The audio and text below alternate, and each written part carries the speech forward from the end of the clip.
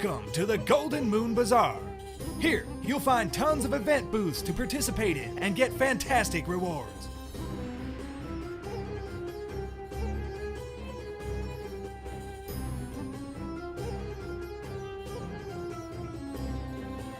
Call your friends and participate in Golden Moon Showdown together. Team up with friends and spar with opponents to win rewards.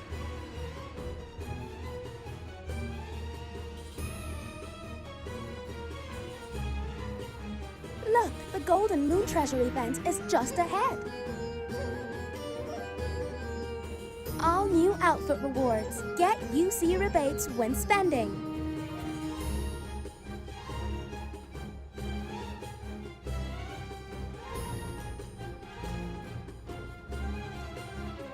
Receive gifts to improve your popularity rank. Compete for a limited Golden Moon lobby theme, Moonlight Bazaar.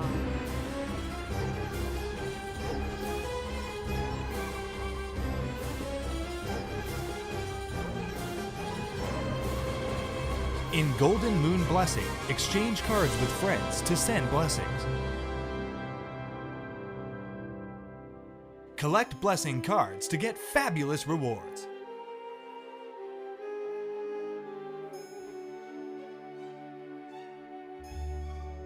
It's finally time to put your culinary skills to the test. Show us what you are capable of. The Eid al-Fitr feast welcomes you to relish the delicacies. Create a variety of dishes to get item rewards. Golden Moon Bazaar awaits your discovery.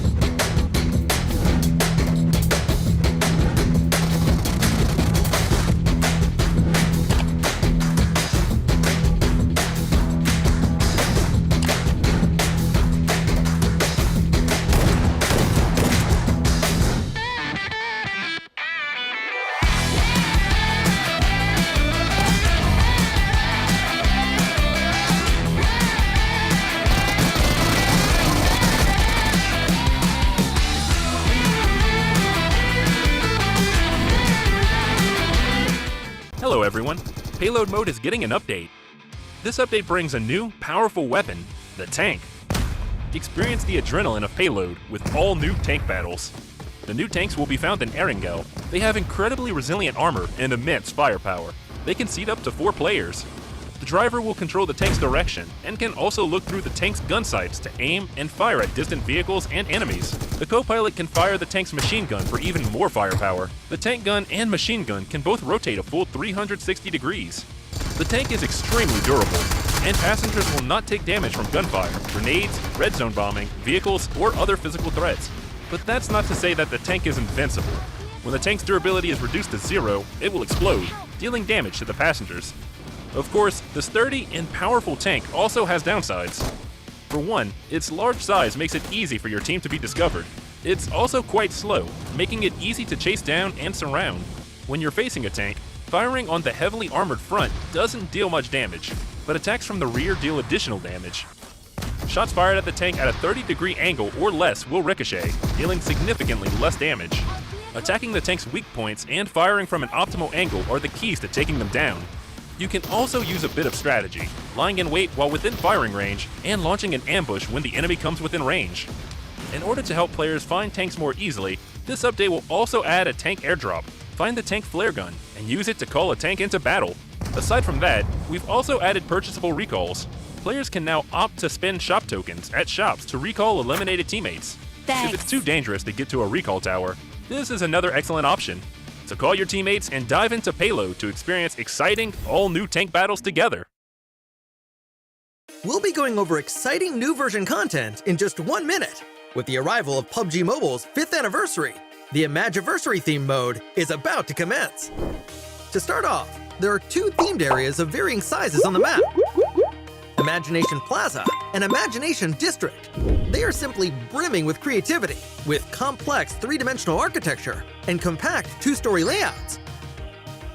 Tactics that utilize high maneuverability are now more advantageous than ever. Several newly added items can provide extraordinary mobility.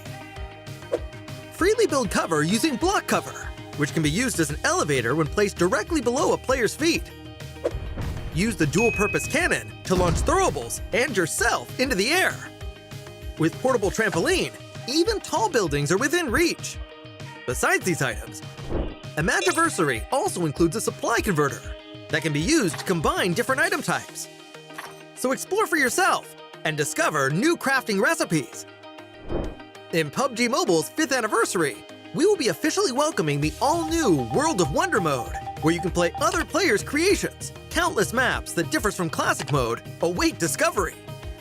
What's more, everyone has a chance to become a creator.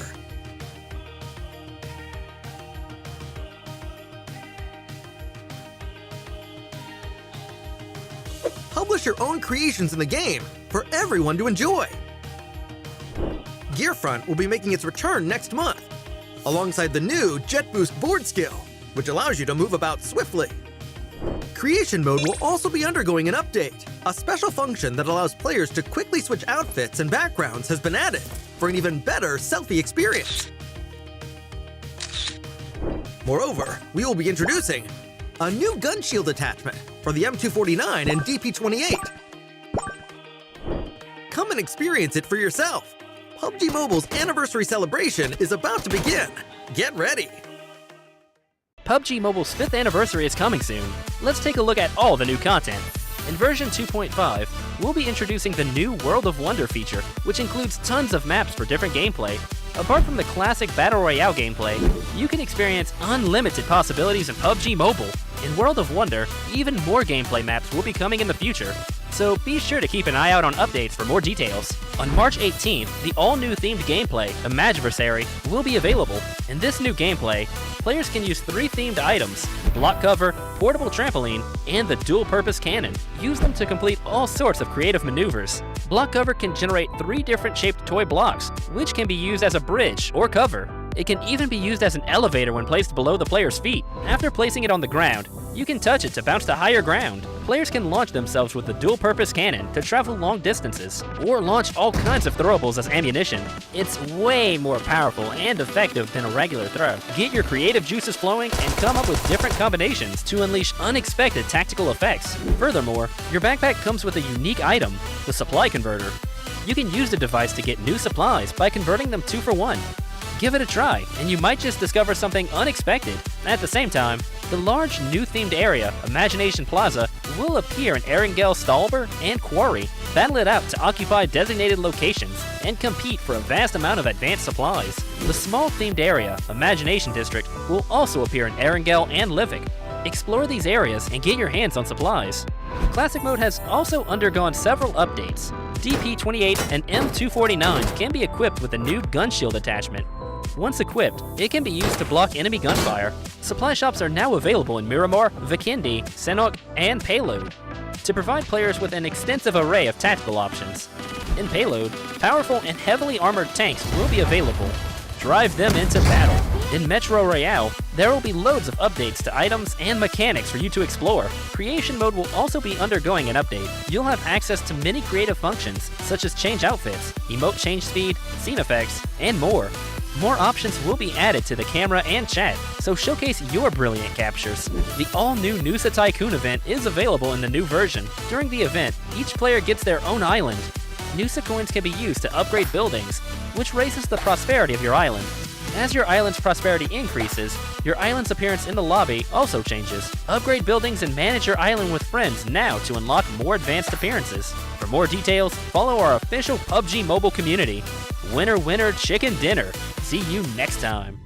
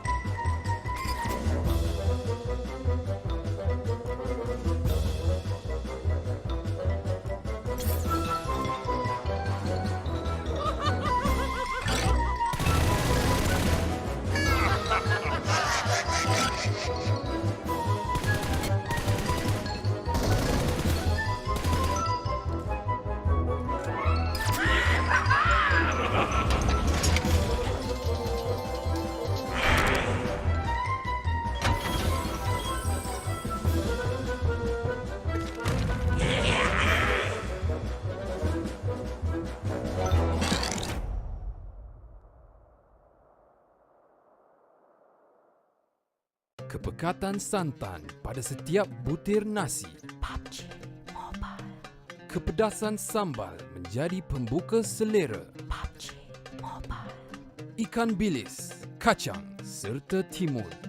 Nasi lemak, pilihan pertama di hati. PUBG Mobile.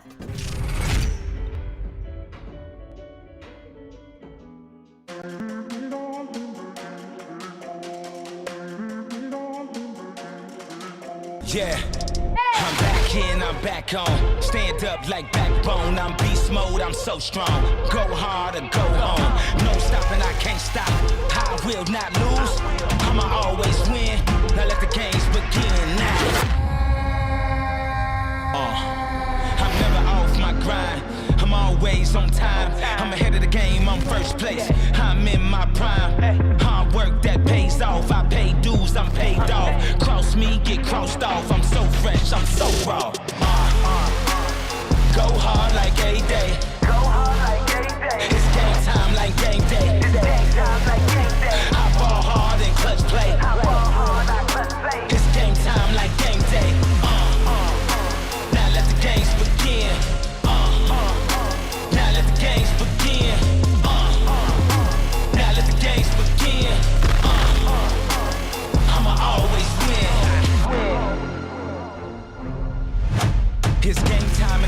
GF1. Name something I ain't done. Name a body that's my type. Air Jordan, I'll take flight. I'm next level, I'm franchise. I'm top tier, I'm that guy. I'm the man of the year. I'm a man with no fear. I think like I'm a shark.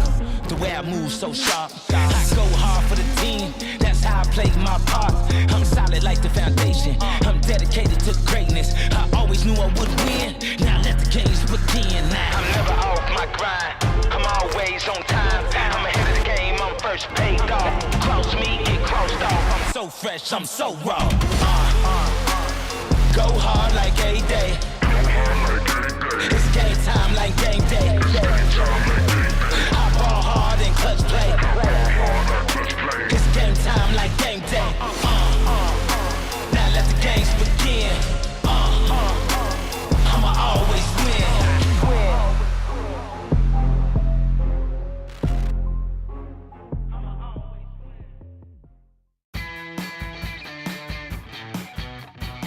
Halo semuanya, gua Rezan dari BIGETRON. Selamat ulang tahun untuk PUBG Mobile yang kelima. Semoga game PUBG Mobile kedepannya semakin berkembang, semakin maju, dan semakin sukses. Nah, buat kalian jangan lupa terus ikuti perkembangan gameplay PUBG Mobile karena bakal banyak event-event seru kedepannya. Thank you guys.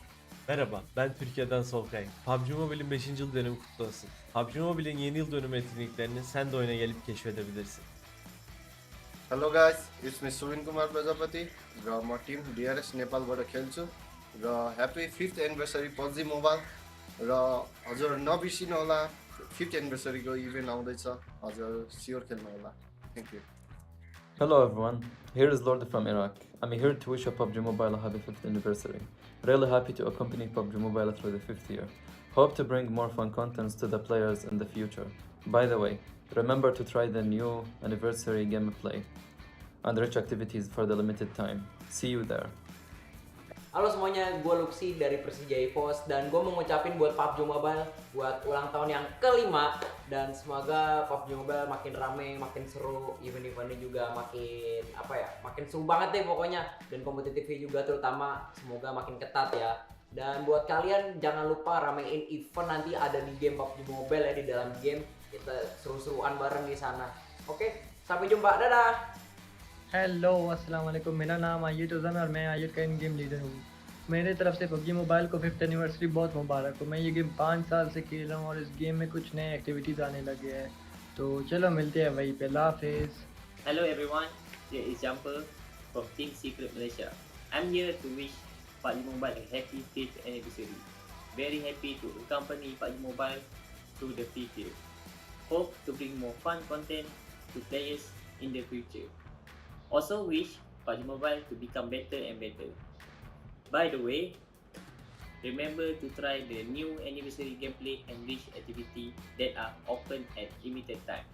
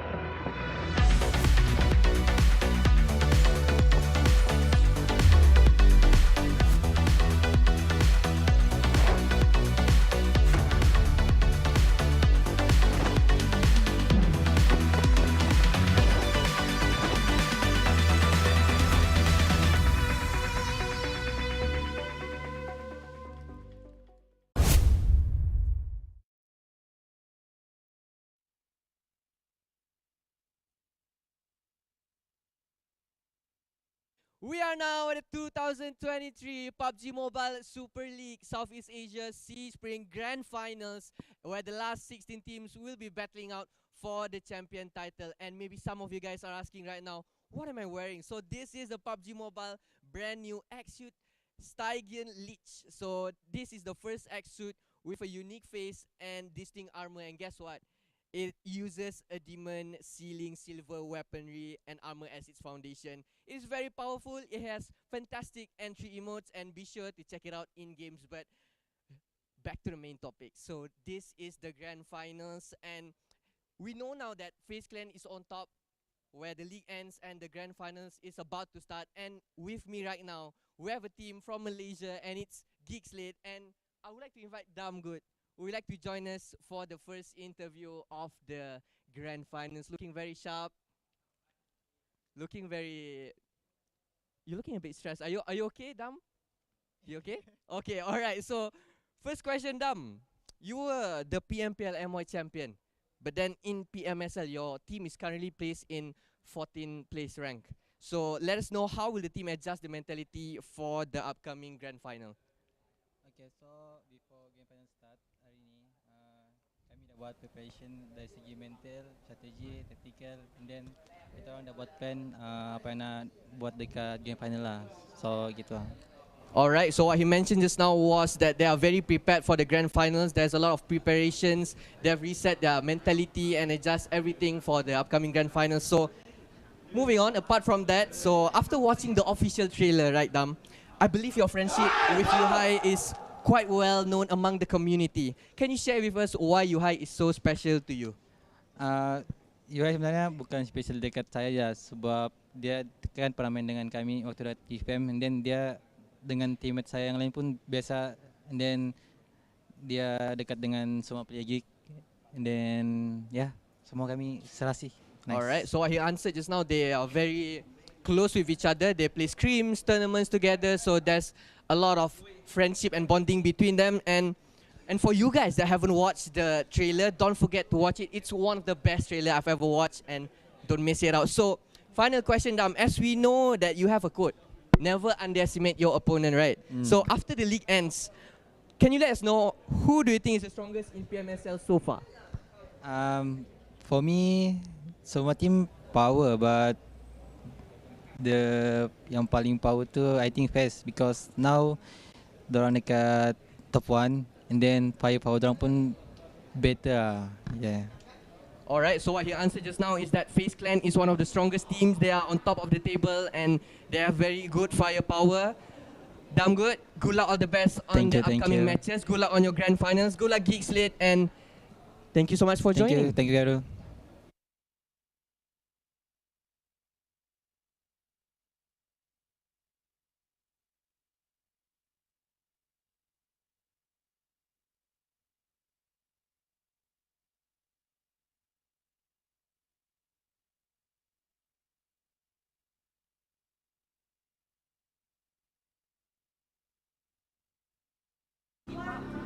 Alright, settle with GEEK SLATE, and now we have another team. And it's from Indonesia, one of the biggest teams out there.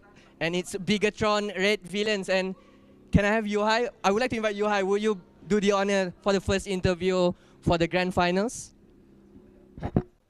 Alright, hello. Hello everyone.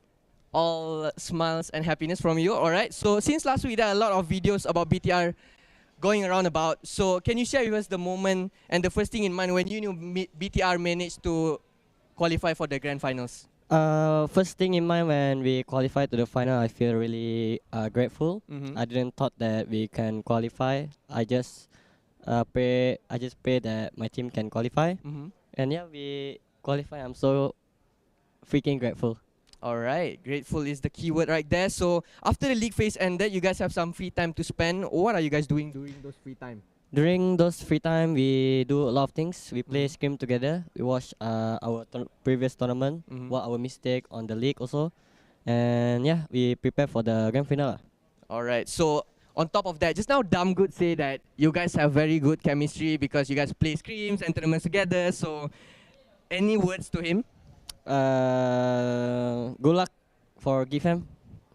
We will beat you guys. Oh, you will beat them up. Okay, okay. So last question. Do you have any words to your supporters out there? To our fans, all the fans, thank you for keep supporting us. Don't forget to pray for us. We hope that in this grand final we can do our best, so we can make you guys proud lah. Thank you so much. All right, thank you so much, Yuhai. Good luck for the grand finals, and we're back to the casters. Bye bye. See you again. Bye.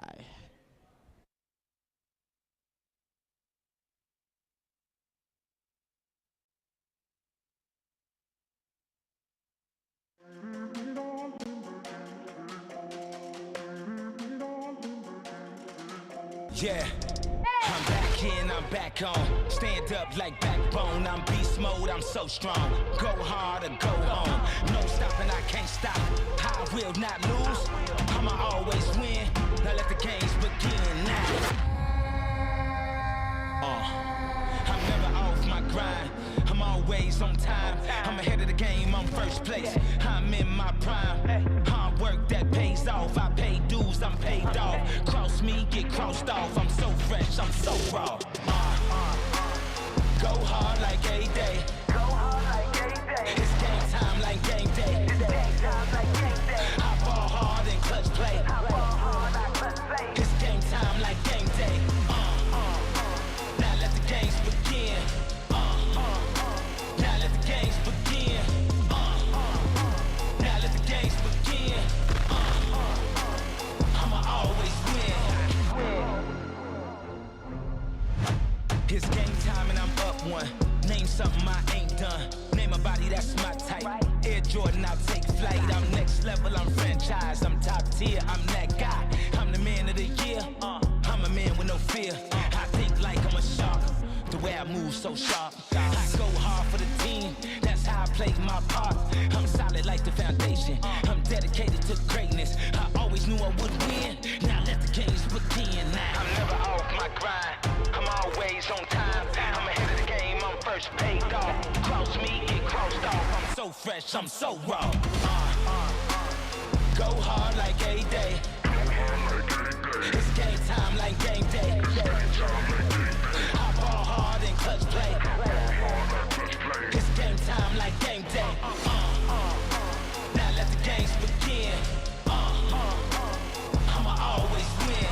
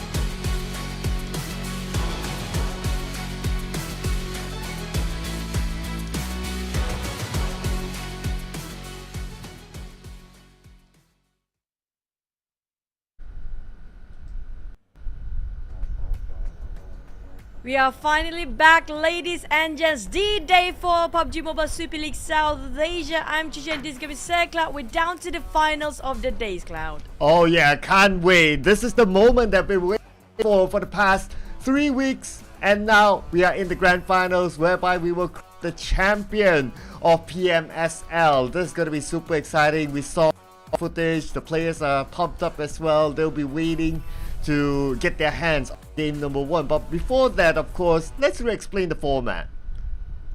I mean, does it really matter by now? Because we're down to the grand finals. But hey, it has been almost an entire month of the entire PMSL have been running through and grinding for all these guys. We're done with week 1, 2, and 3. If you guys haven't known, it was starting off with 20 teams back then, but we're now down to only 16 teams make it to the playoffs and the finals. 4 teams being relegated before. But when it comes to the point system in the grand finals, it will still be the same for the first place to all the chicken dinner take away 10 points. Not just that, second place 6, third down to all to 7 to 8 plays, they have a point each. But 9 and 16 plays we ended up with nothing other than just those elimination points, which is going to be 1 point each of those elimination, with a total prize pool of $250,000, $250,000 in actually at stake here when it comes to the grand finals. Oh yeah, lots of money there on the line. And of course, if you're wondering how many days, it's going to be today, tomorrow, and after, up until Sunday, 6 matches today. And you will see some of the teams having a starting point, and that is because of the bonus points collected through 3 weeks of week play or the league play, and 50% from that will be the starting point or the starting point for the grand finals that will begin today. And this was how the format was. Obviously, at the end of every week, you would have the team would have gotten themselves like 20 to 1 point. We have eliminated the bottom 4 teams from the bonus points, and now we are going to focus on only the 16 teams, and that will be the main show of this weekend. So the bonus points will be crucial. Whatever that we collected before this, it's locked in. Everyone's well set. No changes on the bonus points. Everything is just going to focus on the round per round points. Now, how do they fare when it comes to the bonus point? We're going to put it up later on. But so far, this is going to be our 16 teams that will be in our playoffs. A lot coming out from the ties. All of them made it for all the tie teams.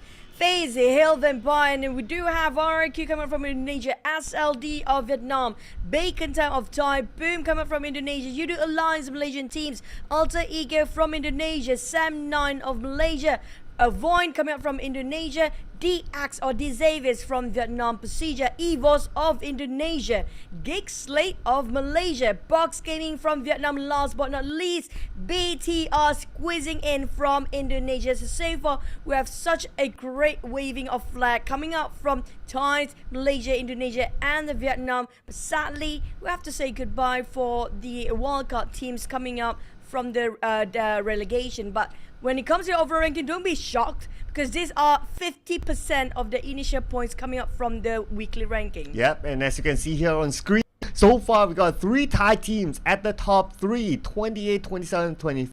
FaZe Clan, Hill, and Vampire Esports. The only team with a single digit here is, surprise, surprise, BTR down there with only 8 points. But then the gap is not that far. One round could change a lot. So do keep on the round per round points collected throughout today, tomorrow, and the day after as well. I'm pretty sure we'll see a lot of changes here, especially with the fact that in week number 3 we got SLD being the champions of week. So we'll be looking forward to see if they can continue on their momentum from the league.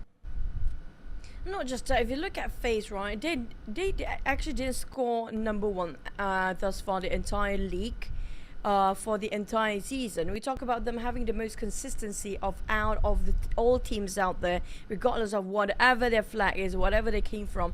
FaZe getting those first 2 weeks of number 3, ended up the final week getting themselves in the top 2, number 2. So they didn't score themselves at number 1 almost every single week. But when it comes to initial points of bonus, in the grand finals, they place themselves number 1 due to the consistency. When it comes to back-to-back and head-to-head between the Hill and also FaZe, when it comes to the play as well, they're not that too far off when it comes to the mechanical skill-wise and the numbers. And we just had to compare everything with Thailand for the Thai region, whether it's the team, whether it's the players. So players-wise, here we have Bomber for FaZe Clan have been doing really well. Same goes for Getslow as well. He got under the highlights. He was the one that actually clutched Yoodo Alliance inside our military base during the league 1v2. If you miss out on league action, well, you missed out on a lot. So make sure for the grand finals, you guys stay.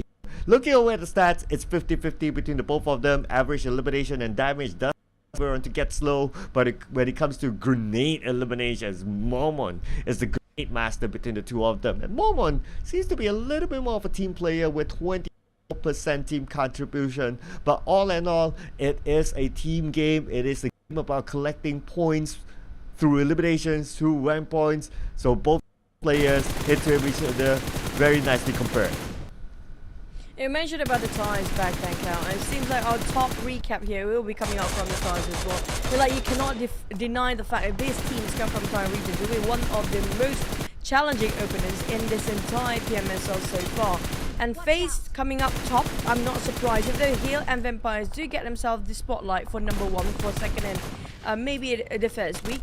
But coming up from FaZe, they have been consistent. Now, this is something that different from Hill and Vampire. Vampire and Hill can have that one-shot sprint, which is going to be at their strength today. But FaZe, on the other hand, they know how to maintain themselves every single week, even though it's a marathon. But can they push out straight off the bat when it comes to sprinting in 3 days short of a tournament? Yeah, so I'm pretty sure a lot of people would tip the Thai teams, or the Thai teams, to be the champions. So. But we do see some fierce competition as well. There was a moment, especially in week 2, we did see PERSIJA EVOS really pushing that number 4. They ended like number 2, but at the end of the day, they still managed to push, and the Vietnamese teams, they're able to push as well. And we do get some good performances from Samtai representing the Malaysian region. And here are our maps today. It's going to be the same as before. We're going to start off with Sandhawk.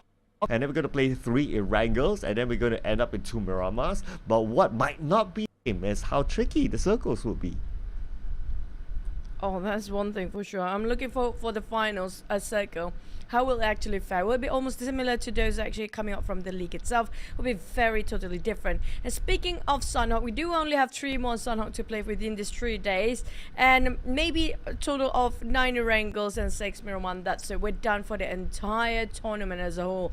But for our top Sunhawk performers, you should watch out for this team: Vampire, Boom, Alter Ego, and Hill. I'm not surprised of almost every single map there'll be Thai teams coming in.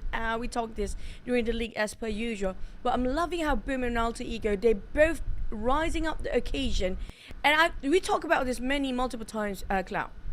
Boom and Alter Ego feels like they have the same sort of vibe between these two teams. Yeah, even their logo have the similar color scheme. In fact, we kind of think about it, Vampire Esports and Hill, they have their orange as well. So I don't know, is it like the a feng shui thing, or but I totally agree that these teams are well worth to be up there. For example, like Boom, we see Yummy really popping off with the DBS. I lost how many DBS clutches there were inside of the league. And for Alter Ego, you got Beast Mary. I mean, don't let us start with the DBS. There's such a lot of drama coming out from the side of DBS. There's so many, even other casters in different regions, starting to question about DBS. Is it supposed to be there still? Because already feels like, you know what, just give it back into the airdrop, or, you know, the box again. But when it comes to our predictions here today, this is going to be interesting, because I think we both have the same mindset of getting Vampires. When it comes to the grand finals, they do know when it's critical for them to push. And remember the past interviews back then, Cloud, a lot of teams are not willing to give away their secret first, just downplay it during the league. So we want to see if they can actually pull it off when it comes to grand finals. Yeah, especially Coach Ken for Boom. I remember in the interview, one of the interviews he was asked, okay, what's his strategy of doing substitutions? Because Boom was the most substituted team inside of the league, and all he says was like, it's a secret. So we'll see if the substitution still continues in for Boom in this grand finals. But looks like we have a little bit of a difference here. GEEK, SLATE, and Yoodo Alliance. What's your thought Yoodo Alliance? I mean, for Yoodo Alliance, I do see a bit of consistency compared to GEEK SLATE because they might be not up there all the time, but at least they consist themselves in the middle pack almost every single week. So I do have trust in them getting themselves at least a better performance when it comes to down to 3 more days, because they never drop. But the problem with them is never pushing those performance up in the last minute. So I want to see if they can actually accept those challenge coming from Yoodo Alliance to just have those sprint when it comes to a very few days short of tournament. Yeah, and for myself, it's going to be GEEK SLATE instead. So for me, we all know that GEEK SLATE has good performances. They've shown it before, even in the PMG league before this, whereby they topped their group. During the league in PMSL, there were a lot of things happening for GEEK SLATE. Some of the players burned out, tired. That's why we saw some substitutions that we wouldn't have expected. We even got that wasn't feeling well in some of the days. So with this few days rest, 4 days to be exact, hopefully they'll be able to recharge themselves and be prepared for the grand final. This is where we should be able to see the best out of GEEK SLATE. I think today will be probably the best day we get to see the best of the best for the teams, because we saw how many, like, example, one of the numbers or one of the names that I want to put out down there is going to be the X, right? The Xaviers. We haven't seen the best of them yet. We've seen slightly a best of PERSIJA, EVOS and VOIN in the first week, and second week for PERSIJA, EVOS. But it's just being sort of shut down entirely when it comes to the ending of the league itself. I do want to see if they just trying to downplay it to save their strat when it comes to the grand finals, because this is where you place all your best cards out there. Even though it's just day 1 of all 3 days of the grand finals, you're gonna walk down to until 16th of April.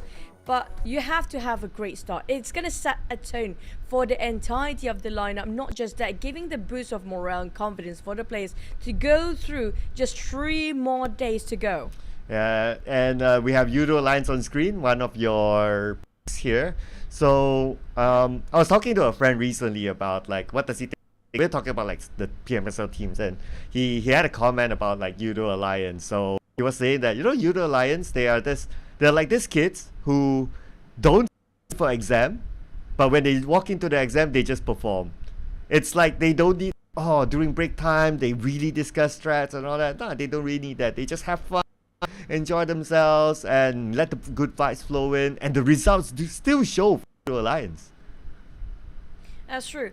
The thing about Yoodo Alliance, it feels like they need just a tiny bit more push to actually make it up there. Now, Hill, one of the teams, just like there's one more team that's very similar to SLD, yeah. Hill and SLD, or FaZe with SLD, the one that actually quite consistent when it comes to every single week of performance. I do wish to see also another team, SLD, coming up from it. So far, they are the one that actually the best coming up from Vietnam. And for FaZe, I mean, like, the times we have no questions that is up for them. Like, they are pretty much stellar when it comes to performing the best out of the best, and they barely disappoint the fans out there, even as ourselves as casters, to actually see how they do their critical thinking, how they actually try to work as a team. Box, on the other hand, this is going to be the unpredictable teams. This is the wild card that I'm talking about. They are the teams that sometimes super high up there, but they have their very highs and very lows.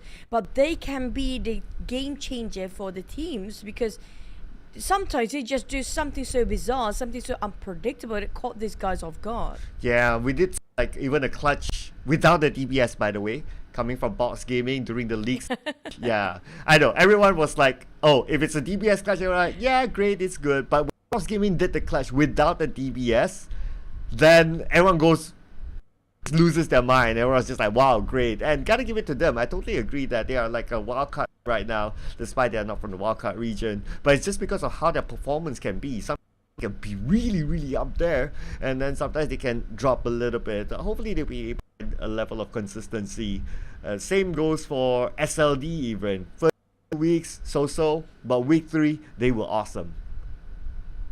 At least they are progressing. We're talking about they are not descending when it comes to their progress throughout the entire league back then.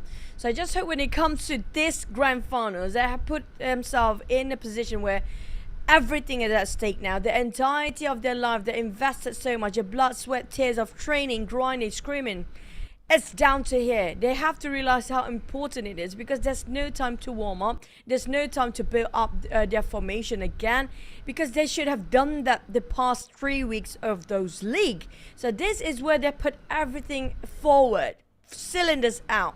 So for the teams that are having a bit of a late bloomer, there's no time for you guys, because we're going out all strong for the first map even. Yeah, I realized that Sem9 is not playing you for game number 1 at least, so they're going to go with Adibs, Long, Puta, and Dep as the starting lineup today. So Boom, Esports, definitely you move Yummy, he has to be in the lineup. Pawnbit is there, we have Hexas there as well, so this will be the Boom lineup. But whether they'll change in the next map, well, Boom always a wild card when it comes to the lineup. But anyway, ladies and gentlemen, can't wait to get game number started. This is the PMSL Grand Finals. Let's go.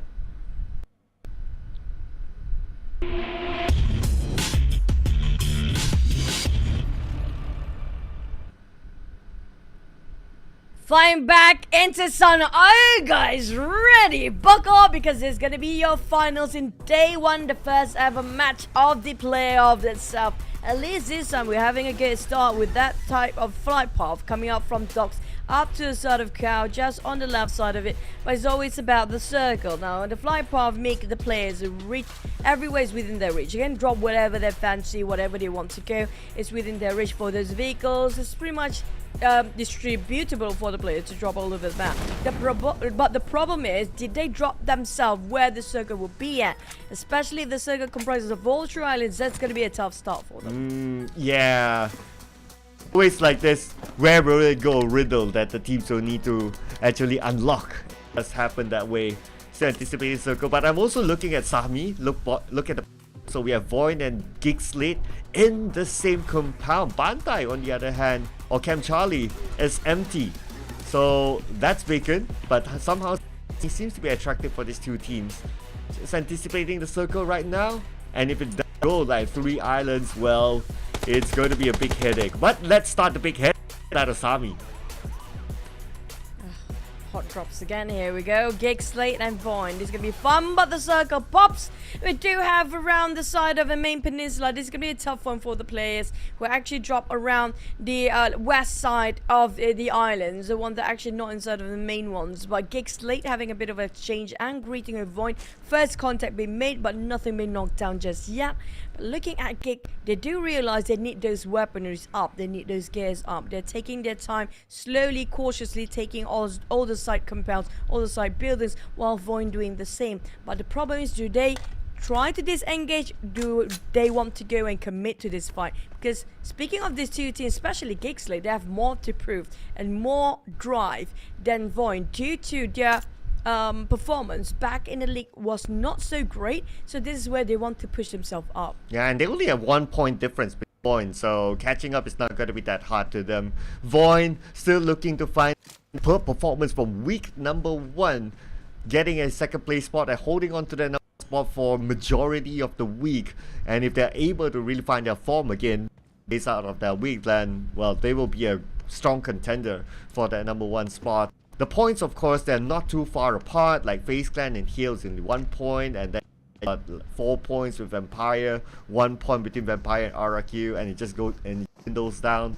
So we can expect that 1 game could really shuffle the charts. I agree. Every single game is a dime right now. Speaking of GEEK, they're starting off with this bonus point at 15, while VOIN starting off around 16. There's going to be 1 point difference. This is what we talked about back then, Cloud. The bonus point, the initial points coming out from those league will not impact as much as the previous few seasons, due to being cut off to 50% of it as a start. So it's within 1 map for these guys. They can just turn the tide over. For FaZe, maybe it's a bit more comfortable on the side of a top 5 up there, but those down there, talking about especially Box and BTR, they have to have this. They have to force those fights. They're halfway, or just half points difference, or make it like 8 to like what, 10 points different between 14 to 16. So they probably will try to force those fights early on. On the side of GEEK, SLATE and VOIN, they're just 1 point difference as a start. Now this definitely going to give extra advantage for those who actually start to gain those elimination, but they cannot extend this fight too long. Yeah, well, because the circle is like way on the right, so they need to cross through the usual choke points that we normally talk about. So in order for them to do that, and also not to take maximum damage from the blue, we need to finish this fast. So far, both teams don't seem to be letting go of Sami, and this is of course the first game, so they want to make their standpoint inside of Sami so that they can get this area in the following Sandhawk tomorrow. But now VOIN is going to push it onto GEEK, SLATE, trying to find members of GEEK, SLATE are at Mika with his nade. If it lands onto one VOIN, GEEK, SLATE can push. Well, they're not willing, because tomorrow is still going to be another Sami fight for these two teams. Whoever defeated right now, they will have to give away Sami as a start for tomorrow. So it's definitely a lot of statement just by winning this sort of a fight. For VOIN, they are definitely wanting to go for this. No way they're going to bow out from this fight, seeing is for GEEK, SLATE, how they reposition themselves.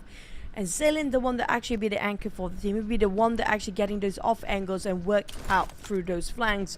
But will they spot Zilin at this point? It's not actually giving away his position. Here comes the first contact. Mika prep up his nade, hoping it will land on a 4. This will definitely not VOIN wanting themselves clustered up. It's a very dangerous game they're playing. Oh yes, if they cluster up, that nade could take down 2 at once. So it's going to be a risk there. But now we see a good spread here between these two though. But the good spread will be broken as the zone will arrive onto them. That nade from Mika will not land onto anyone, but he's getting closer and closer to Lapar. He doesn't know where Lapar is at. Talking about overextending, the blue zone definitely shrinks now, burning them alive, but at least it's still the first stage. So they can take their time still. Hopefully they do have enough health utilities, which I see none on the top of Mika right now. He got nothing, not even a bandage on him. Now I'm waiting for these guys. Did they even have enough resources to last this fight long? But here comes the DBS jumping straight out the window, down to the wall and the ground. But VOIN, a bit of a trading to do, 1-2-1 for the trades. But both teams are running dry, nothing on the side with those first 8 and bandages. Now they have to worry themselves if they're being burnt off, even though it's the first stage, but it will hurt as much. Oh, Lapar, he checked his corner, so he know damn good is there.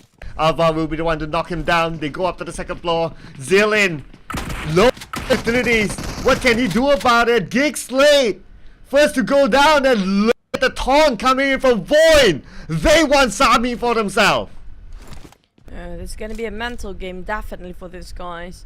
The taunt will try to shake up GEEK, SLATE. They lost the entirety of it. I just hope can pick up the pieces back together, have it another go for the next map, because they are the first one to back out right now. For GEEK, SLATE at 14, at 16 spot without any sort of elimination. Didn't get that much of value, nothing out of a value from those standoff. The longest time that is extending themselves way too long. Hill spotted RRQ, they heard the audio queue, they know definitely RRQ is running to the side, but are they closing in the distance? Now Tiger open up with those welcoming grenades out, definitely giving away his position. How do Tiger and the rest of Hill will respond to this entirely? Because right now, Hill's the one that actually on the lower grounds. RRQ do have the higher grounds. If Tiger actually didn't pop those nade up, they definitely have no clue that the rest of Hill is actually down there. But they given away this position a bit too early on. And this just giving a bit of a RRQ cautiousness and just going towards that side. But SLD greeted Bacon Time right on top of this warehouse. Now Bacon Time been surprised by SLD. With Bacon Time losing that one, they wouldn't want to approach this area anymore. Looks like it's not going to be a worthwhile fight for them because they the numbers anyway. And we're still at stage number 2, meaning that since they're on the main peninsula, there's still a lot more options for them to take. Bacon Time, I do scouting, but I would say that it's the high probability that they will just leave this. And lost 1 minute early on, Shirty S. So they definitely don't want to have another go. This is what I love about the Titans. Do you realize this? They lost 1 man early on. You know what? we are in disadvantage. They know where they stand. They have the discipline to pull back and fall back and go for a retreat, reassess, regroup, have another go. That's the thing about the Thais. They are disciplined enough to know their strengths and weaknesses. How we witnessed coming up from GEEK SLATE just now, they were forcing the fight too long. Even though they lost a couple of men early on, they still keep it going. The problem is you already have a bit of a handicap as a start, and you want to go and force against a full squad roster across you. That's not great. Vampires, they're very spread out, Cloud. They're going for 2-2 formation right now. There's another team right across, so I think it's probably going to be PERSIJA. Yes, PERSIJA, EVOS. But I don't know if they have any clue there's going to be Vampires this side coming from PERSIJA. Feels like they... Now they do. They heard the audio queue, yeah. But Newsy just going to go back with the rest of the team, I guess. Yeah, he's not going to take that fight because from his position, low ground to high ground, without teammates together with him, so he will be at a disadvantage. Plus, he does play the support role, so he needs to play a bigger role of being into better positions to be able to support teammates, not to take that fight early on his own. So that's a good call there by D. I mean, I'm liking how Newsy has... what's the right word for it? Has done this evolution for himself from a main fragger to a support, and he executes both roles very well. I agree. I mean, like, one of the main reasons we're talking about Vampires and one of our predictions here today because of Nizi and Tony. Okay, I do want to see how they work things out when it comes to the grand finals, but we do have a couple of players dropping out by the play zone. Now, this is alarming because why? A lot of teams are extending themselves in the play zone for the fights, including VOIN, who fought against GEEK SLATE. We saw the taunt early on. But it just shows they don't have enough resources. They barely got themselves any first aid, any bandages, any med kits to keep it going. And they're not that too far. They have to cross by none. But the next circuit will be right on top of Bomb. There's so many roads down there. It's not just that. There's so many teams already parked themselves in the center. One of it is going to be BTR. The Axe, they're taking themselves at the junction. They're not going to move anywhere nearby. They got themselves a solid compound to work with. And it's right on top of Bomb as well. Just like how I mentioned. Coming from north, it's a clear pathway for Boom for now. This isn't a great start for them, but Alter Ego, their rotation, their navigation towards the circle will ripple up those coming from the north. Oh, well, Razy will be rippled by Winnie then. It's going to be an easy knockdown by Winnie. Be an elimination secured here for Box Gaming. It's going to be first blood for them. And for Boom, at least the rest of them are in the circle. I guess what Razy was trying to do is that he was trying to kind of like scout out, or maybe he realized that he needed a little bit more loot. Now Capone spots out Hexas, 50% of health left. Hexas knocked down from afar by Levy. It's going to be Capone trying to finish off the job there. Problem is, it's too far from them. They're actually trying to spot out the other players of Boom. So many vegetations in between. You're gonna hate those trees sometimes. You notice that you can see their feet, you can see the silhouette moving. The tree is just in the way. Rabies is in the watchtower, a bit too far apart from the rest of the Axe. And I'm surprised how DX taking so much confidence to this first map now. Just all men by themselves so far coming from Rabies. He's probably just scouting out the perimeters, but it's a very risky position for him to stay there as long as he needs to. But Alter Ego spotted a box after they pick a fight against Boom. This is what I mentioned before. Alter Ego will ripple up those coming up from the north. Boom, no for a fact they've been gatekeep. They just having a bit of a detour. But Alter Ego coming in just recently haven't got a clue there's going to be box gaping this side. But on the side of Potato, it's still within a reach for him to actually save Octa. It's going to be less than 5 meters apart. But Winnie, who will save him now? Nobody's nearby.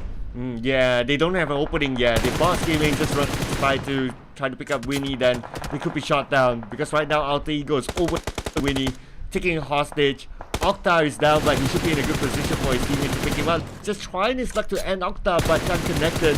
At the same time, we can see that Newsy and Luxy, PERSIJA, EVOS, we knew they were close by each other the last time we saw them. Back on side of Bacon time, SLD and Vampires. We do have Chuanji coming in strong, but Straps! He got stabbed from behind. It's gonna be Gosu and the rest of SLD. PERSIJA makes so much work on the flank side as well. Straps being finished off by Gosu within reach. He can be revived, but the blue zone is not gonna give any mercy to these two teams. Tony K tried to wrap things up and going forward. and finishing it as rush as he can. But Tony K, he still can actually do so much work. Damage done on the side of SLD, one by one, limb by limb, taken off by the side of Tony K. Even though they've got finish off Stripes and Newsy early on, but Ravenclaw and Tony K, how can they wrap things up? Bond squeezing in as the last few circles, but Ravenclaw, he has to make the push. He has to force his fight to make sure that he can actually advance into the safe zone. Well, Kwanji, last man, and he's kind of low, but he still managed to get a knockdown to Ravenclaw, and he has a first aid. Should be able to heal himself back in time, but oh no! Wait! Again, it's Tony K! Just rushing in. And Tony K took down 2 from SLD, and he had to just finish up the job. That was wow from Tony K. Great timing. But now can Capone pull off another great timing for Box Gaming. Here comes the rest of Alter Ego. Boss Gaming, they're being boxed left, right, center. They were gatekeeping them before, but Alter Ego advanced forward way faster than they do. And now you rip what you sow. The rest of Box is nowhere to be found. Down to only Shunos left. How can he actually pass across Alter Ego? There's also teams chasing the tails out of it from behind his back. VOIN on the other end, from GEEK SLATE now into DX's hand. There'll be Gatekeep and VOIN slowly losing man. We're talking about down to only one last player left there, and he's barely making it alive out of the blue zone. They don't have enough resources. They barely got himself bandages and first aids, and he has to pass across the entire roster of DX. This is a dangerous thing for Alva. He's still trying to fight himself out there, but only one first aid, and that's it. Lambo will be finished off by the side of VOIN, but that's going to be maybe the last player finish off finally. And Alva down. We're down to only 14 to 12. Make it even for the teams. Well, make that 11. Now that Pompey has been eliminated by Mela, so it's going to be facing with their second elimination point, but they lost one player in the process. Right now they need to reset, they need to move quickly as the rest of FaZe Clan waiting for them to come in, because Sam9 is close by, so they gotta reposition themselves to be prepared for Sam9. Here comes Mela. We saw the best of Tony K. Now Mela wants a bit of it too for his highlight. He is one of the top Terminators right now. PERSIJA, EVOS, Luxy taking a fight but against DX right now. A bit messy on that side. So scrappy when it comes to this map because of the circle itself. FaZe trying to play around the hills here. Going for the slope of a hill that's around the latches just to see if there's anybody coming up from the side. But Potato caught by the hands of Sam9. Adips shooting from afar. Come up from flank entirely. And there's always the entry fragger for Sam9, but they lost that early on. Potato being knocked down as well, coming up from Alter Ego. But here comes Rosemary.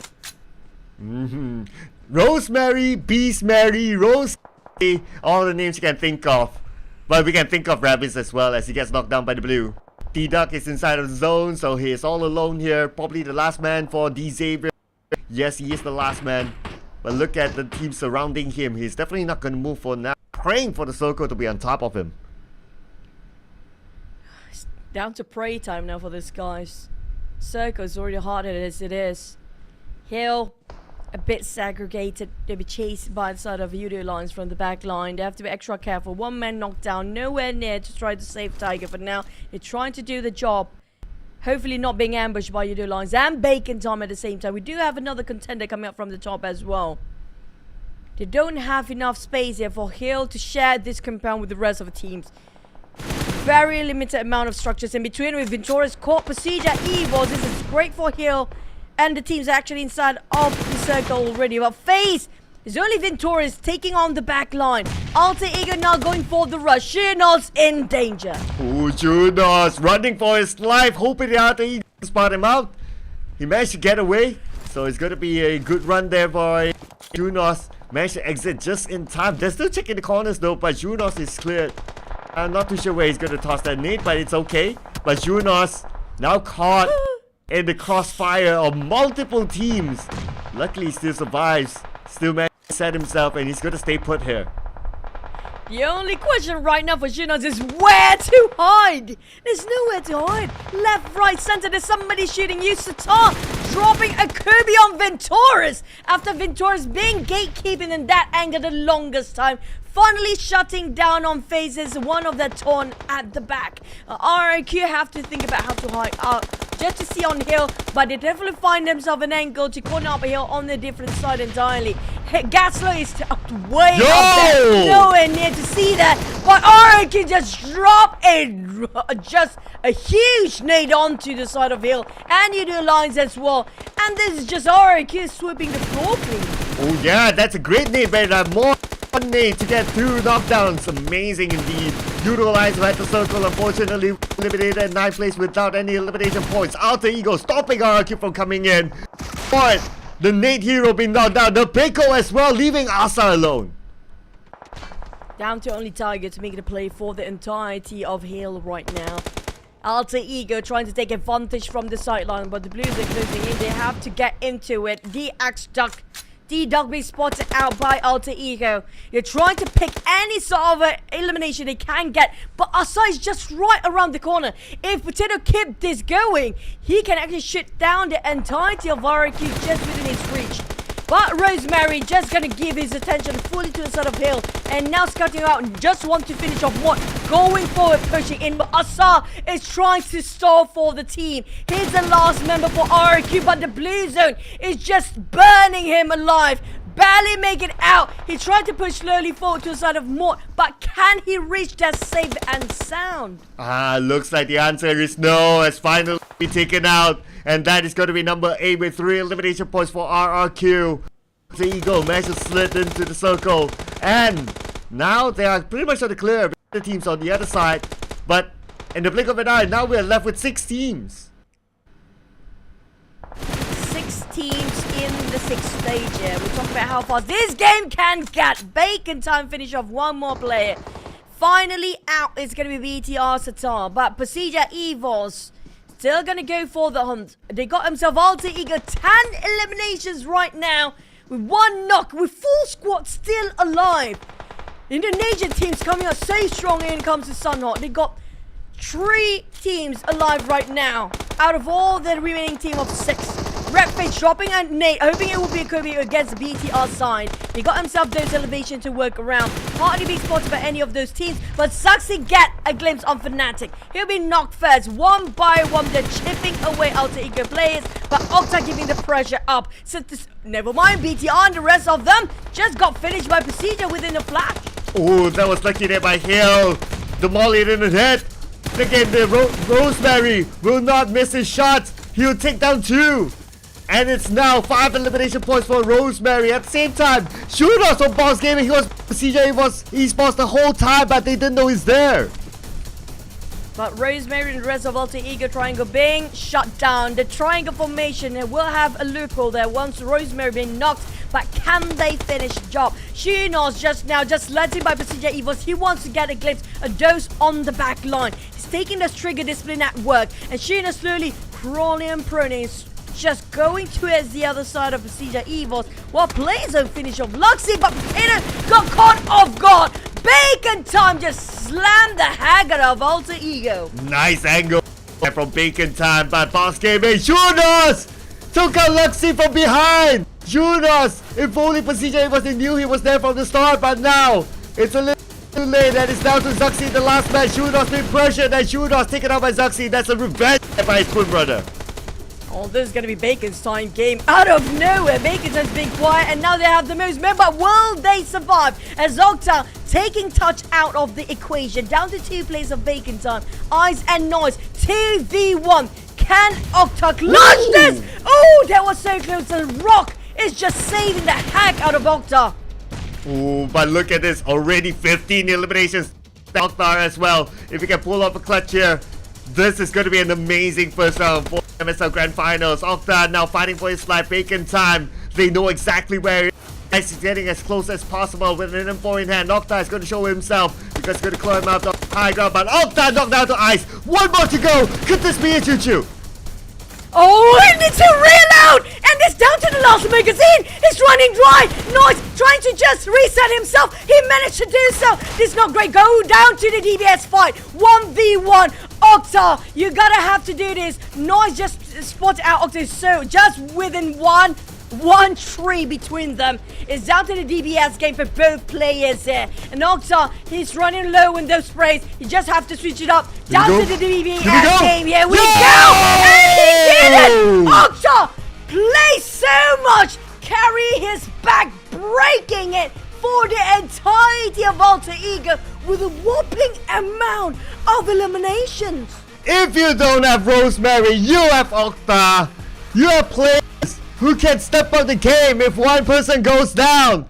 Alter Ego, let's remember, they were still holding the record for the most eliminations in the single chicken dinner. That's 19. And 10 eliminations for an individual. That's Rosemary. But they have broken the record. Got to tabulate the scores again. That was a crazy end. This is the PMSL Grand Finals, ladies and gents. I mean, like, Octa and Rosemary, this two guys is the deadly duo right now. Just call them Rockta right now. Rosemary and Octa. It was a crazy combination. But Octa, in the final week of the league, he stepped up, level up, grind himself on a different tier level of a boss here. 1,000 over damage just by himself. Closely behind is going to be Rosemary. This too is just invincible when he put up 1+1 of Octa and Rosemary as Rockta. They are rocking it.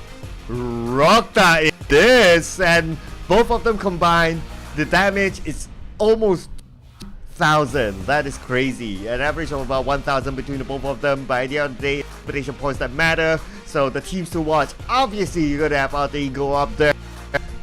And you gotta have a Thai team as well. No Thai, no party, right? Bacon Time's up there as well, representing the Thai region.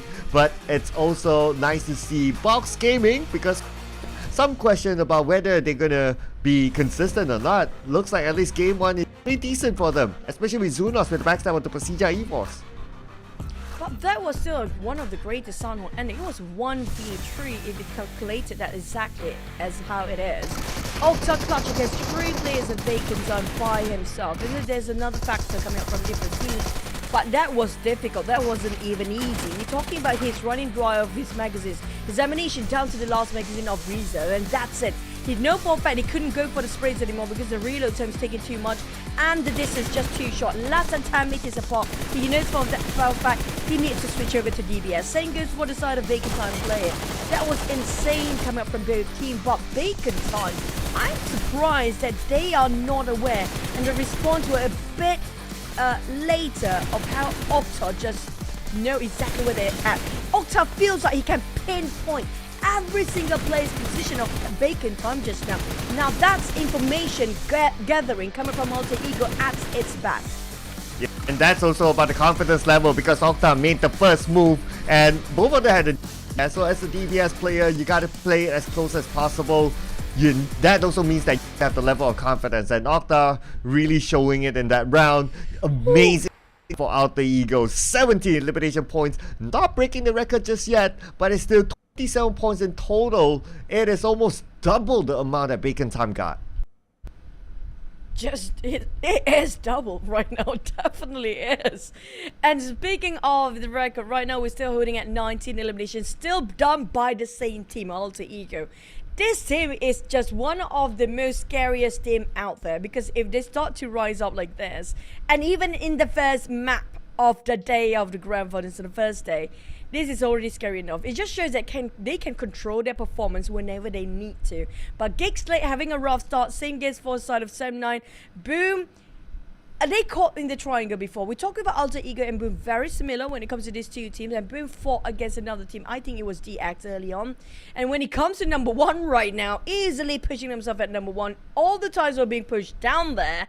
It's going to be Alter Ego taking the podium spot. Yeah, straight up to the top despite the bonus points. Favorite the Thai teams, going up 11 gap between Alter Ego and Bacon Time, but of course this is only round number 1. The point gap is not that far. One round could change it all. But for the side of GEEK SLATE, right, 0 points in the first game, unfortunately still roots them down at number 15. BTR, at least they managed to gather a couple of points, 2 rank points to be exact, and they managed to break into the double digit in terms of total points. GEEK SLATE, they gotta be careful if BTR catches up onto them. And not just that, for BTR and GEEK SLATE, both are the teams that need to push themselves since day one, map one. We're talking about them having to get those crazy amount of eliminations, like how Octa just delivers to us right now. 30% of team contribution. If you compare with Bacon, yes, he's more to his team contribution, but maybe he's the one actually being supporting the team the entire time. But Octa and Rosemary as a duo, look at that. That is crazy. Oh yeah, both of them up in the chart. So definitely that helped Ego to boost themselves onto a #1 spot and bringing home the first chicken dinner in the grand finals. The next match will be in Erangel, and it's going to be the same map sequence as per the league, but Alter Ego opening their account in PMSL. I wonder who will get it next. Could it be the Rise of the Thai teams, because they love Erangel?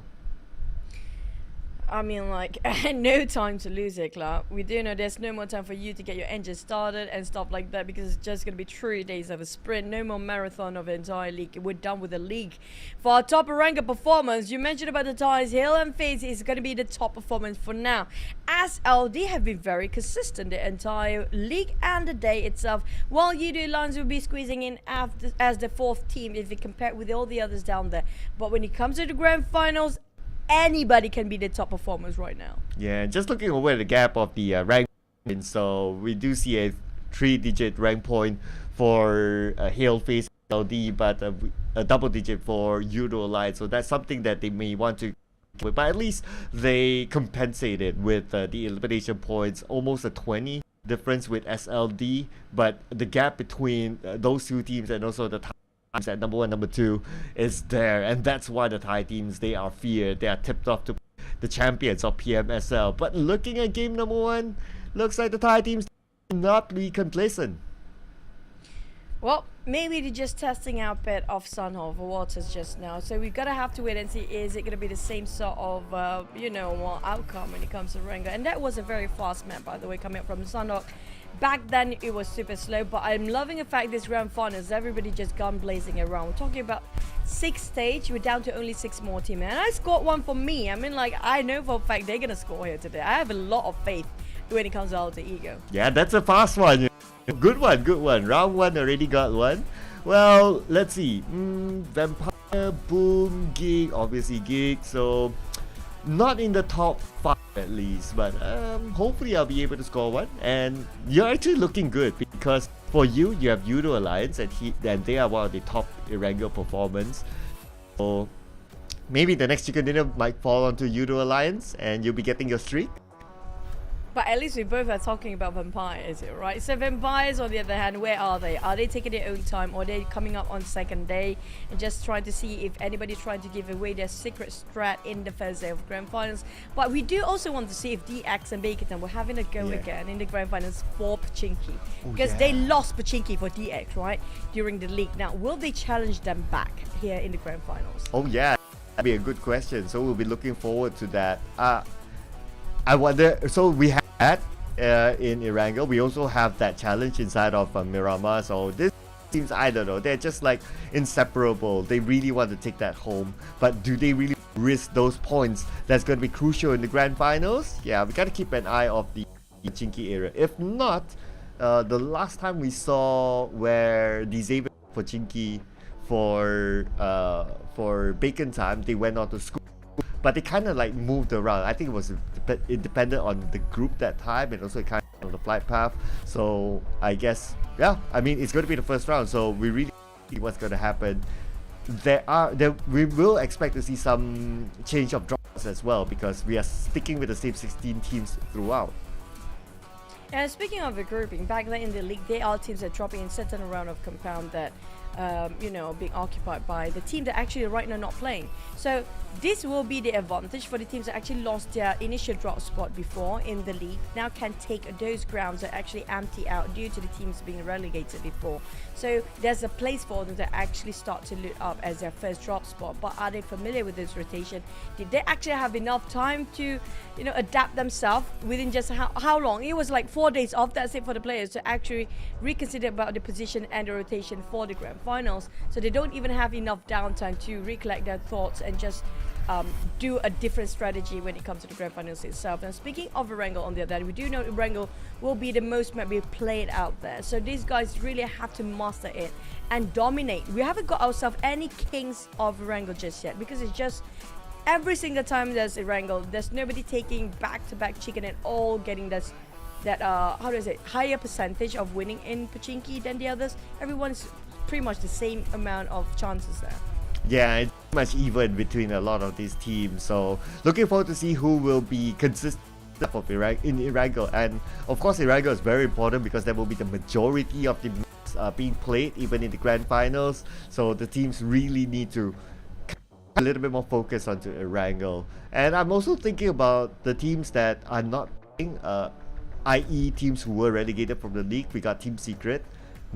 They would drop in areas in military base, so that's likely to be taken. We got PBE, who normally drop in Milta. That's going to be taken. Well, for the others, GE, they're kind of nomad-ish. So yeah, and DBD also kind of nomad-ish as well, depending on the flight path. So that's going to be a question mark of where it's going to be. But for sure right now, if in case a team like Xavier, who ensure where to call home, they can consider to drop in these two places. But at the same time, if nobody actually taking SMB other than Yoodo Alliance, and if the circle happens to be there, that's supposed to be their ground, right? So I do want to see if there's any sort of a teams that want to get into SMB, or maybe just trying to, you know, disrupt a bit of Yoodo Alliance, because right now, like you mentioned, we don't have TS anymore, so there's nobody actually trying to contest Yoodo Alliance on top of SMB. But wow, it's a bit of a therapeutic, aromatherapeutic session for some of the players. And speaking of the players, and like you mentioned about Sam9 itself, they don't put in Loyu yet. For me personally, I love Long and Loyu as a duo coming up from Sam9. And speaking of the roster and speaking of any player swap, will there be sort of a change coming out from each team for their lineup? Yeah, so we'll be looking over at Sam9. Hopefully we get a visual on that before we get into the game, so we get a confirmation. It's only one game, so we're going to give them the benefit of the doubt, so we can't really say that, oh, this one game, this lineup is great. They would have done enough of games inside of the league for them to know that, okay, this situation, this lineup works, and so on and so forth. So I'm pretty sure they would have made the right decision for themselves. Sometimes it's just situational in game, so it really depends. And maybe sometimes as well, it's like, okay, they have found their rhythm of like, okay, if it's Erangel, this lineup is great. Trauma, that lineup is great. So just waiting for if we do get a visual onto Sam later on. Looking over at some of the teams like Box Gaming, like RRQ, still with the same lineup. So I guess maybe it's still game number one after that longer break, and everyone's still trying to keep that lineup consistency at least, so the players themselves can get that momentum. Claire, I have a question for you. If you get to choose who's your best player so far for the entire league plus as entirety of PMSL, who you put up for the names? Just one name. Wow. Okay, that's a golden question. Ooh. Stats aside, we put it as the player itself. You know what? Disregard the numbers of eliminations. Who would you put up? Right. I kind of want to say Miller. I think that's the obvious choice because of the numbers. But okay, if I were to pick someone who's not in the obvious choice because of numbers, right, then arguably I might say is Dan. Maybe. Like if we just look at one individual. Interesting. But we do have Loyu playing this time. Speaking of Sam9 and that, so this is going to be a good start off for Sam9. I do love Loyu in the lineup more. But as for me personally, I think it's going to be Rosemary. You know I'm a big fan of Rosemary, but you cannot deny how witty this guy can get. But I think his best performance right now with Opera, this is going to be best right now. But I'm also thinking about Yummy, because these guys have been flashy. You remember Yummy when when it comes to him trying to carry out the entire team, he can actually deliver. He got himself the cool, calm, and composure. That's the element you need where you happen to be a solo player at that time. And that's going to be one of the strongest attributes as a solo player, as a one individual as it is. And this too, Rosemary, Yami actually can deliver. But Octa now starting up to rise up the occasion. While I'm looking at Mela, yes, he's one of the best players out there, but he's more integrating himself into a team play.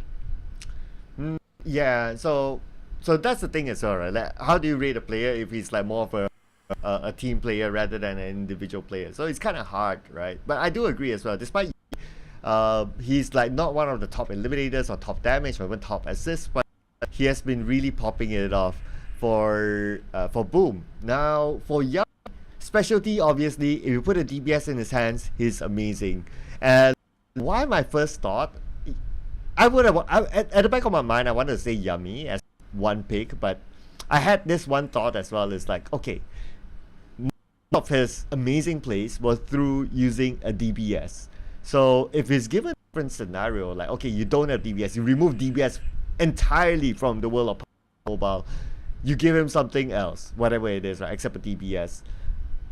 Is he able to pull it off in the same rate as holding a DBS? So I kind of had that thought. That's why I thought that was a little bit more volatile.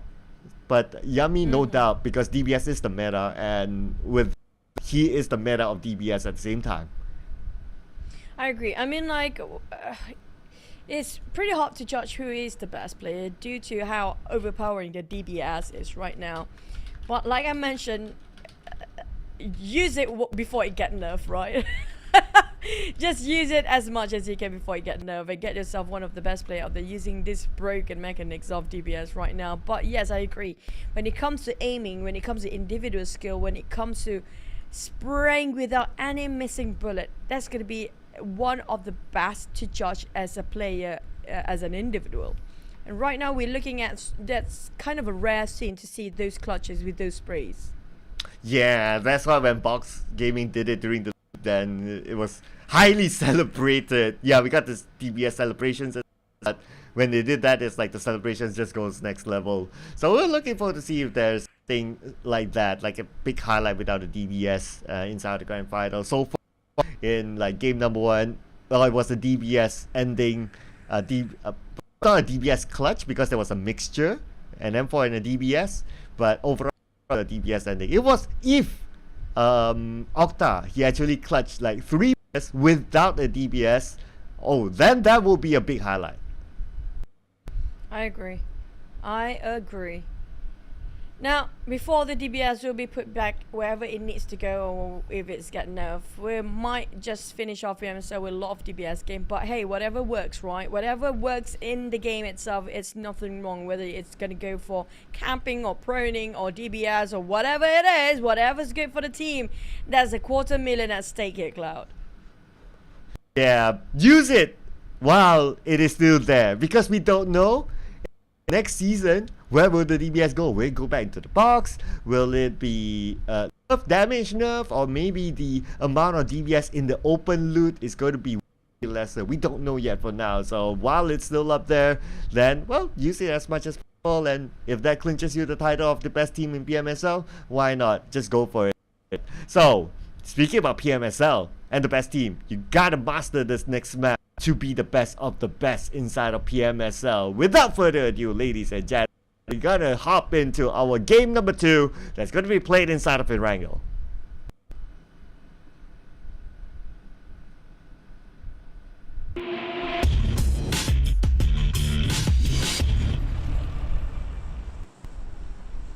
We're back in the OG map here. In the map of Erangel will be the kings of Erangel. Even the kings of the Chinkies too. Is it going to be Bacon time or DX start to fight? We do have the flight path cutting across from Primos up to cheating range. It's a bit far to those who want to drop themselves in Milta power, but I feel like we might actually do have Medusa intersection of a circle again, just right on the northwest of Shelter, that between school and Shelter, that Medusa intersection. And that's going to be a tough one because you don't have a PBE this time. We love to drop them to around the top. I also have to keep an eye out if there's any sort of contenders who want to drop themselves in Milta. I'm looking at the military base. We did have that question whether any team is going to take military base. So Yoodo Alliance, obviously, because they normally drop in Novos, they're going to go there. We have BTR inside military base, so they're going to take over the Team C area. But whether they're going to maintain that or not for the next match, or this is flight dependent, it's yet to be seen. So we're going to keep focus onto this for now.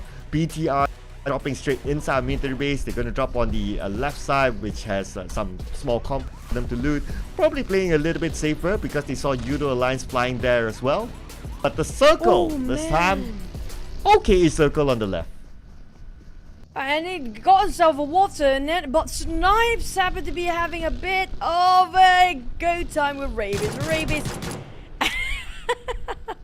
the pistols away. I mean, like, Snipes close enough being knocked down. It was so close, barely make it out alive.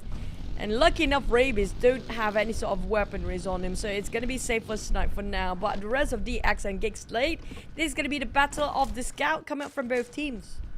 Yeah, that was lucky there by Snipes because, plus of course, GEEK SLATE, they were the first team to be eliminated, no points previously, so, and Snipes played that.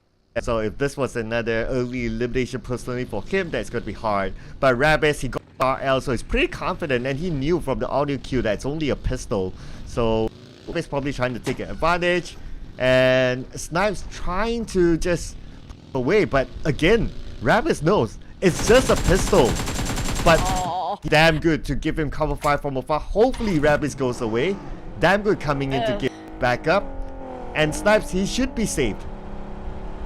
You know what, I feel like both teams are actually stalling for time just to see if there's any of their teammates manage to get any weapons on them and then just start to shoot against these guys. Damn good, that's kind of ambitious taps and sprays just now with those AKM. The recoils is crazy, it's just so hard to pinpoint and just shoot with that distance. But lucky enough, both teams decided to part way for DX and Yoodo Alliance, so it's going to be safe for both right now. But I'm not sure for the next few seconds because they might want to have in another go, especially DX. Rabies definitely desperate for those eliminations. He wants to go for the kills, but he couldn't get it, so he will try to go for another round. VOIN, on the other hand, realized the last map they were extending their fight in the blue zone too much. I'm not sure if they want to play the same game here. Yeah, I'm pretty sure they would have wished that in that round, like the circle was more on them because time was stalled because of GEEK SLATE.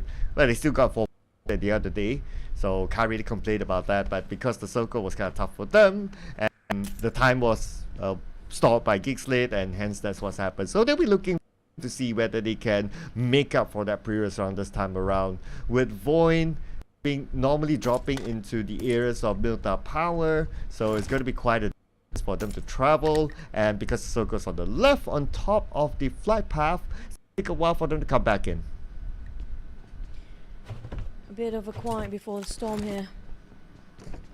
Like enough, we don't really have a lot of hot drops coming in. I'm not sure about the SMB side because we do have BTI and Yoodo Alliance happen to be very closely with each other, and they have to cross those bridges. I'm not sure if anybody wants to gatekeep that bridge for now, because they definitely know for a fact there's going to be a couple of teams dropping SMB, so that's going to be a good advantage for them to use to get this volume of kills up for those elimination numbers.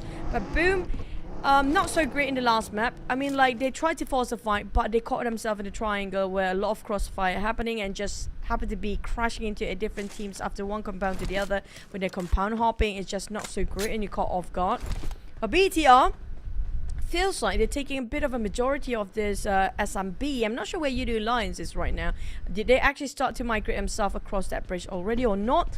We have to wait and see. FaZe spreading out, taking their own loot. I feel like it's going to be probably starting off second, maybe third stage. We get to see some open fires down there.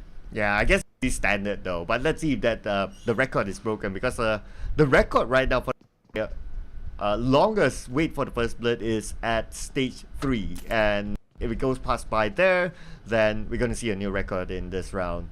Speaking about the Yoodo Alliance, the last we saw them, they dropped on somewhere down south of military because of the flight path. Naturally, they couldn't drop straight into Novo, and strategy was like, okay, drop there, get a vehicle, go into Novo, and bounce back into the circle.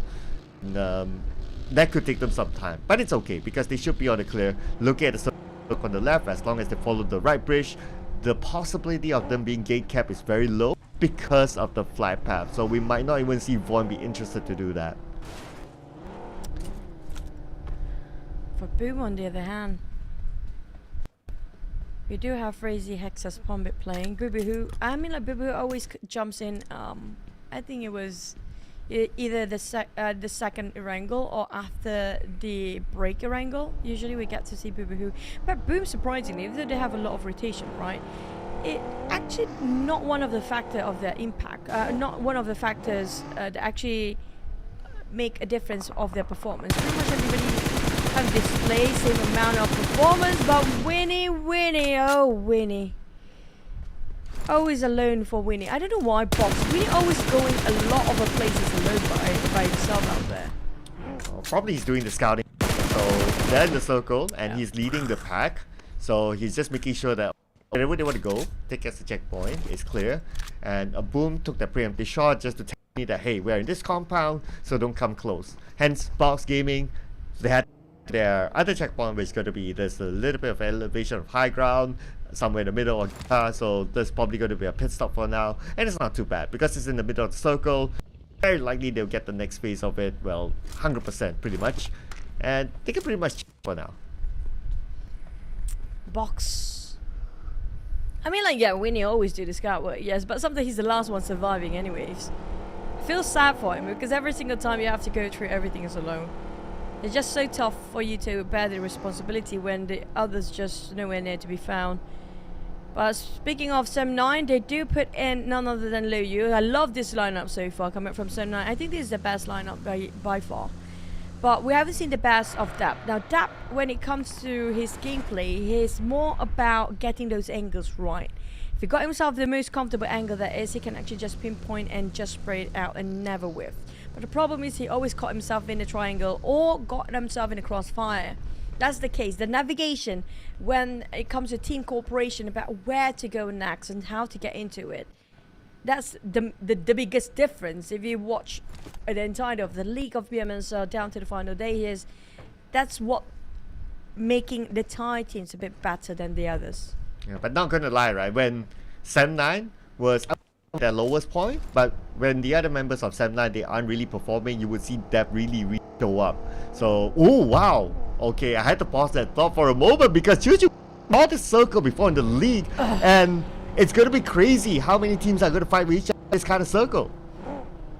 This is a bizarre circle. Honestly, look at how little space there is. There's no land for these guys to even stand on. Coming up from Jogopo, there's nobody else, but there are definitely going to be a couple of teams coming up from the north, slowly cutting across those main peninsula. But coming up from the southern part, that's going to be insanely crowded. Speaking of land, there's not enough land for anybody. 16 teams still there, and Box and DS have to share the same place even. And this is not great, as Sheenot's getting on Frankie first. Sheenot's getting on 2 down. T-Dog gets 1 with those DBS working. And Box, they have to flee. This is not great for Box at all. They even have FaZe coming in as a third party. This is going from the pan to the fire. Box nowhere to have a place here. Well, because the circle looks like our first blood didn't need to wait that long. They're going to take the advantage over Vampire Esports. Just driving past the beach. And we have the other members of FaZe Clan having a good angle. And that's going to be 2 downs. And FaZe Clan, right now they're going to take advantage of it. Vampire Esports. Are they eliminated? Is that the entire Vampire? I think so. Highly, yes. I don't think there's one more player, but Adik look caught off guard with BTR trying to cross the bridge. And the moment they cross over, it's going to be them waiting at the other end. Yoodo Alliance and BTR, they know for a fact they have to face each other by the end of the day. But this is what I worry about BTR and some of the Thai teams, right? Some of the Indonesian teams and Malaysian teams. They love to overextend themselves so much in the blue zone. And it's a lose-lose for both teams right now. The moment they step out from this blue zone, you saw how crowded it was back there. The moment they step into that zone, it's going to be the end.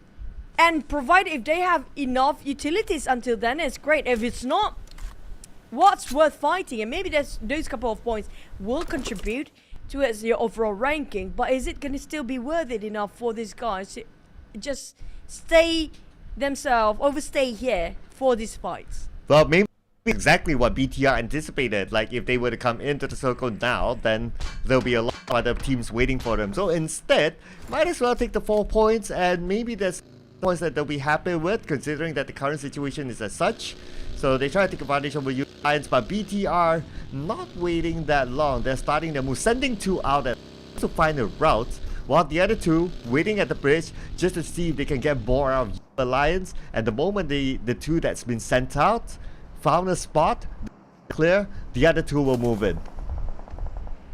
Speaking of moving in, and I think this is one of the best sort of a pet or crate in the middle of the playing field out there that can actually be utilized by Beacon Time if they know exactly the timing about peaking. Now, lucky enough, we don't have another Bizarre because still got 20% of water in it. But Vampires, we do have one last play. There's gonna be Ravenclaw, but after Ego start to close in, I don't see anywhere Ravenclaw can survive this. He's been compressed from north and south, and there's nowhere else for him to go, because if you move on the right side, it's going to be N as well. PERSIJA EVOS taking on RRQ, a box Lavi spotted out from of our Bacon Time players. But Lynx will be spotted out by the rest of RRQ. Asai is already in the building. But Lynx, this is a bit of a dangerous game he's playing. He's just in the middle of nowhere right now. Trying to find space, and space is limited with this kind of circle. And looks like he's just doing well, pretty much, knowing that where his opponents are at. But VOIN, knowing where BTR is at, one of them got taken down. VOIN with their first point in this round, they want to open up their account well, and especially taking out another huge team from the same region. It's going to be BTR. BTR still spending time in the blue, rotating in, and like what we discussed earlier on, the circle, it's going to be tough because the amount of land is limited, not 100%. Hence, areas to move in, areas to park themselves is a bit more lesser than your usual. Yeah, and I noticed a lot of Indonesian teams, excluding Alter Ego, the rest of them are playing these very late rotations, including VOIN and BTR. But BTR was smart. They know for a fact, you know what, if you go straight across, just cut across from the southern side, they know there will be so many teams. They're taking a bit of a longer rotation just so they have enough. With only one first aid, I don't know about Shaman and Yoodo Alliance. This is too much for them to take a hold against the blue zone. BTR, they're splitting themselves into a 1-1 formation for now. Bacon got himself one player in the center there between these two teams, 2 players of BTR. But Ice just flee. He made it out on time, just in the nick of time. And BTR, they coming up from SMB, now slipping into the circle without anybody trying to punish them. Ooh, I should find a route, so that's good for them. But the next phase, definitely they need to move, so this is going to be a challenge for Yoodo Alliance, playing without Olio in the lineup. BTR on the other seems to have found their compound together with some elevation, so this is going to be an okay spot. Stage 4, very, very likely they will not have the circle anymore, and it's going to be really, really tough because we still have 15 teams here.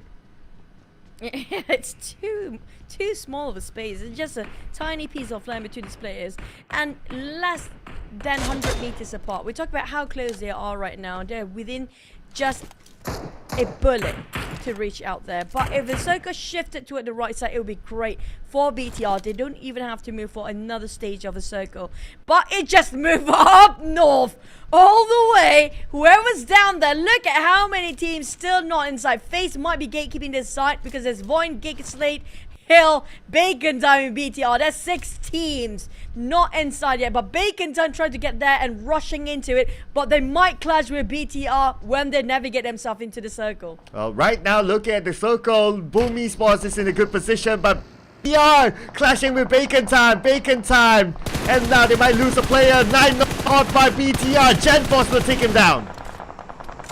GenForce just need to be a bit of a reload there. Bacon Time, the rest of them just enter inside. BTR, you know what? Bacon Time, they're just gonna leave that be and not gonna save his teammate. There's nowhere near, already got finished off. But they're trying to get across these haystacks. But there's Yoodo Alliance on the other end. Ice is a bit more cautious, making his stab. But FaZe got a bit of a splat with Mika running him down, and that's gonna be Vampires. Oh man, speaking of the Vampires in the grand finals. Yeah, goes our prediction for this round. But Hail Esports 7-9 as Hail Esports standing the ground pretty well. Dep on the other side tries to get the knockdown revenge, but not able to do so. managed to get away.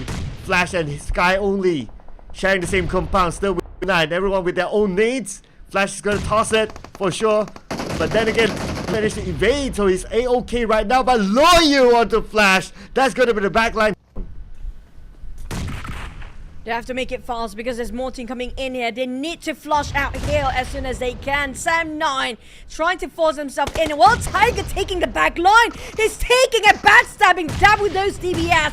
And they caught off guard. Lung and Loyu now panicking whether to go back in the back line and save them or just go forward. Sky's waiting at the other end. Close. He can actually clutch 2v1 there. Close enough. But man, Loyu's out of health. Managed to flee by and slip back into the warehouse. But Tiger slowly compressing them on the other end. This is a dangerous game for Sam9. But Sky is now knocked down. The DBS versus the M4. And the M4 wins. Loyu won against the DBS. That was a great defense by the unfortunately heavy casualty, but yet they still won against Hale Esports and they managed to take home those points. Sam9 still survived, but FaZe Clan is there. It feels like they are in the same shoes as they were before Sam9. They got back their warehouse, but Mormon knock on one with those nades. Loyu and Onzen and the rest of them. Loyu last. Standing, and that is Lung. Now Lung, can he actually pick up Loyu? But he doesn't have time here. And Mormon cooking up another nade.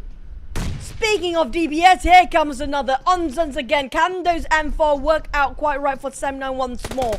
Onzen running dry with his clip on that DBS, but Onzen's trying to clear the corners here. Trying to play the safer game. A bit hesitant we can see, but Lung caught from behind. Mormon coming in, a double pick on 2 different angles. What a cleanup from FaZe Clan. Pretty much Sam9 got a taste of their own medicine with FaZe Clan doing pretty much the same thing on Sam9, taking them out. And that compound, just look at what so many teams want that area. It's still within the circle. FaZe Clan in it now. Boom. Still in good position. BTR joining these teams too. But for the rest of them on the northern side, we got RQ, we got PERSIJA, EVOS, SLD. They need to cross the road. Boss Gaming stopping Yoodo Alliance from coming into the circle. They got a glimpse of Yoodo Alliance. Finish off Canny from afar. That's like 200 meters apart of a shot coming out from the side of Box Gaming. Shamil now a bit alert, a bit more cautious, a bit paranoid for the fact he has to be carrying this alone by himself. With only M4 160 DBS in his hand. While Tron G riding dry on those clips on those AKM, trying to cut across the side of Bacon Time. If Bacon Time being finished off here right now, Yoodo Alliance can stay alive for a bit longer. But SLD, they right in the middle of the circle as well. They're nowhere near being closed in by the blue zone. The one actually have to move. It's going to be Bacon Time and Yoodo Alliance Shamil. Yeah, I'm waiting to see if Shamil will use his vehicle or he'll just stay put and try to crawl himself. But the distance is just too far. Forced to use the vehicle. That will give information to the other opponents. As Boss Gaming tries to take him down, he still managed to get himself into the circle. Nope. Yet he's still on the outside of it. Bacon Time on the other side. Winning, not letting him go. Shamil is in trouble. Dominating across the board right now. Boss Gaming with 9 eliminations. They want to go for more, but winning that space is going to be devastating. But GEEK got ambushed by Alter Ego. Octa again trying to finish off Mika, but he needs to be a bit of a reload there. But that's going to be stalling for the side of GEEK SLATE. They cannot save Mika. It's just too deep into Alter Ego's place. So Alter Ego on the other end, they know for a fact they need to get into the circle. They're going to leave these elevations. Going to have to just please themselves with those 1 elimination they get out of GEEK SLATE. But Alter Ego, they're not done yet. They want to go for more. They're eager to go for more. They want to get themselves those adrenaline rush, just like how they did in Sunhawk. Box, on the other hand, they are taking a lot of eliminations, but they're nowhere near getting those covers. Oh, still in the same compound that GEEK SLATE wants to take away from FaZe Clan. And now knock down to Mika. That's an opening for FaZe Clan. Moment with the nade. Zillin is still there. If that lands onto Zillin. Oh, he's seeing it clearly. Zillin. 50% health left. Still help giving cover from the other side. Molly will buy time for GEEK SLATE, but Molly's to the other end as Momon is moving in with the DBS. So many teams cutting across. There's Molly burning on Mormon. Mormon barbecued. But at the same time, so many teams cutting across this warehouse right now. Everyone wants to be part of this warehouse. FaZe, they know for a fact they cannot stay indoors. They have to pull back and see at the flank and the outdoors. But Box compressing on the other side. GEEK and FaZe, they're trying to have a bit of a tug of war here. But the one winning will be Box Gaming if they're trying to push. But lucky enough for Box, they are a bit attracted to the other side of the compound. They're attracted towards the other side of the angle entirely. They're not focusing on this side. Where GEEK and also FaZe having a change of name, trying to flush each other out. Where we see GEEK coming up from behind, being ambushed with those mollies. Snipes burn almost the entirety of his HP down. But GEEK, they need to have to regroup and trying to push on one different angle entirely. Cannot go indoors. But we do have indoors fight here on top of Hospital. RQ trying to just get away from PERSIJA EVOS' grasp. Ooh. Gotta get away. Oh, but they still have the circle. Okay, but this fight still has to end at some point. As Arakasa being nailed down. Nicely done by Red FaZe, taking him down. PERSIJA got the upper hand now with Mort being on the upper floor all alone. Red FaZe with a nade toss on the third floor. It will connect onto Mort. Mort is now down to 50% health. Needs to reset, needs to reload with the DBS. He don't have time. He doesn't have time right now because Alter Ego start to step in here. Looking at the circle, they can just cut across and be the housekeeping team. But they're taking a bit of a pullback for Alter Ego, repositioning themselves to see what's going on inside because they're not done yet. Voldemort will actually try be safe, but never mind. Red FaZe, that was a perfect golden nade. Finish off the entirety of RQ, but they are not done. Waiting outside is going to be Alter Ego. And on the one coming up from the south, we're not done with GEEK versus FaZe yet. Oh yeah, not at all. The circle is not in the warehouse, so these two teams need to finish this fast. And now Mela is trying to be a little bit sneaky here, using the smoke to his advantage. Has no clear vision of where Snipes is at, with the audio cue now helping him to determine where it is. He open, Snipes at the lower ground. It's going to be a 1v1 fight here. Snipes with the Bison on his own, spraying into the smoke. It does connect onto his opponent, but not enough to take him down. Consent from the other side, shot down by Mika. That's going to be a perfect angle. Off angle coming up from Mika. Snipes need to reload moment. Just get a one tap with those EBF. And that's done. Done and that's it for one player. Slowly picking them off one by one. FaZe Mela start to work out those shotguns and Mormon from the back. Finish up the entirety of GEEK SLATE. While BT are having a bit of trouble against Box, but that's the last member of Box. They finish off at 10 eliminations. Wow, still 10 at number 8. That's pretty decent there. That's pretty good for Box, in fact. That will push them up in overall charts, definitely. BTR not stopping as well with 5 eliminations, but they only have 2 players left. Bacon time! 1 elimination this round with number 7. PERSIJA EVOS, great hospital compound, been held down by them. And they seem to be interested. So many teams not getting the center. The one that actually not touchable right now, it's going to be Boom. They are unharmed. They are not being spotted out yet. And nobody trying to challenge them in the center of this sort of a circle. And circle will shrink less than 40 seconds. PERSIJA EVOS still holding this compound, still holding towards this building. They know for a fact they won this fight before. They got themselves quite a number of utilities still, but nowhere near about those mollies. If the other side of the team got themselves those mollies to work, PERSIJA EVOS have to leave. Mollies is going to be the best utility for you to flush out any teams out there. BTR on the other hand keep FaZe at bay. They deny the entrance into the zone, while BTR is not in the safe boat either. The moment they step out from this crate, it's going to be done. They'll be exposed so much to all the different teams out there. Ooh, here we go. Looks like the fight is going to happen anytime soon. FaZe Clan and BTR just next to each other. And that circle moved away, meaning that this fight might happen now. Just waiting for time to pass by. And the fight might be inevitable, because what's going to wait for them to be Boom, so they gotta take out each other first before they focus on to Boom Esports. And Momo want to go for the rush, trying to get one knock with those nades. While Mela gonna get into those vehicles, force them out and try to run them down. He got one. This is it. Mela makes such a risky move, but it won straight to 1. Both teams in a losing spot right now because Moment got finished off by Chanforce. BTR win those fight, but they're left with only 2 players. But they have to leave here. We're looking at Boom eyeing out towards this side, and Alter Ego spot out BTR as well. We do have 4 Indonesian teams along with 1 Vietnam left. SLD, where are they? Rosemary trying to finish off the others coming up from the other end, which can be BTR. Boom in the center. Still inside of the circle. They got one of the most solid compound to work with. Yeah, it's just that now the circle is to be split between the two, between the road, and it's going to be thing where the circle will go.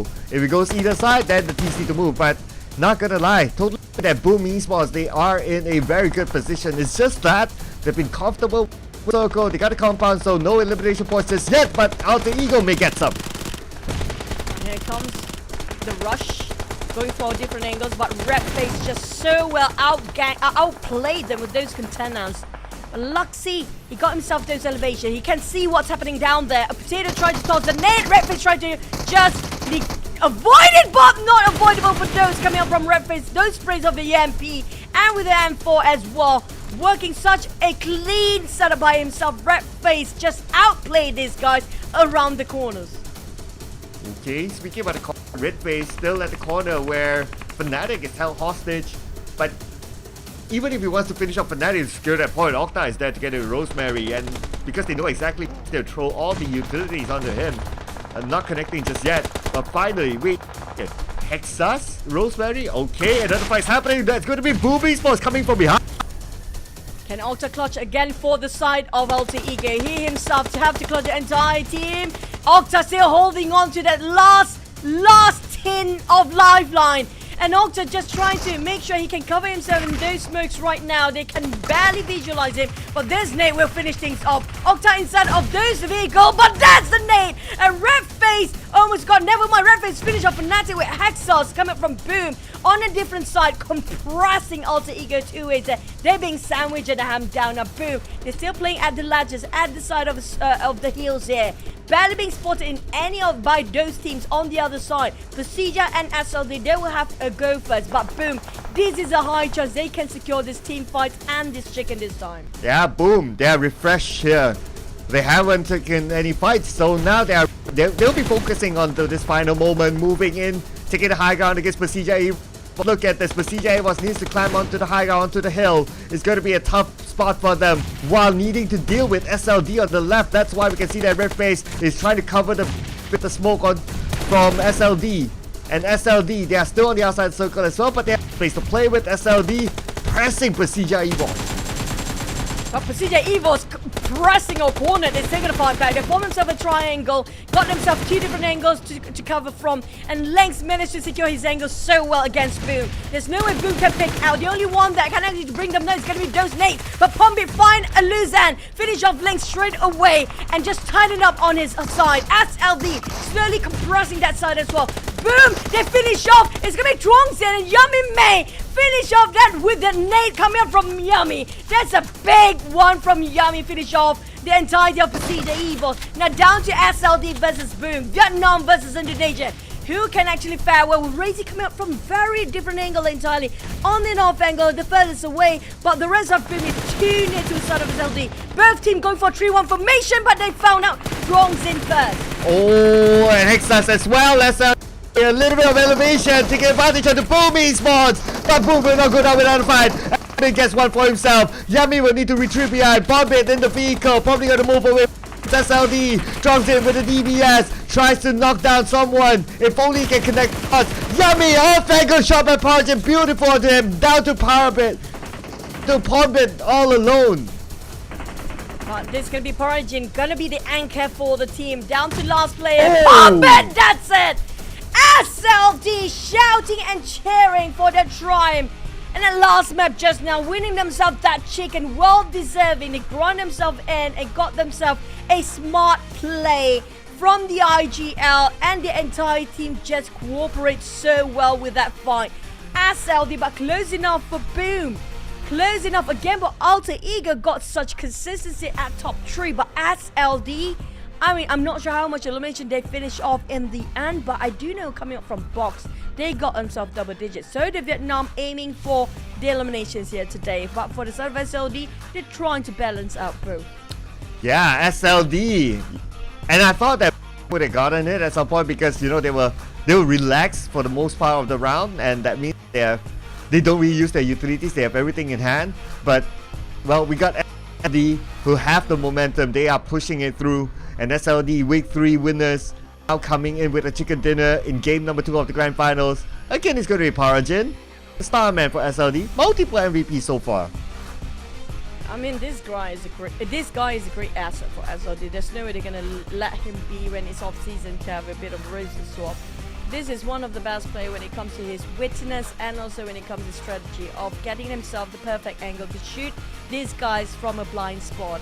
SLD got himself this chicken. They're traveling quite far. VOIN, on the other hand, they were untouched. They were unharmed. They were not in any part of any crossfire early because we saw they got themselves in a hospital area for the longest time. They finished off their skirmish with different teams that trying to take them out from those hospital compound before, but they lasted there for quite a bit. And they were so lucky the circuit even favors them in the end, but that was skills. The entirety of it coming up from blue box, they got themselves the circle all the time, but they were aiming for those kills. Yeah, that's why the travel distance not as much as any other team here. But they still managed to get like 10 elimination points before they got eliminated, so it's pretty decent. And despite them going out earlier than the rest, it was like 8th or something like that, they still managed to slide themselves into the teams to watch. And we don't get this. Teams to watch, no Thai team in the teams to watch. So far, the time has been very quiet. We're gonna have to wait and see what they have to offer later on. But outside of it, I mean, like the rise of Indonesia and Vietnam, you have to give it. They're so aggressive the first day here. And speaking of the highlights, most of them comprises of box gaming. It just shows that they've been gunning people down since the second stage of the circle. But this warehouse, definitely remember those warehouse, Cloud. I mean, like that warehouse have been so many teams died over for that place only. And speaking of hospital, this is the only skirmish that BIM have to fight against early ones, and then they've been quiet because nobody's coming up from the southern part. Yeah, like a lot of them really try to focus on taking the middle. That's why we saw the warehouse was a key point that multiple wanted to take, including like we got FaZe Clan, we got GEEK at some point, 7-9. So that was a key area until the circle shifted away and it kind of favored SLD. That's how they got the chicken dinner. Of course, the circle is one, but besides that, we cannot deny the fact that they have skill. That's why they are Week 3 winners. Chicken dinner for Vietnam are 2 different regions getting the chicken dinner graphic. Wow. They actually secured 9 out of it. Just 1 point different with box when it comes to those elimination, but with those chicken. And this is one of the most consistent team throughout, aside from FaZe, this is one of the most consistent team throughout the entire league as well. SLD, they have been not the one that actually be under the spotlight all day, because when we talk about Vietnam, we always remember DX, but DX is nowhere near up there these days. Yeah, it seems to be a shift here for SLD as compared to Xavier. We kind of thought that Xavier really popped it off in the Grand Finals, but so far in 2 games, well, of course we got plenty of games. 2 games so far, Xavier not really showing it yet. In fact, you kind of think pretty much the same goes for Vampire Esports, a team that one of the teams tipped off to actually win PMSL. But we did see before how Vampire Esports actually climbed up to the spot, so I'm still going to hold my horses for them. But it doesn't help that Vampire Esports down to page number 2. Alter Ego still at number 1. Yep, it feels like the last run they had in Sunhawk just now, not within reach of SLD to cut them across yet. But slowly all the teams that starting off with a number of initial points before during the league, now slowly being pushed down. We're talking about FaZe now placing at 4th. Bacon Time and Hill down to 5th and 6th place, while Boom start to climb up as well. I'm loving what Boom have to offer. Same is for Alter Ego and PERSIJA EVOS. These 3 teams pretty much have the same mindset. They just want to go for the kills. Yes, they really want to go for it. That's why we can see a amount of eliminations there. It's pretty good for them, despite only 2 rounds. On the other hand, we got a couple of teams not really showing it off after 2 rounds. GEEK SLATE, because BTR, they did okay. So that's why GEEK SLATE, they were pushed down to a number 16 spot with only 17 points. But of course, it's only a 3 difference between them and also a couple of teams on top of them. So with that one good round from GEEK SLATE, still change it up for them as well. But yeah, overall we can see the Malaysian region teams, 3 of them on page number 2, so something needs to be worked out there. Yeah, a lot of things have to be going back to the drawing board with the coach, and they definitely have the time, like 5 minutes between the match, for a bit of a coach session between them, so they need to think about how to actually improvise, because right now they don't have time. You're talking about the grand final, no more the league, there's no more building up the hype or whatever. They have to gun blazing, and they have to just all cylinders out since day number 1, and it just shows that the Indonesian teams know where they're at. They know for a fact this tournament format these days, you have to go for the eliminations. The chicken is always a bonus. Yes, there's a cash into it as well, but the main problem is going to be getting those numbers up. The easiest way is going to be getting those eliminations, because the chicken dinner is nowhere near compensating for those if you compare it with those eliminations, right? So I see that Box kind of get the idea with the Vietnam team going really aggressive, extremely aggressive since the start.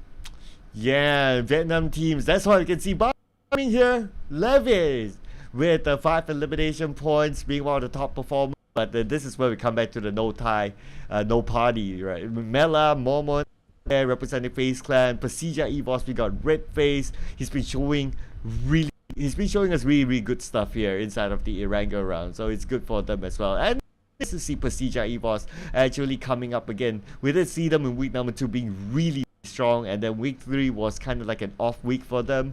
But if they can put on the performance like how we saw in week 2, really catching up to the number 1 spot, ending up at number 2, they could be contenders as well.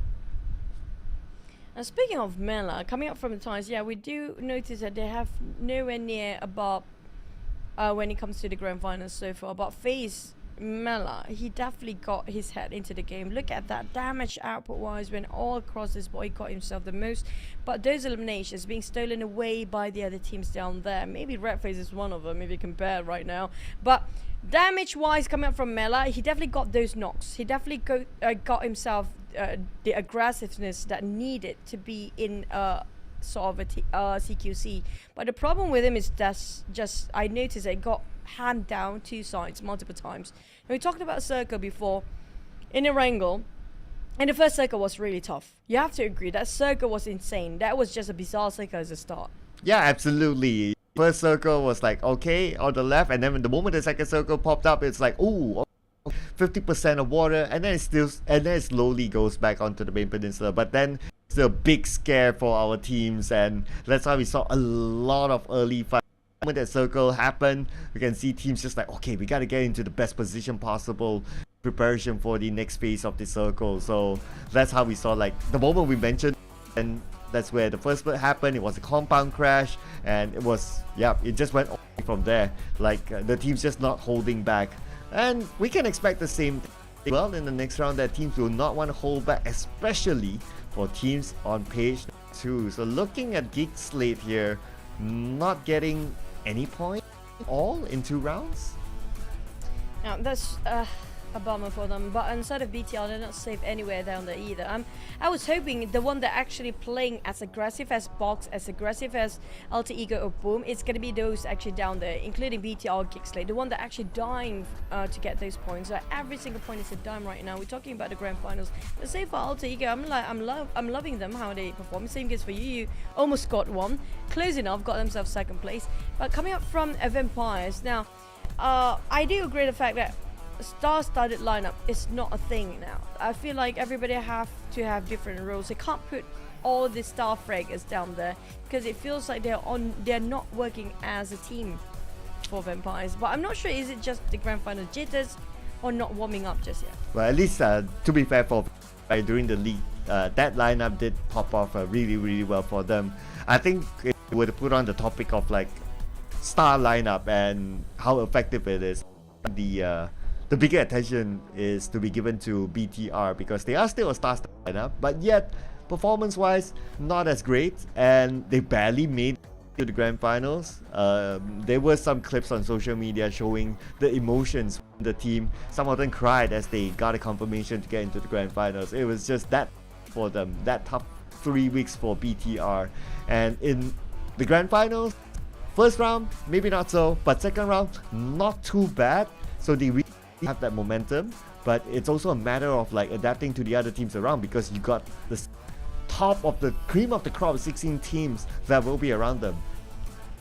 Yeah, I mean, like legendary players is what they have, but can they get the the best player right now? Because the past is the past, and it's a different era entirely. With the format system a change, without the circle being changed, even the blue zone is quicker than before. So they have to adapt for these veteran players, like it or not, because they don't have a choice now.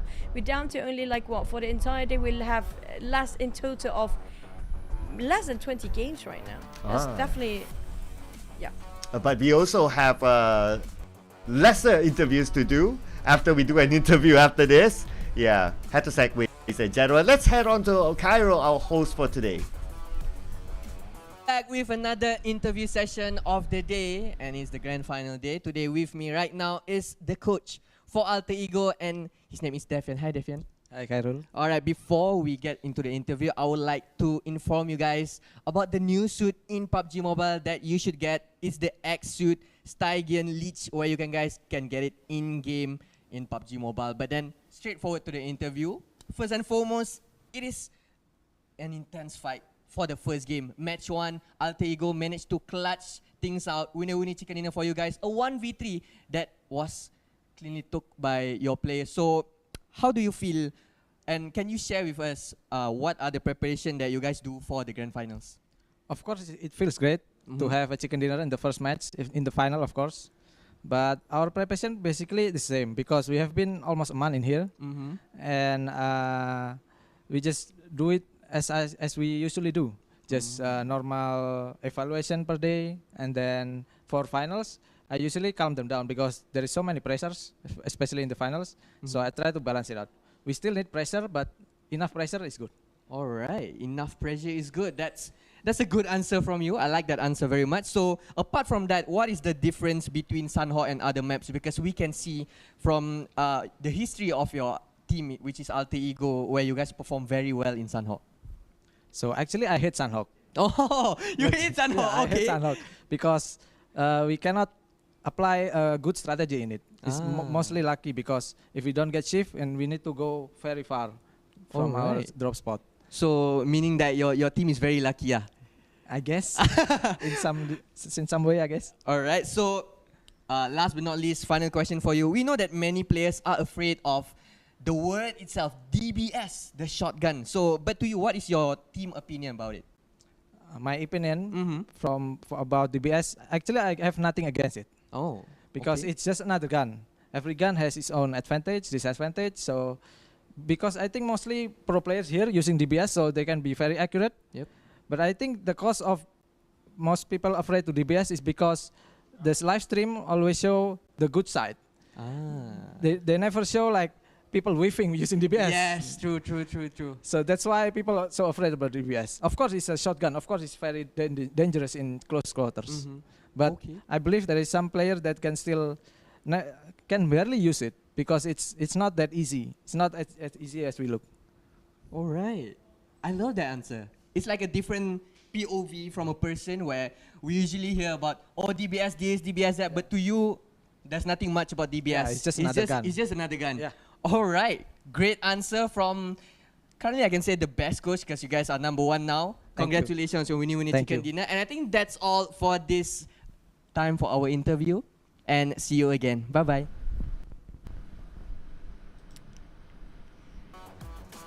I mean, like, my take on the DBS, man, we want to see the cons out of it, but you remember that one distance DBS shot. We cannot unsee it. Yeah, the cons of DBS is about the distance. But that been shown that the distance don't actually play a part. Yeah, I know. Like, maybe it's just a different opinion. Like, if you ask more the Thai region players, they'll be like, oh yeah, it doesn't matter. Like, even distance is still okay. But yeah, I really like the insight as well about the DB.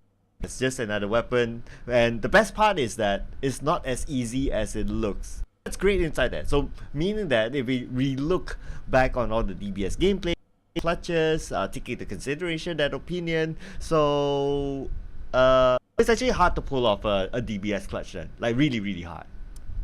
Yeah, I mean, like, it looks easy because these are the professionals. They are professionals for a reason. But this is surprising. Lamborghini out. Because usually try it's going to be replacing T-Duck most of the time. But to have Lamborghini out, I'm not sure about this lineup. I think this is one of the first lineup we're coming out from DX without Lamborghini in it. Yeah, it's the first time we're not going to see Lamborghini in a round. So it's going to be interesting to see how this kind of composition can actually work out for Xavier. I mean, fair enough, because Xavier for the first 2 rounds is not really working out for them. And this is not a league, this is the grand finals. And there's only a limited amount of games to play. So with that being said, then they're just making that switch early and quick. Whatever it is, I'm sure they've evaluated at the back end. So I'm pretty sure they know what they're doing with that swap. We do have another swap here coming from Alva with CL. I mean, we've seen CL a couple of times in the last few weeks of the league itself. Not the first few weeks. The first week we did barely get to see CL.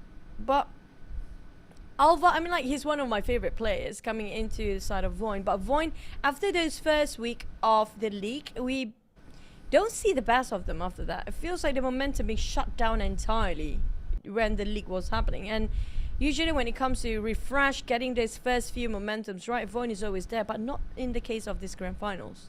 Yeah, true enough. Even in the finals as well, we don't see the VOIN of week number 1. So I kind of worry that, we did talk about, like, okay, they are new team, PMNC champion, PMPL Indonesia, second place, and now straight on to PMSL. The adaptation week after week, especially if you're a new team. One is adaptation to the format of such a long league. Second is the adaptation to the teams around them that always change, and maybe that's where experience do play a part for VOIN. But hopefully with this swap as well, it will bring them something different. I do see that for some of the teams that may not be performing, they'll be making swaps earlier as compared to the league just because of the number of games. I agree, and also I just hope it won't be that impactful when it comes to if it's punishing. I just hope it's a good impact instead of a negative ones. But coming out from the side of Empires, we haven't seen the best of this team yet. So far they have been eliminated too early on. I'm not sure what happened to the Ties, but definitely playing it very safe, very quiet for today. And BTI is one of those teams rotating too late, too long, taking their time in the blue zone. Yeah, I guess it was circle dependent as well, because they played around the areas of military base, and then the circle was like bridge, so not on the bridge, on the left, so they kind of like time. I'm pretty sure if like the circle was kinder to them wherever they drop, they would play it a little bit more differently. But let's see if anything changes. Pretty sure we're going to see a different circle after this. Who knows, it could be the same circle again as we head on to our game before the long break, before the iftar break. This is going to be a wrangle again.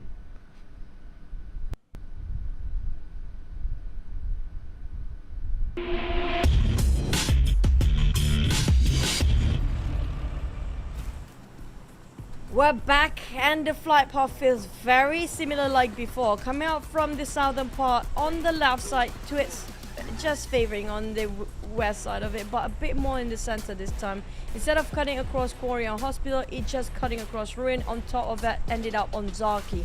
But it's always about the circle story. Now, back in a Wrangle first map of the day, we do have Hospital and so much of the ocean area inside of the circle. That was a tough first circle. But this time we'll be more generous for the players, because like we heard about the interview coming up from Alter Ego, when it comes to Sunhawk, even them, they feel like they are quite not that strong in Sunhawk due to how the circle is just so hard to predict. So it's a big factor, but how the circle will actually share towards the players' rotation and their strategy. Yeah, so it's gonna definitely be very, very different. Very circle dependent, as what was explained earlier on by the coach. So let's see if how the circle will affect this round. I'm looking away at BTR again, dropping into military base. Guess this is where they're gonna call themselves home for now. Looking at, even though it's like a flight path that is slightly more in the middle, they still choose to drop there, and that's absolutely AO. We're gonna get a very different circle this time, and I think, this is like my hunch, right? Because BTR, they gate capped Yoodo Alliance at the bridge. Yoodo Alliance might want to do the same against, and now that they have this kind of circle. But at the same time, BTR can actually opt out to go for the left bridge instead of the right one, if they want to go a longer rotation, because there's not much of a contest coming out from the left side. I have a feeling it was GEEK, if I'm not mistaken, on the other end, just nearby Ferry Pier.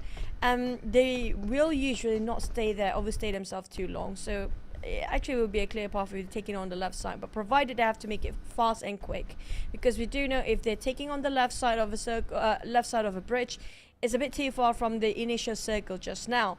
Vampires on the other hand split themselves into two different places for the compounds looting, and they know for a fact they're not have been great right now. So do they want to force the fight? The Access have been very quiet. Now this is a team that used to be the #1, not just in Southeast Asia, and also coming up from the best of Vietnam. But right now we are looking at the baton being passed over towards the side of SLD, who's happened to be the best Vietnam team the entirety of PMSL so far. Yeah, SLD definitely doing very well. In fact, they're 1 points away from Alter Ego, so this round could change that #1 spot even. Same goes for PERSIJA, EVOS, FaZe Clan, and I think the cutoff is there for now, for this round only. We'll take a couple more rounds for the other teams to actually catch up onto Alter Ego, but Alter Ego so far so good. I also want to point out that what's running in my mind is that for BTR, there's still a bad news for them, because GEEK SLATE, if you remember, they don't do this all the time, but they did it sometimes against Team Secret. Like they camped at the bridge, not allowing Team Secret to pass by. Yes, they win some, they lose some, but the fact they still did that.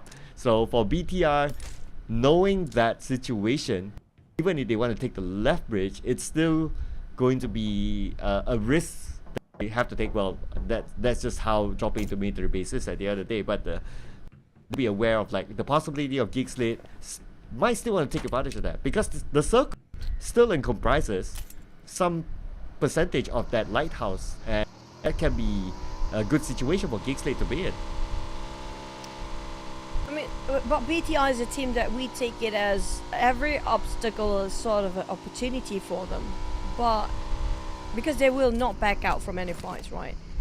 BTR so far, when it comes to firepower and strategy-wise, feels like something is lacking.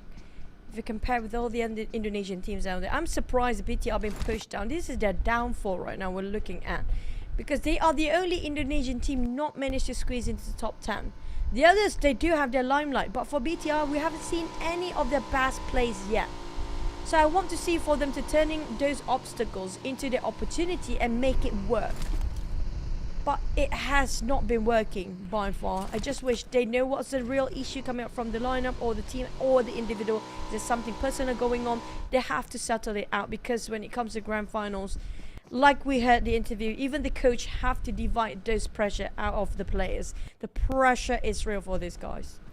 Yeah, I guess that's one as well, because you're bringing a organization name, right? And they themselves are big names. The star-studded lineup, MVPs, you got legendary players like Ryzen in it, so a lot of attention would have been given to them, and perhaps a lot of like even like from the fans, the supporters as well. Naturally, some fans will be very critical, some fans will be very supportive, so there's naturally a balance there. And for BTR having a big fan base, I'm pretty sure they would have gotten a lot of feedback, whether it's good or bad. So like what you say, right, it is down to the coaches, the managers to really try to pull the mindset out of that. And if I were to take an example of a practice, right? So as far as I know, there are some players who would disable their social media during the tournament day, because they don't want to be distracted by, especially the negative comment of the fans if they don't perform. Yeah, I mean, like, come on, guys. We can do better as a community. Stop with those negative stuff. You know what? These guys, when it comes to esports as a whole, esports is all about the mental game. If your mental is being swayed, plus those negativity coming from the comments did actually impact quite a number of the players down there. So if you're really a big fan of the team, keep supporting them in a positive, good vibe, because they needed that. Some of them are far away from their home country, some of them missing their family, some of them even missing their children, because some of them actually get married in case gamers don't have a family. They do have. So these guys have so many factors to have their mental strength being swayed over. Those small things are actually quite big impact for these guys, will actually be helpful. And it's not easy to be a pro player.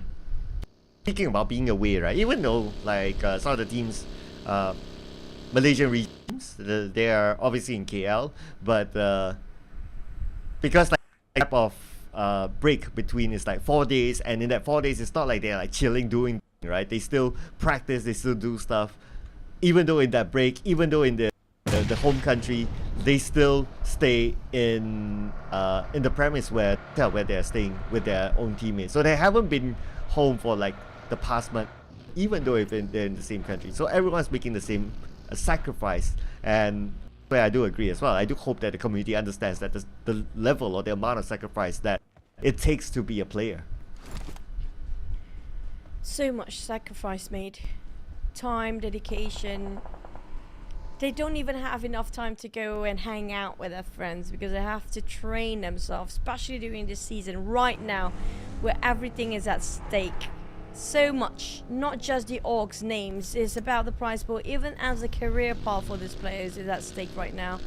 For Vampires, on the other hand, they're trying to get themselves out of the blue zone for now. Sam9, they love these big buildings, they love these big warehouses, they love these big museums. They're going to stay put for a bit and wait for any team to take advantage of them. But RRQ, surprisingly, the scouts are being shut down entirely off. No eyes anymore coming from the side of RRQ, but they're trying to get a bit of a damage control there. But Nopeko got finished off straight off the bat, and the circle happened to be shrinking at the same time. Ooh, areas of farm.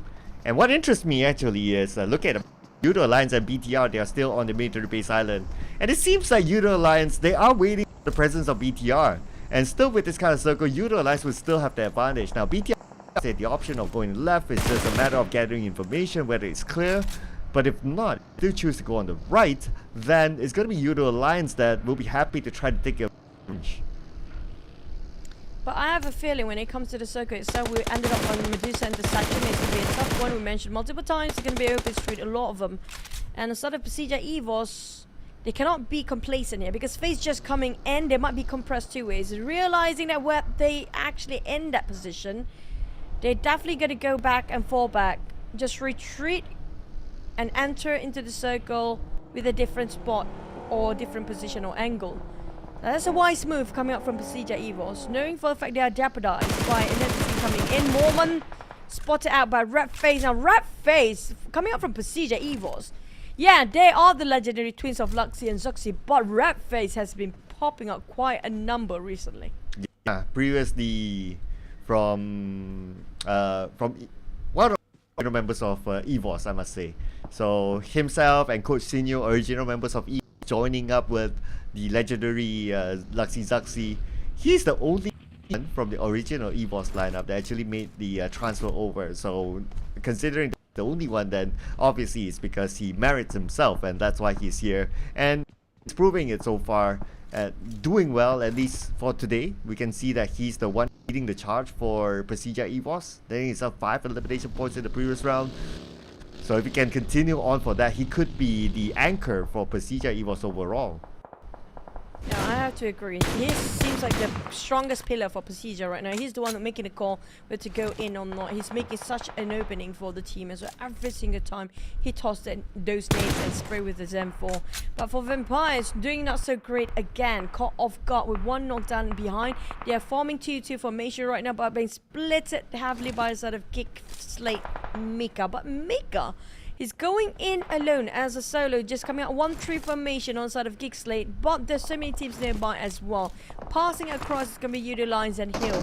Hopefully they're not listening to those shotguns right now and those fires, but Tony K managed to trade for one. It's going to be their main fragger, damn good on the ground. Ooh, okay, but at least it's a long distance shot. The Vampire Esports don't seem to be interested to crash in, so it's more like a warning shot, and to just wear down their utilities, their healing items, forced to use at least one first in that long range shot. So as long as they can wear one down, who knows, in the long term, if they face against each other, they would have the utility advantage at least. And looking over at the circle, BT the left bridge into the circle, they are A-OK. Yoodo Alliance on the right, A-OK as well. So no team sacrifice as of now. Yep. BTR did actually take the left rotation. That was smart, but they're spreading out far away from each other. 2-2 formation.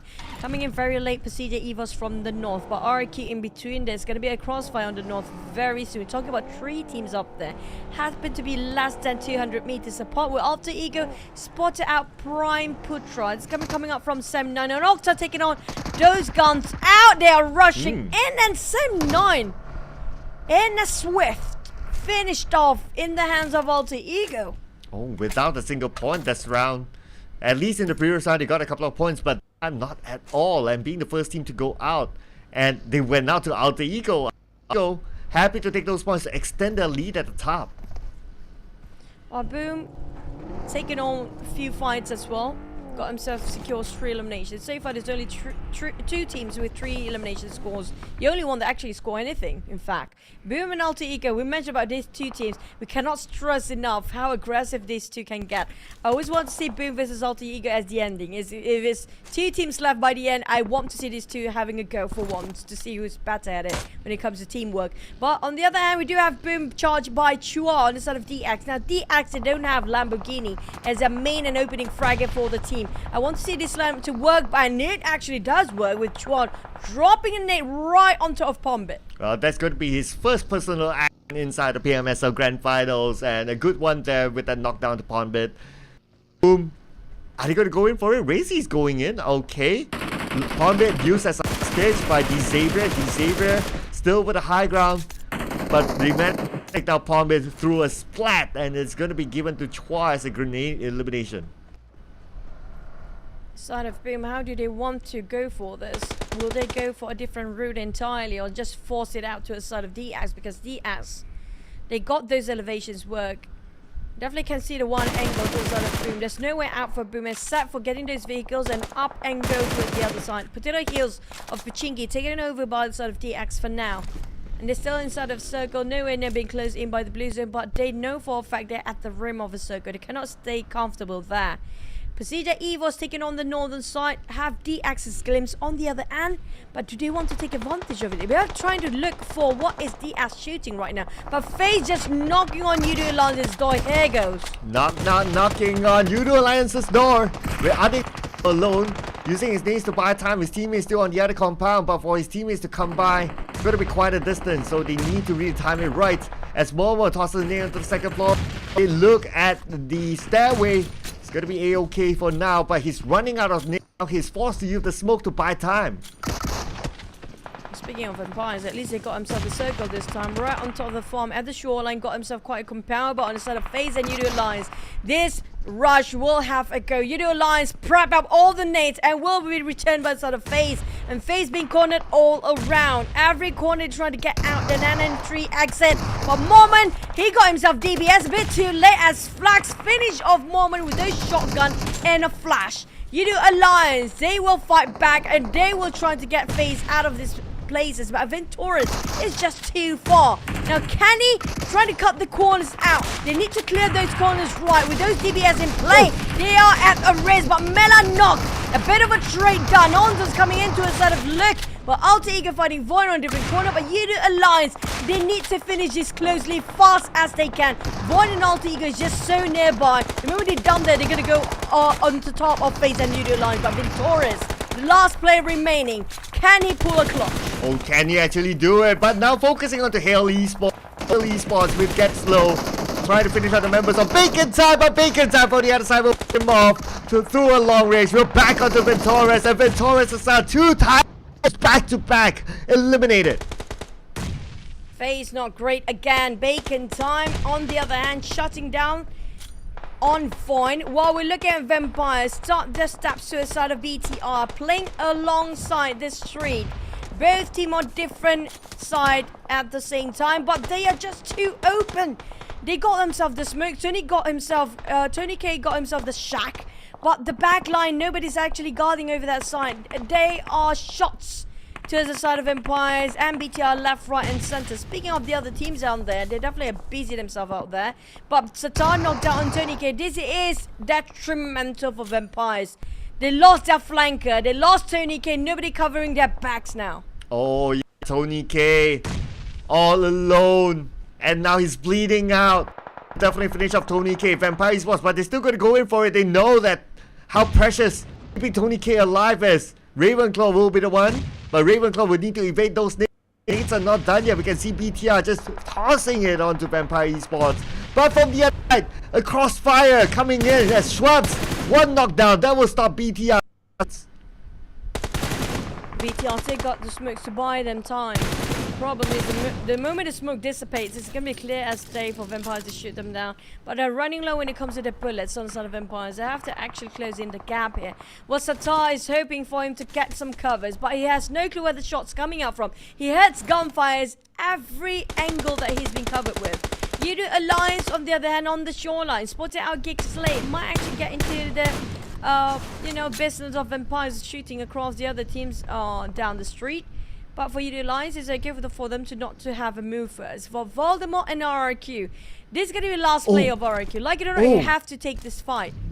Okay, I'm waiting to see if you pull the trigger onto Lynx, but probably missed his opening. But now it's going to be a second chance for him. Lynx still doesn't know that Voldemort is taking out the blue. When will he pull the trigger? Okay, now he has a clear sight. He's going to pull it anytime soon. Now he stands up, shoots onto Lynx. Lynx gets knocked down. And barely make it in and got himself an extra bonus point and then finish off the job. But this definitely will give away his position. Voldemort needs to heal himself in case PERSIJA now coming in. Zuxi with a vehicle rushing straight and a flying car flipping over with that DBS. One shot and can make it. Did he make it on time to save? Yes. No. No, not really. Oh man, so close. Yeah, distracted by Capone from a now he might have gotten it. But now, both Indonesian teams, Alter Ego to BTR. Sata goes BTR. One now as well. They're trading it back, but Deals being traded back. Down to Swavel. Down to Swavel. But the Molly were burning them off quite alive. Here comes Rosemary and Fnatic. Trying to flush out Swavel in this very small shack. Where to hide and where to go. Lucky enough, he got himself a couple of smokes to just stall. But he needs to get out, but Fnatic and the rest, they're tunneling their vision, not aware the flanks is too bare out in the open. Vampires took advantage of it, taking this as a third party in. Vampires sneakily just getting those shot from the sidelines. Ooh, but speaking about shots, who needs a shot? If you have a nade here from SLD, Boom Esports at the lower ground, but Hexas tosses it into the compound. Gosu! It's now Hexas. Hexas is currently eliminated. And that is it for the two players of Boom entirely. Now, next is a big GEEK SLATE visiting Alter Ego with the rush. Rosemary going down and Fnatic, and that's done. GEEK SLATE going in as a hunch and just follow their intuition into to rush. It's not of Alter Ego, but they are just digging their own grave here. They are in the center of attention now. They are in the center of the circle, but Vampires get themselves a Thanksgiving Day because it's a free eliminations for them. They're not even needed to budge out of their compound, out of their comfort zone. But GEEK SLATE up and down. Only smoke is buying time for them to reset. Hopefully they'll be able to do it before the smoke goes away. Vampire Esports on the other side, just pinning down Soft. But at least the good news is that they are within the circle. Vampire Esports would be a little bit more interested with what's happening behind them. That's going to be Yoodo Alliance creeping in onto Vampire Esports. GEEK, lucky enough, the smokes will actually try to be used as much to revive their teammate and got himself a couple of boxes to loot up, but will be enough. Yoodo Alliance wants to go into a sort of GEEK. The one that popping up the smoke will attract all the attention surrounding them. Yoodo Alliance sharing the same compound with PERSIJA EVOS. If I'm not mistaken, they just next to each other. They start to fight to a side of Yoodo Alliance now. Well, for the side of Vampires, they try to shut down BTR, but at the same time, GEEK smoke is just too obvious. They need to know what's happening inside, but Shrap started running low of his ammunition. He's running dry. Ravenclaw opened up the space a bit more for the side of Empires, guarding over the back line. But Snipes spotted out Newsy from that distance with that car, 98k, sniping away from afar. Oh, here we go! As Flex goes in, takes out one member of PERSIJA, and the circle moves up north, meaning that these two teams will need to manage the road after. Zuxi gets away, Luxi still left behind, popping up a smoke, hopefully able to get into the vehicle, but he gets across where GEEK SLATE will be waiting for him, but Luxi doesn't want to let go of Yoodo. Luxy having those shacks as cover for now, but Flax definitely want to get him out. But Luxy coming up from a different angle. The twins, can they do work for the team here? So much effort putting into it. PERSIJA, EVOS, Luxy running dry on this bullet, but he still got himself those AKM to work with. Giving a pressure instead of Canny, but didn't clip Annie, and instead he got knocked down instead due to the buggy that covering Canny as a barricade. There's no way for his shots to come across and come through that. Yoodo Alliance start to move. They want to go in and finish off the job. Now left with only PERSIJA, EVOS, Zuxi there is, and Canny and the rest of Yoodo Alliance making a go. It's a green light. Let's push in, but Vampire still not living out their compound yet. Ooh, right now GEEK SLATE. How do you with Yoodo Alliance? Snipes is down. The rest of GEEK SLATE behind. Flax will be happy to take that point. Snipes for Yoodo Alliance. They have Vampire Esports behind them to deal with. And Shops is just going to tap away. Managed to get a knockdown. Bacon time getting 5 elimination points at the same time. SLATE, 1 knockdown. This nade from Yoodo Alliance could prove costly for GEEK SLATE. For side of Yoodo Alliance, not so great either. I'm not sure if any of them got the Molly's work. Yeah, Zilin do actually have a Molly, and Zilin got himself a Kobe. Now all they need to do is just flush out those in a very small shack, and that Molly can do a lot of work there. But Yoodo Alliance trying to just close in the gap. Look, trying to respond with another nade towards the side of GEEK SLATE, but the ones winning is going to be Vampires on the sidelines. Yoodo Alliance giving pressure on side of Zilin. They missed those mollies, they missed those nades, but here comes another pressure of Wave to just let GEEK out of their comfort zone. Bots coming out from behind. GEEK SLATE being hammed down here in between these two teams. Oh, but there's Vampire Esports still not letting go Yoodo Alliance, but the counter fight coming from the other side. There's going to be Boss Gaming. They can see Vampire Esports, but GEEK SLATE nevertheless still eliminated at number 7 with 5 eliminated points thanks to Yoodo Alliance. But now look at the circle. They are all playing by the rim of it, meaning they want dominance in this area.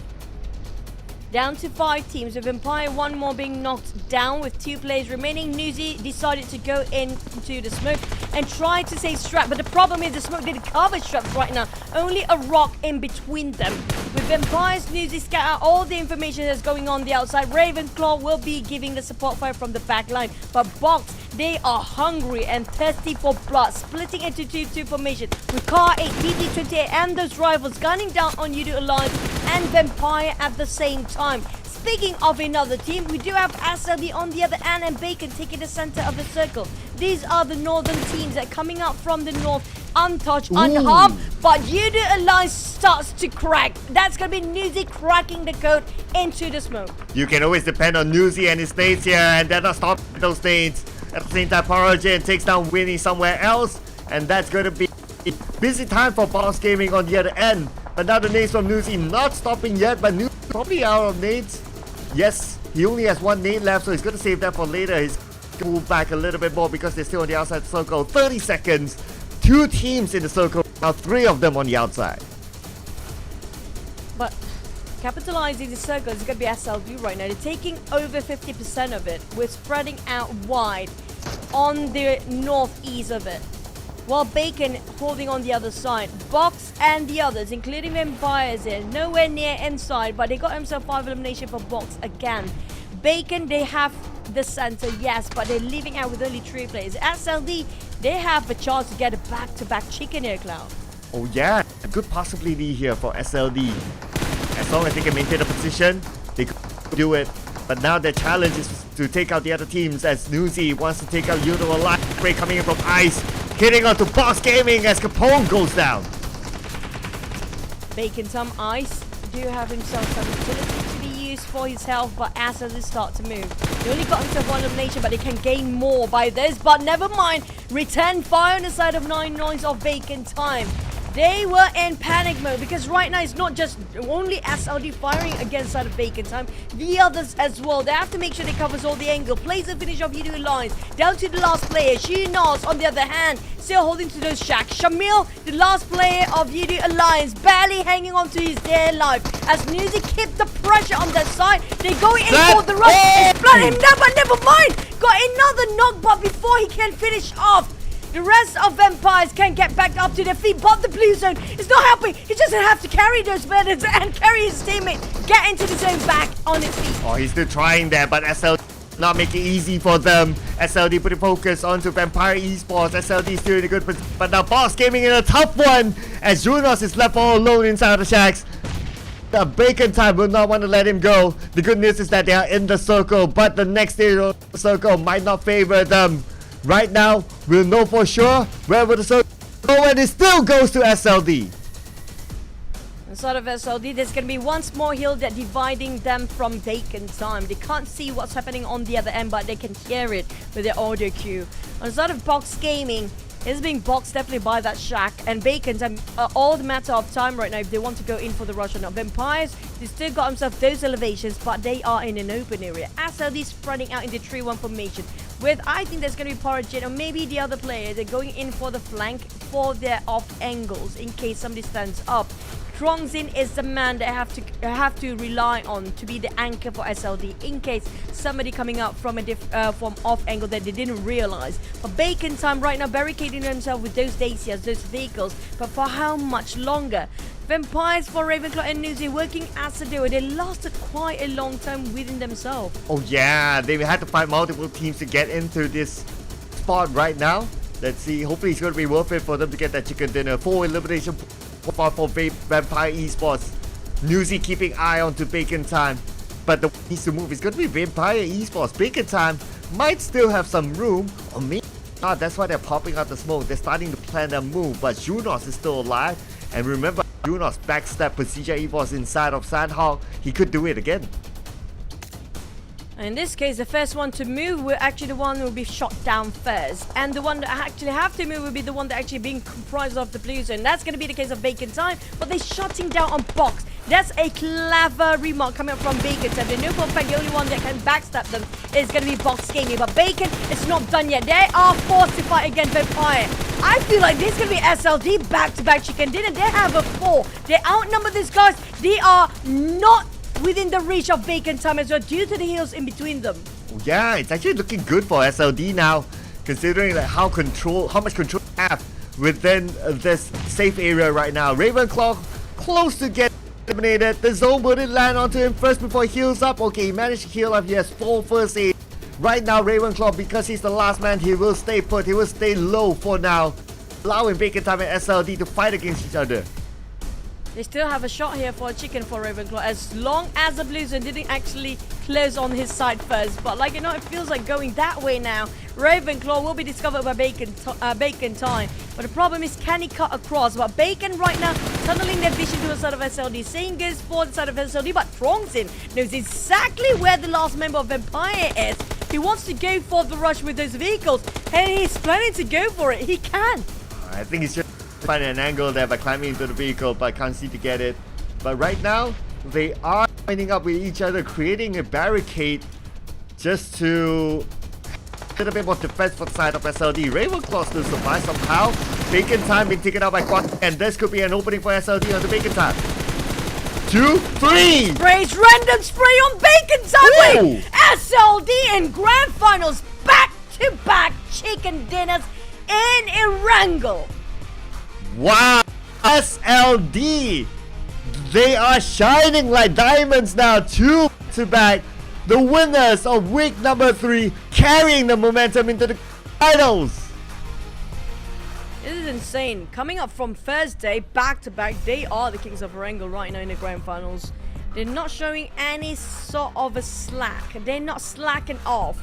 They had a 4. When it comes to elimination, they did not get as much as the others, but hey, they're balancing out quite great with Tronji getting 4 by himself. Imagine the entire team. How much did they finish off with those eliminations? And this definitely pushed himself at #1 spot because Alter Ego nowhere near the top 5 just now.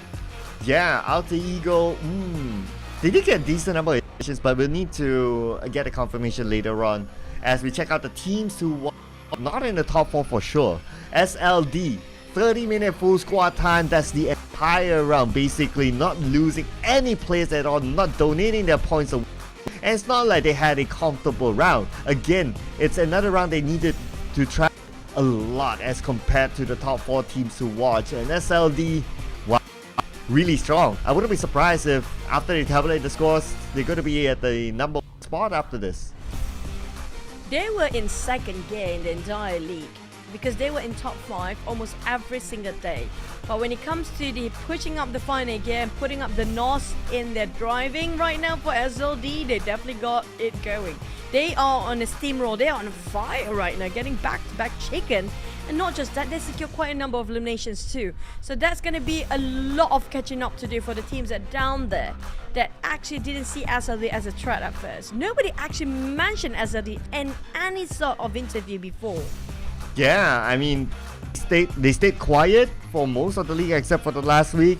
And then, hey, don't forget about us. You know, I know you guys talk about the Thai teams a lot, but don't forget the Vietnamese region. Yeah, D Xavier had an off day, but SLD kind of took over the middle for the Vietnamese region, and they're doing super well. And since we have some time looking over the highlights, I also want to point out that it was just announced today of the PUBG Mobile. The top 2 teams from the PMSL Grand Finals will move to PMWI. It's so important, so much at stake here, not just about the prize pool, not just about the glory days, it's about the next stage. And so hard to get those spots in the recent days of how the format has been changing so far. But this is incredible coming from SLB. This is like one of their best performance back to back and such a clean execution. I mean, yeah, you want to call it luck, you call it, but back to back is no more near luck. Because how they navigate themselves, their team cooperation, the teamwork to get all 4 men well and alive, and when to pick and how do they play around these hills of around this area, that is skills.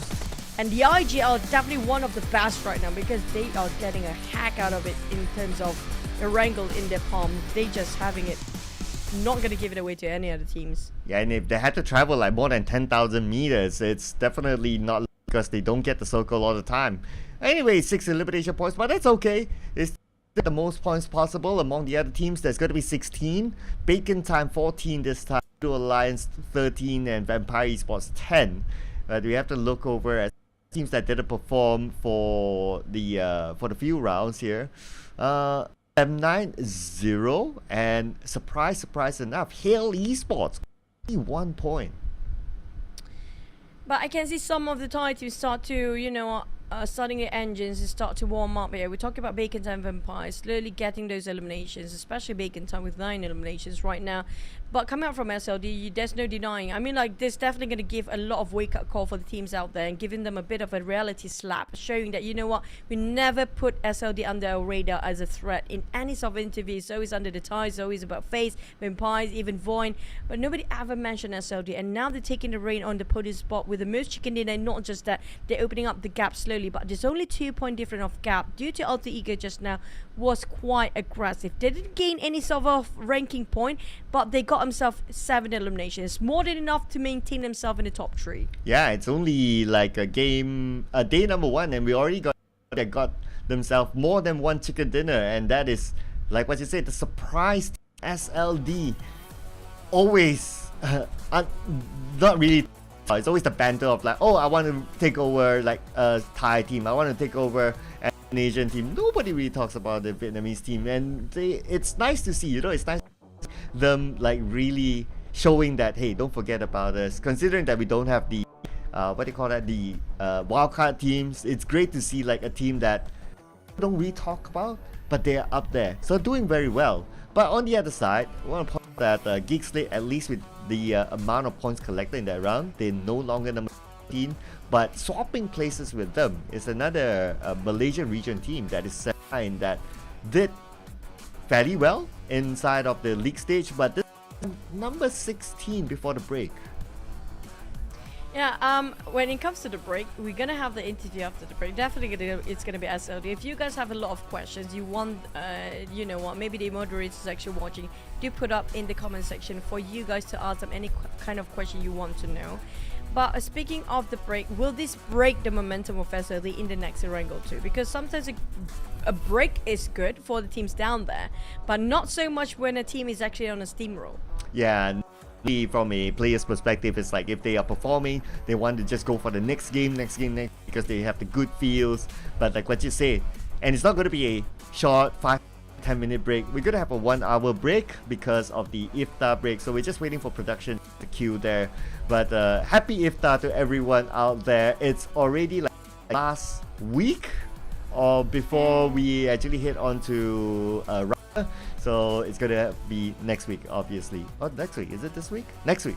Yeah. So it's going to come close now. So hopefully for the last few days of Ramadan this year, do enjoy the moment while it's still here. Yep, and you know what? Time to have a great feast after that. Why not? I'm looking forward for that feast in the future for the one that actually the Muslims around the world that are celebrating Eid. But speaking of the next match, we still have one more wrangle to go and two more Marama.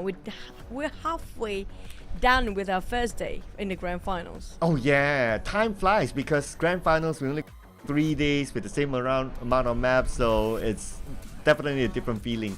The league stage. Time flies by, especially with games like that, full of action, a lot of great gameplays and prizes for us too. So with that, well, this is the grand finals of PMSL, ladies and gentlemen. We'll be looking forward to seeing more surprises coming up for us after the break, of course, and during the break, do take a while as well to kind of think, rethink again. Well, will the Thai teams come back top? Or will there be a new region team finally taking it over? We're going to leave it, ladies and gentlemen, as we head on to this long break. So my name is Cloud, together with Choo Choo. We'll see you after this. Go hard or go home. No stopping, I can't stop. I will not lose. I'ma always win. Now let the games begin now. I'm never off my grind. I'm always on time. I'm ahead of the game, I'm first place. I'm in my prime. Hard work that pays off. I pay dues, I'm paid off. Cross me, get crossed off. I'm so fresh, I'm so raw. Go hard like a day. It's game time like game day. I ball hard and clutch play. It's game time like game day. Now let the games begin. Now let the games begin. Now let the games begin. I'ma always win. It's game time and I'm up one. Name something I ain't done. Name a body that's my type. Air Jordan, I'll take flight. I'm next level, I'm franchise. I'm top tier, I'm that guy. I'm the man of the year. I'm a man with no fear. I think like I'm a shark.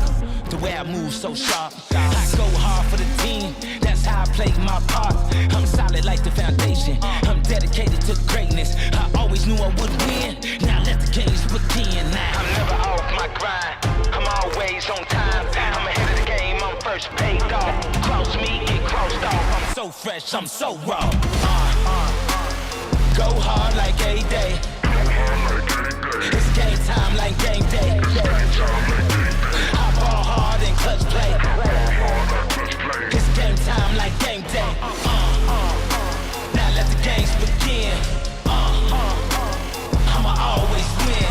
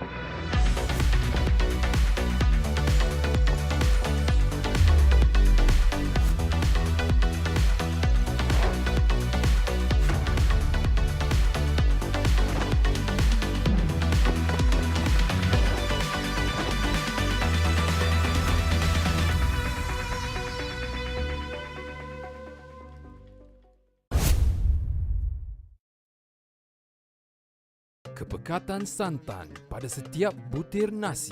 PUBG Mobile. Kepedasan sambal menjadi pembuka selera. PUBG Mobile. Ikan bilis, kacang serta timun. nasi lemak, pilihan pertama di hati.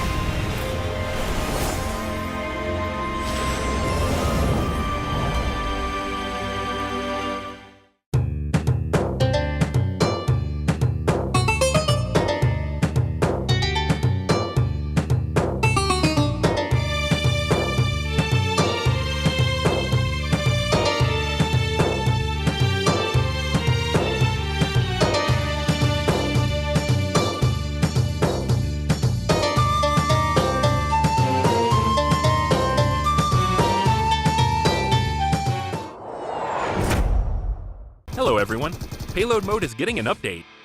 This update brings a new, powerful weapon, the tank. Experience the adrenaline of Payload with all new tank battles. The new tanks will be found in Erengel. They have incredibly resilient armor and immense firepower. They can seat up to 4 players. The driver will control the tank's direction and can also look through the tank's gun sights to aim and fire at distant vehicles and enemies. The co-pilot can fire the tank's machine gun for even more firepower. The tank gun and machine gun can both rotate a full 360 degrees. The tank is extremely durable, and passengers will not take damage from gunfire, grenades, red zone bombing, vehicles, or other physical threats. But that's not to say that the tank is invincible. When the tank's durability is reduced to 0, it will explode, dealing damage to the passengers. Of course, the sturdy and powerful tank also has downsides. For one, its large size makes it easy for your team to be discovered. It's also quite slow, making it easy to chase down and surround. When you're facing a tank, firing on the heavily armored front doesn't deal much damage, but attacks from the rear deal additional damage. Shots fired at the tank at a 30-degree angle or less will ricochet, dealing significantly less damage. Attacking the tank's weak points and firing from an optimal angle are the keys to taking them down. You can also use a bit of strategy, lying in wait while within firing range and launching an ambush when the enemy comes within range. In order to help players find tanks more easily, this update will also add a tank airdrop. Find the tank flare gun and use it to call a tank into battle. Aside from that, we've also added purchasable recalls. Players can now opt to spend shop tokens at shops to recall eliminated teammates. If it's too dangerous to get to a recall tower, this is another excellent option. So call your teammates and dive into Payload to experience exciting, all-new tank battles together.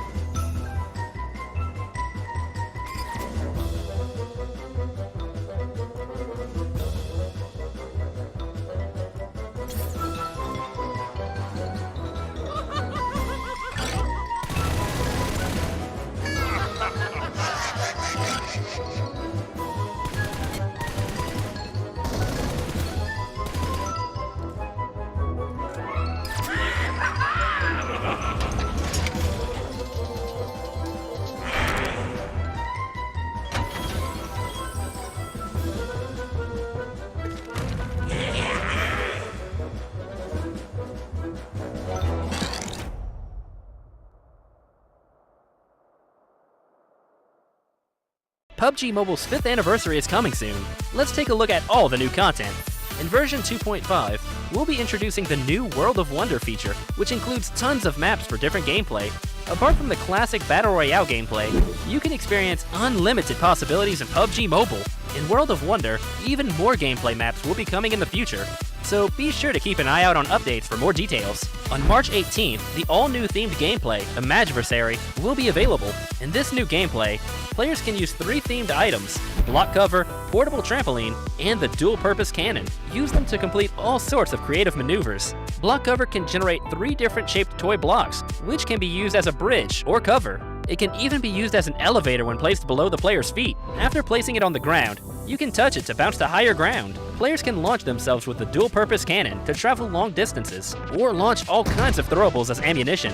It's way more powerful and effective than a regular throw. Get your creative juices flowing and come up with different combinations to unleash unexpected tactical effects. Furthermore, your backpack comes with a unique item, the supply converter.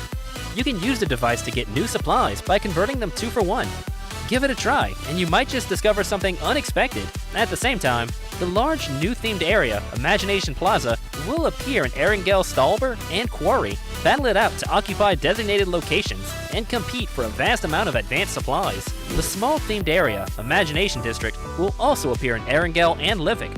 Explore these areas and get your hands on supplies. Classic Mode has also undergone several updates. DP28 and M249 can be equipped with a new gun shield attachment. Once equipped, it can be used to block enemy gunfire. Supply shops are now available in Miramar, Vikindi, Senok, and Payload to provide players with an extensive array of tactical options. In Payload, powerful and heavily armored tanks will be available. Drive them into battle. In Metro Royale, there will be loads of updates to items and mechanics for you to explore. Creation Mode will also be undergoing an update. You'll have access to many creative functions, such as change outfits, emote change speed, scene effects, and more. More options will be added to the camera and chat, so showcase your brilliant captures. The all-new Nusa Tycoon event is available in the new version. During the event, each player gets their own island.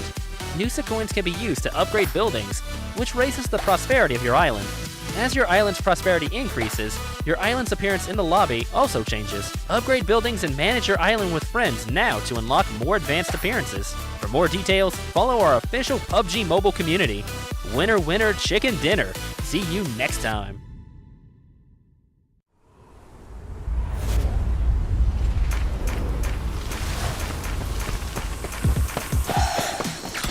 Let's go.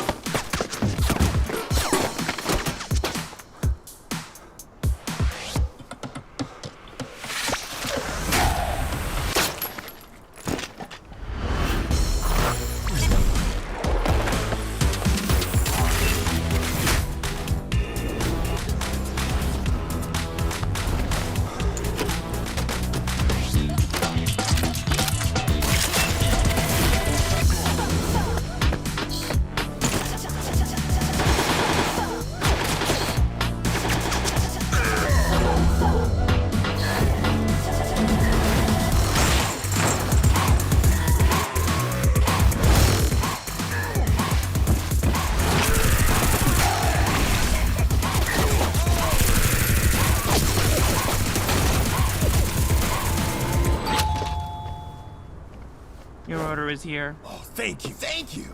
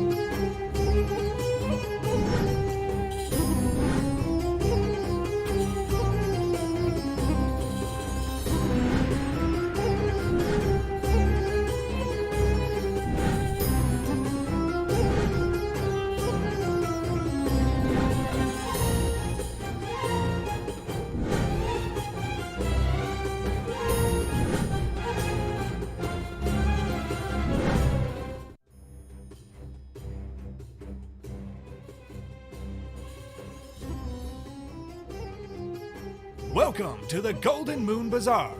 Here, you'll find tons of event booths to participate in and get fantastic rewards.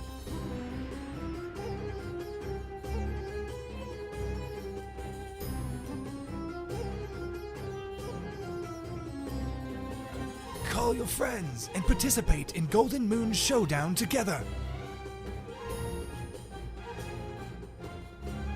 Team up with friends and spar with opponents to win rewards.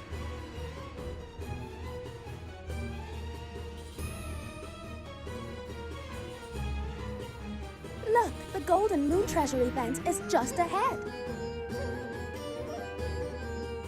All new outfit rewards. Get UC rebates when spending.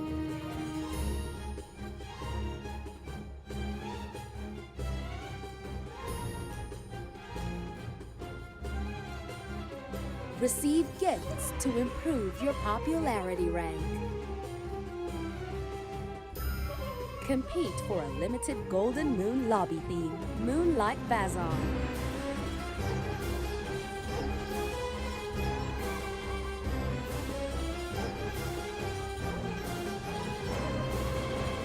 In Golden Moon Blessing, exchange cards with friends to send blessings. Collect blessing cards to get fabulous rewards.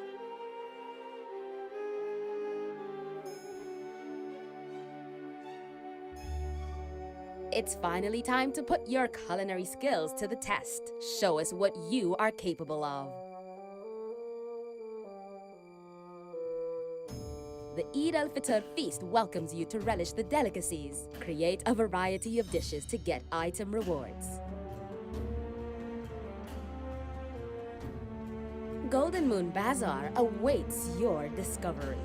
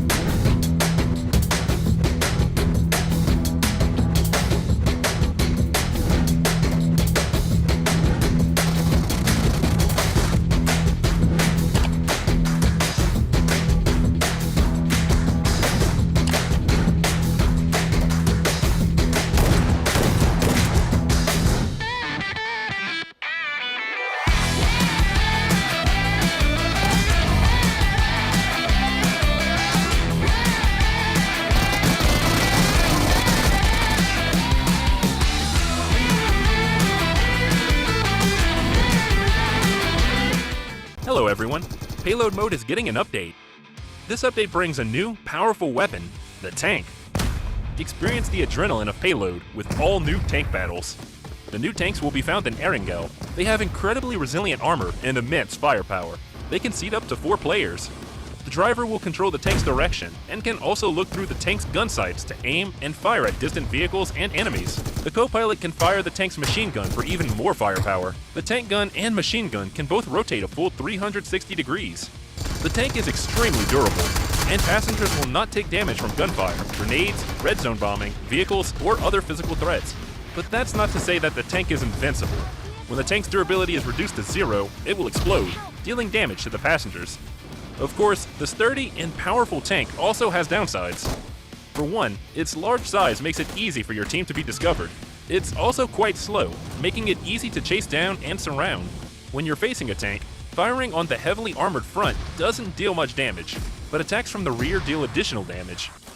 Shots fired at the tank at a 30-degree angle or less will ricochet, dealing significantly less damage. Attacking the tank's weak points and firing from an optimal angle are the keys to taking them down. You can also use a bit of strategy, lying in wait while within firing range, and launching an ambush when the enemy comes within range. In order to help players find tanks more easily, this update will also add a tank airdrop. Find the tank flare gun, and use it to call a tank into battle. Aside from that, we've also added purchasable recalls. Players can now opt to spend shop tokens at shops to recall eliminated teammates. Thanks. If it's too dangerous to get to a recall tower, this is another excellent option. So call your teammates and dive into Payload to experience exciting, all-new tank battles together. We'll be going over exciting new version content in just 1 minute. With the arrival of PUBG Mobile's 5th anniversary, the Imagiversary theme mode is about to commence. To start off, there are 2 themed areas of varying sizes on the map: Imagination Plaza and Imagination District. They are simply brimming with creativity, with complex 3-dimensional architecture and compact 2-story layouts. Tactics that utilize high maneuverability are now more advantageous than ever. Several newly added items can provide extraordinary mobility. Freely build cover using block cover, which can be used as an elevator when placed directly below a player's feet. Use the dual-purpose cannon to launch throwables and yourself into the air. With portable trampoline, even tall buildings are within reach. Besides these items, Imagiversary also includes a supply converter that can be used to combine different item types. So explore for yourself and discover new crafting recipes. In PUBG Mobile's 5th anniversary, we will be officially welcoming the all-new World of Wonder mode, where you can play other players' creations. Countless maps that differs from classic mode await discovery. What's more, everyone has a chance to become a creator.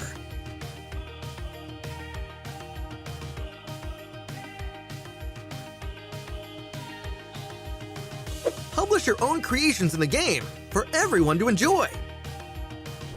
Gearfront will be making its return next month, alongside the new Jet Boost board skill, which allows you to move about swiftly. Creation mode will also be undergoing an update. A special function that allows players to quickly switch outfits and backgrounds has been added for an even better selfie experience. Moreover, we will be introducing a new gun shield attachment for the M249 and DP28. Come and experience it for yourself. PUBG Mobile's anniversary celebration is about to begin. Get ready. PUBG Mobile's 5th anniversary is coming soon. Let's take a look at all the new content. In version 2.5, we'll be introducing the new World of Wonder feature, which includes tons of maps for different gameplay. Apart from the classic Battle Royale gameplay, you can experience unlimited possibilities in PUBG Mobile. In World of Wonder, even more gameplay maps will be coming in the future, so be sure to keep an eye out on updates for more details. On March 18th, the all-new themed gameplay, Imagiversary, will be available. In this new gameplay, players can use 3 themed items: block cover, portable trampoline, and the dual-purpose cannon. Use them to complete all sorts of creative maneuvers. Block cover can generate 3 different shaped toy blocks, which can be used as a bridge or cover. It can even be used as an elevator when placed below the player's feet. After placing it on the ground, you can touch it to bounce to higher ground. Players can launch themselves with the dual-purpose cannon to travel long distances, or launch all kinds of throwables as ammunition. It's way more powerful and effective than a regular throw. Get your creative juices flowing and come up with different combinations to unleash unexpected tactical effects. Furthermore, your backpack comes with a unique item, the supply converter. You can use the device to get new supplies by converting them 2 for 1. Give it a try, and you might just discover something unexpected. At the same time, the large new themed area, Imagination Plaza, will appear in Erangel, Stalber, and Quarry. Battle it out to occupy designated locations and compete for a vast amount of advanced supplies. The small themed area, Imagination District, will also appear in Erangel and Livik. Explore these areas and get your hands on supplies. Classic Mode has also undergone several updates. DP28 and M249 can be equipped with a new gun shield attachment. Once equipped, it can be used to block enemy gunfire. Supply shops are now available in Miramar, Vikindi, Senok, and Payload to provide players with an extensive array of tactical options. In Payload, powerful and heavily armored tanks will be available. Drive them into battle. In Metro Royale, there will be loads of updates to items and mechanics for you to explore. Creation Mode will also be undergoing an update. You'll have access to many creative functions, such as change outfits, emote change speed, scene effects, and more. More options will be added to the camera and chat, so showcase your brilliant captures. The all-new Nusa Tycoon event is available in the new version. During the event, each player gets their own island. Nusa coins can be used to upgrade buildings, which raises the prosperity of your island. As your island's prosperity increases, your island's appearance in the lobby also changes. Upgrade buildings and manage your island with friends now to unlock more advanced appearances. For more details, follow our official PUBG mobile community. Winner, winner, chicken dinner. See you next time.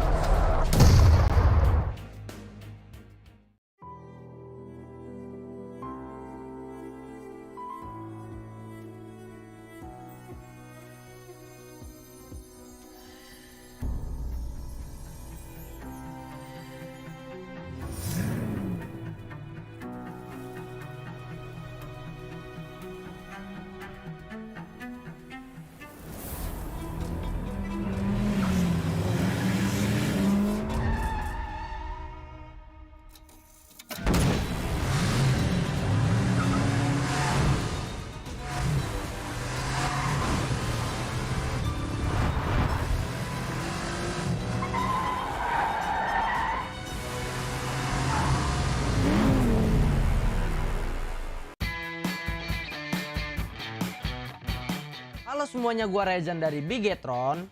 Selamat ulang tahun untuk PUBG Mobile yang kelima. Semoga game PUBG Mobile kedepannya semakin berkembang, semakin maju, dan semakin sukses. Nah, buat kalian jangan lupa terus ikuti perkembangan gameplay PUBG Mobile karena bakal banyak event-event seru kedepannya. Thank you guys. Merhaba, ben Türkiye'den Solkay. PUBG Mobile'in 5. yıl dönümü kutlu olsun. PUBG Mobile'in yeni yıl dönümü etkinliklerini sen de oyuna gelip keşfedebilirsin. Hello guys, it's me Suvin Kumar Prajapati र म team DRS नेपालबाट खेल्छु र happy 5th anniversary PUBG mobile र हजुर नबिर्सिनु होला 5th एनिभर्सरीको event आउँदैछ हजुर स्योर खेल्नु होला thank you Hello everyone, here is Lord from Iraq. I'm here to wish PUBG Mobile a happy 5th anniversary. Really happy to accompany PUBG Mobile through the 5th year. Hope to bring more fun contents to the players in the future. By the way, remember to try the new anniversary gameplay and rich activities for the limited time. See you there. Halo semuanya, gue Luxi dari Persija EVOS dan gue mau ngucapin buat PUBG Mobile buat ulang tahun yang kelima dan semoga PUBG Mobile makin rame, makin seru, event-eventnya juga makin makin seru banget deh pokoknya, dan kompetitifnya juga terutama semoga makin ketat ya. Dan buat kalian jangan lupa ramein event nanti ada di game PUBG Mobile ya, di dalam game kita seru-seruan bareng di sana. Oke, sampai jumpa, dadah. Hello अस्सलाम वालेकुम, मेरा नाम यूडो अलियंस और मैं आयुट का इन game leader हूँ। मेरे तरफ से पबजी मोबाइल को 5th एनिवर्सरी बहुत मुबारक हो। मैं ये गेम 5 साल से खेल रहा हूँ और इस गेम में कुछ नए एक्टिविटीज़ आने लगे हैं, तो चलो मिलते हैं वहीं पे। हाफिज़। Hello everyone, here is Jumper from Team Secret Malaysia. I'm here to wish PUBG Mobile a happy 5th anniversary. Very happy to accompany PUBG Mobile through the 5th year. Hope to bring more fun content to players in the future. Also wish PUBG Mobile to become better and better. By the way, remember to try the new anniversary gameplay and rich activity that are open at limited time.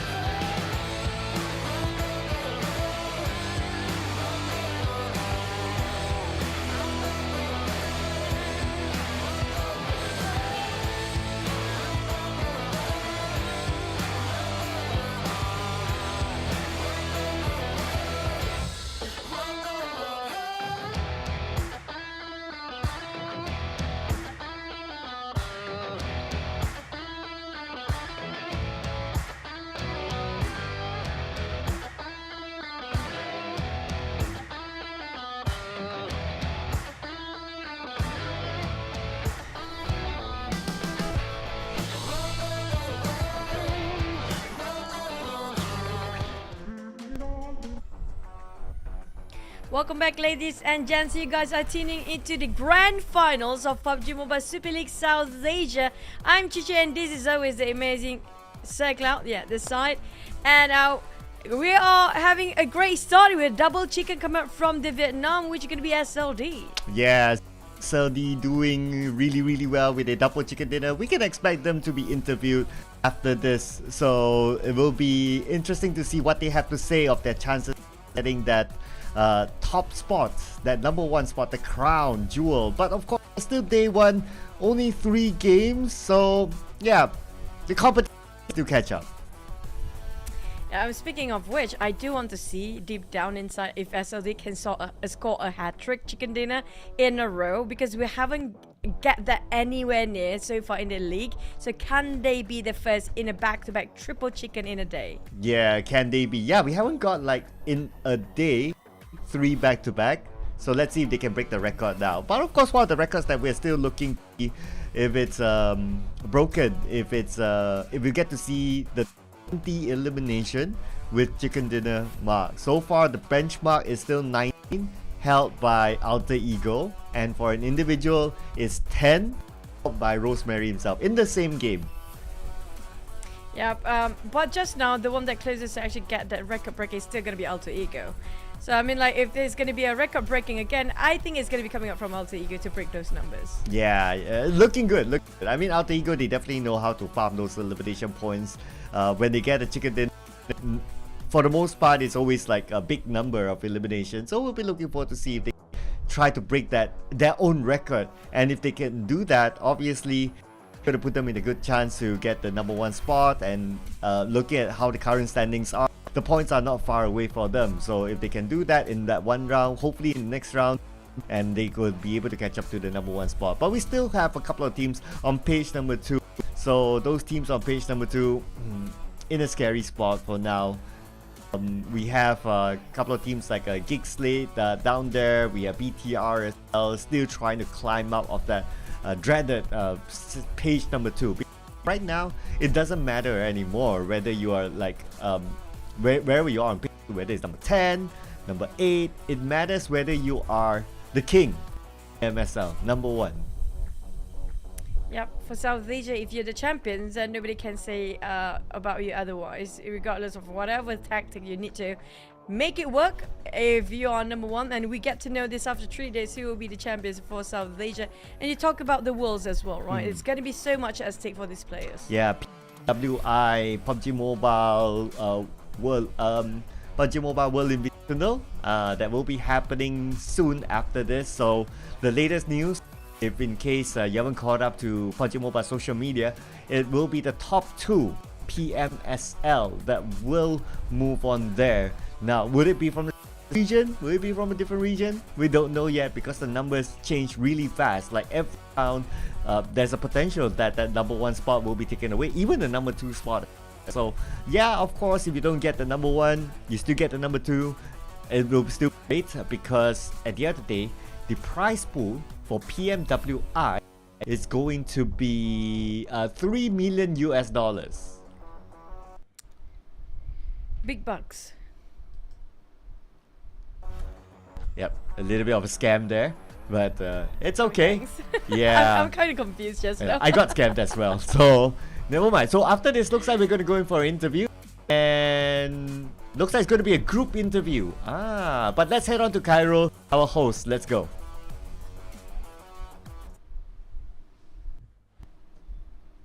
Hello everyone, we're back from the break. I'm your host for today, I'm Khairul, and here with me right now, there's 2 players from 2 different teams, Shine Like Diamond, Parajin, and Bacon Time 9 Noise. But before we start off the interview, I have something for you guys where you can get it in-game, the new X-Suit Steigen Leech, where you can check it out later. But then, continuing with the interview for today. Hi Parajin, how are you? Chào em khỏe không? Em khỏe ạ. I'm fine, thanks. Alright, so congratulations on getting a back-to-back winner chicken dinner just now. You guys clutch boom for both of the matches. And could you share with us what happened during that game? Chúc mừng đội của mình đã được 2 giải cơm gà trong trận 2 và trận 3.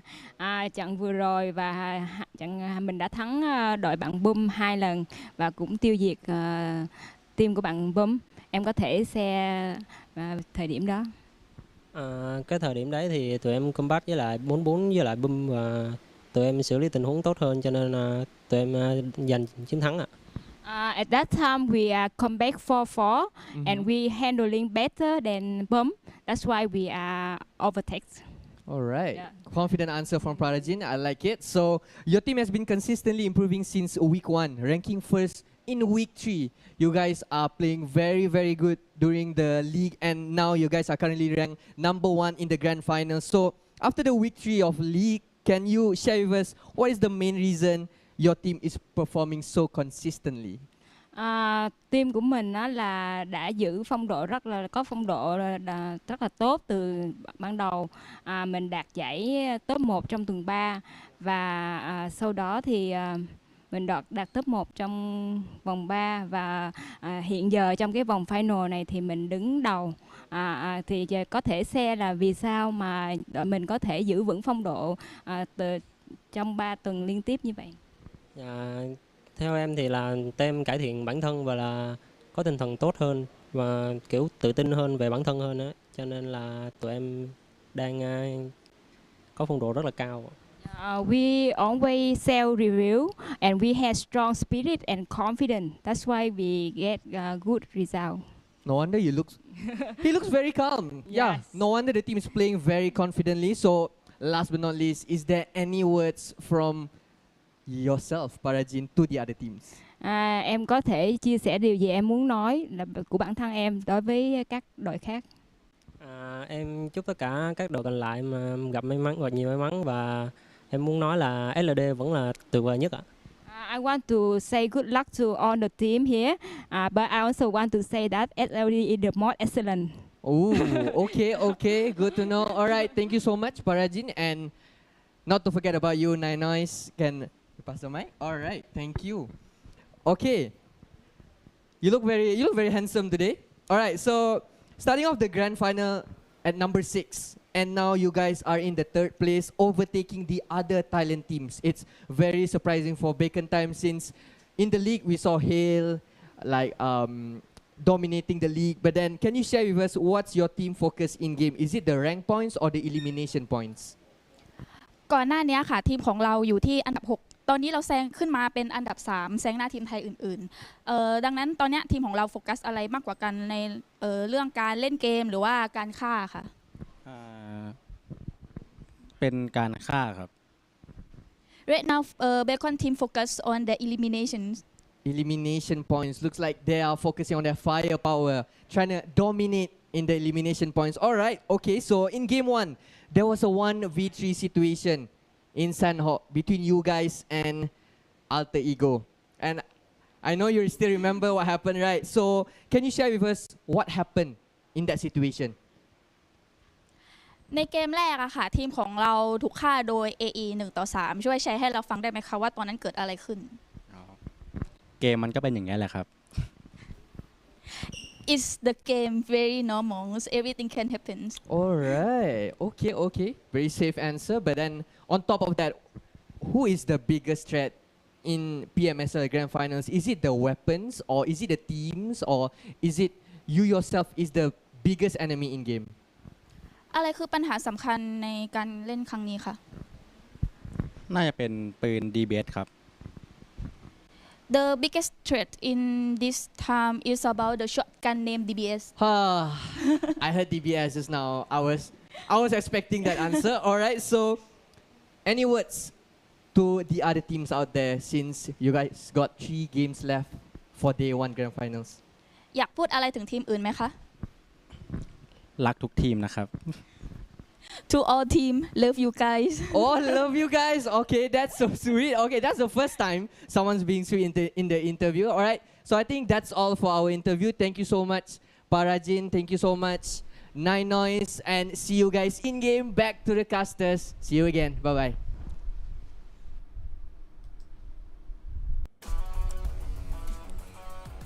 Love you guys. Stay down there. Don't be up here. Yeah, he didn't finish his sentence. But anyway, that was a very interesting. That was an interesting interview because because of the ending, you know. I was expecting it like, oh, okay, you guys, whether support or, you know, you guys stay down, but oh, love you guys. Okay, that kind of caught me off guard. Yeah, and at the same time, it's so rare for us to actually get to interview Nine Noise. I think that's one of the first few that we actually get. Now, speaking of today's performance, Alter Ego get a good start, being the opening of the day with a huge amount of volume of kills as a start there.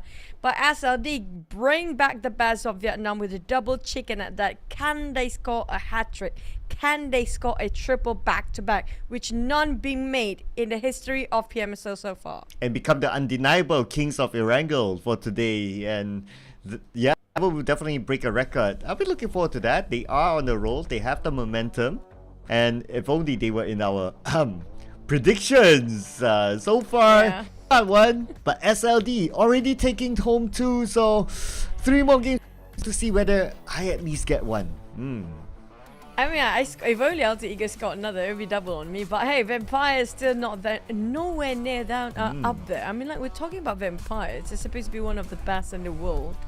But surprisingly, they're taking a bit of a slower approach when it comes to the grand finals, nowhere near of what they offered us in the league. So I'm not sure, are they keeping things hidden for now until waiting until tomorrow to do something about it, or they just, you know, having a really rough start? Yeah, it's very hard to tell, right? Because we don't get to see much of them. I think the most that we saw of Vampire, yeah, okay, we did see a glimpse of them in Erangel, so to be fair with that, in Sanhao we did see a good glimpse as well from Tony K rushing in 1v3 and some points for Vampire. But of course they are Vampire, right? And the expectation for Vampire is higher. It's like, hey, you guys should be like consistently like maybe top 3 round or maybe even the chicken dinner. But because of other teams doing really well, like SLD, like even Alter Ego, so that's why they've been pushed down to the P too. Yeah, and they have to be expecting this. I mean, you cannot put the mindset that everything is in the league. It's something that as predictable as was in the league. So they definitely will bring in something new for the teams. And speaking of teams that are bringing a lot of things that's very new, which is going to be SLD, everything has been super flawless for them. We're talking about how they're cleaning up, the wrapping up the chicken dinner multiple times with the 4. They have all 4 men alive, and that was great and a big statement given out that their teamwork and team cooperation is actually at its best. But can they maintain those sort of momentum? Because we did actually have a bit of a pause there, 1 hour of break. With that break, that momentum, with some other teams start to rise up after those breaks. Yeah, we did talk about like the possibility of that happening, because if you're on roll and you're feeling good, you're feeling great, you will continue on to play. You will wish that, okay, can we just jump into the next match straight? Because that's what's in the player's mind for the most part. It's like, okay, we got a chicken dinner, we want to straight up play next game because we're feeling good and all that. But like what you said, it's a break. And it's not like any other break. It's not like a 5-minute or 10-minute break. It's a 1 hour break. So, wonder if that will break their momentum at the end of the day, or that will allow some of the other teams on page 2 especially to step up. Look at the Xavier, since they made the decision to swap out Lamborghini, so they'll be looking to really push it through. I have a feeling Lambo might actually be swapping in after this. I don't know. I feel like the Axe without Lambo feels a bit very different. It's quite impactful pulling the main player to be benched out for a bit. Maybe he just need a bit of a rest there, but it feels that they're lacking when it comes to those taking the risk. We mentioned about Mela, okay, one of those guys. They are the same standard of players and having the same mindset. When you talk about Mela, he's one of the main fraggers, but the way they think, like Mela, Lamborghini, come on, even Rosemary, Yummy, these guys have pretty much on the side of even PERSIJA EVOS. I think Ratface have the same sort of mindset where they took the risk. It will do or die for them. It will be those kind of risks that we talked about where nobody willing to make a move. They are the only one that push forward to make something out of nothing for the team. So that's Lamborghini have to offer when it coming out from the Axe. So they cannot afford to lose those kind of initial openers for the team, or the open fragger for the team to go out too long. Yeah, hopefully he'll be back after the break. Maybe that's the break that he needed. And we all have seen Lamborghini, him clutching in Miramar before during the league, and He's been carrying the team when his team was down. Until the last days of the league, then you start to see like other players of the Xavier stepping it up, and then okay, finally I can take a break, guys. But hopefully his break is not carried onto the grand finals, because like the first few rounds that we've seen today from the Xavier ain't that good. Lini was subbed out, and yeah, with the 1 hour break, maybe he is the break needed at the end of the day. Box Gaming, one of the surprise team. Like, it's, you don't know what will come out of Boss Game. Will they be performing this round, or will they not be performing this round? For me personally, I feel like Box Gaming have been quite consistent with those kills and eliminations. They're just aiming for the numbers instead of the chicken dinner.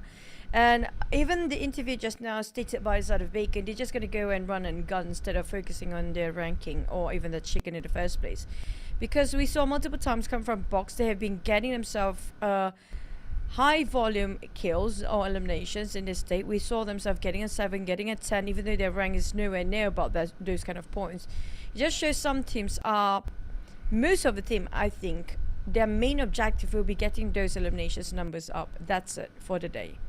Yeah, that was the strategy that was taken as well, and it totally makes sense because with the current meta, elimination points do matter. We did see like all the teams getting like 10 eliminations, but they got eliminated at what, number 8 or number 9, something like that, and they still rank themselves as one of the top teams in the ranks for the match. So it just shows that how important the rank points are. I was slightly distracted by the twins here. I just noticed that they have different glasses. Yeah, that's one of the things you can actually separate them from the other. I'm glad they have different sometimes hairstyle. Due to that, they can easily be separated between who is who. But outside of RRQ, I mentioned all the players before regarding their the risk taker for the team. For this case, I mean, like, RRQ is very different. They are not that risk of a taker, but they're very smart about placing the position, especially Asa. He's always the one that being very sneaky. I think Nepeko will be the one who's willing to take the risk, but Asa, I feel like it feels like RRQ is depending a lot on him when I feel like he's the anchor for the team to get those kills. Yeah, Asa definitely has been performing well. So glad to see that. So RRQ, they'll be looking to climb up the charts as well. Some middle at this point. And this is a interesting substitution. I believe that Seal only played one game or maybe at most 2, and now he's been out for Alpha. Alpha, I mean, like I mentioned about when we swap over before with CL, I do prefer Alpha in the lineup. It feels like his dynamic with the team there's a bit more chemistry to it, and they're a bit more daring with Alpha in it. If you compare with CL, yeah, it's a bit more strategic, it's a bit more meticulous when it comes to approaching those fights. But with Alpha, they're a bit more daring to go for those forceful rush and those flush. But we do have another one. Zilin and Stuxnet having a bit of a swap. We had this since week 1 for GEEK SLATE, if I'm not mistaken. Yeah, it's a common swap here between the two. Unless any other player they feel the burnout, then they'll be swapped out of that. But if there's any need of change of performance, then normally we will see like Stuxnet being swapped between the both of them. Of course, having the both of them together in the lab has happened before, and it has brought chicken dinner towards GEEK SLATE. But whether they feel it's suitable for the current situation, obviously is up to them. And it's a much refresh for GEEK SLATE's lineup, considering that their first 3 games weren't that great. Oh, I just wish. I don't know. It feels like very off here. If you compare with their regional and country finals, a lot of teams are not performing as how they were in their country finals. Is it just me, or it feels like a big of a gap there? Something happened in between that kind of bring down their performance, or is it really just the teams getting better, or the map is getting harder for the players? I think it's the teams getting better. Well, the map technically didn't change except for this like circle, but I think it's really the teams. If you gotta think about it, like we have like new names being top performers, like Rosemary. He was around, but we don't really talk about Rosemary that much. That's an example. Yummy is good example as well. Another new name that really showed very well. And now we have Keymind who comes in. Keymind does decently well as well. You can see that there are other teams that they're really starting to step up the game. And if teams that are complacent, not saying that SLATE is, but in general, if teams are complacent, then it's difficult for them to catch up to the competition. Yep. Speaking of a different era, right? I mean, I do want to see these guys to be one of the best players in the world, even as individual or as a team is better because it's a bonus. But can they make it up there? Because right now, yeah, South Asia champions, great. But there's another step going on. They have to prepare themselves for the global. We mentioned early on, top 2 will get themselves in the international global tournament in the future. So how do they want to get themselves more than this out of this tournament as well? They have to think about the different regions, their approach. Will they still playing DBS? Will DBS get nerfed after that? We're going to have to wait and see. But so far, focus down to the second page yet. It seems a bit quiet from the Thais as well today. Yeah, the Thais, not like their usual self, so that is needed. Only arguably Bacon Time, they're popping up, but for the rest of them, I think this is the expectation that we would like to see from the Thais, because they're the Thai team. But let's see if anything changes, because we did talk about the possibility of the break impact players as we come back onto the game from the break. Round 4, here we go.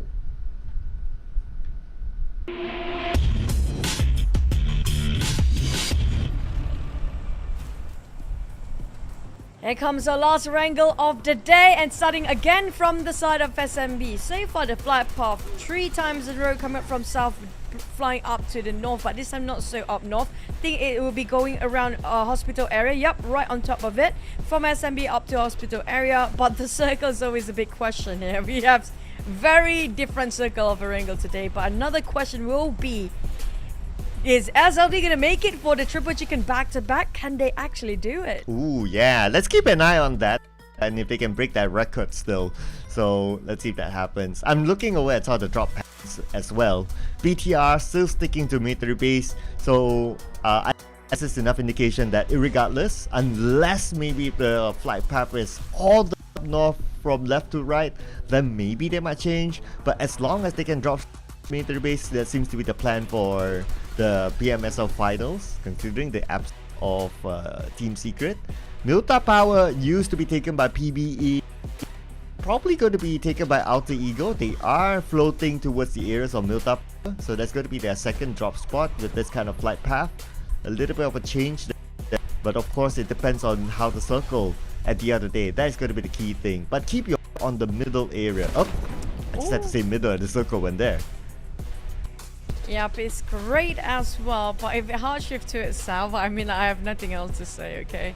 But so far, it feels like we're gonna have Pachinki / Katka sort of a circle, and we do know this circle will be very interesting, and it's super exciting due to how it's actually in the center, within the reach of most of the players, right on top of a flight path. And not just that, if we ended up on top of Katka field, it's going to be an open battlefield, battle war for all the teams down there. We've seen this before, only haystacks in between. It's down to their witness about how do you want to play around the haystacks. Do they have vehicles? Can they make it on time?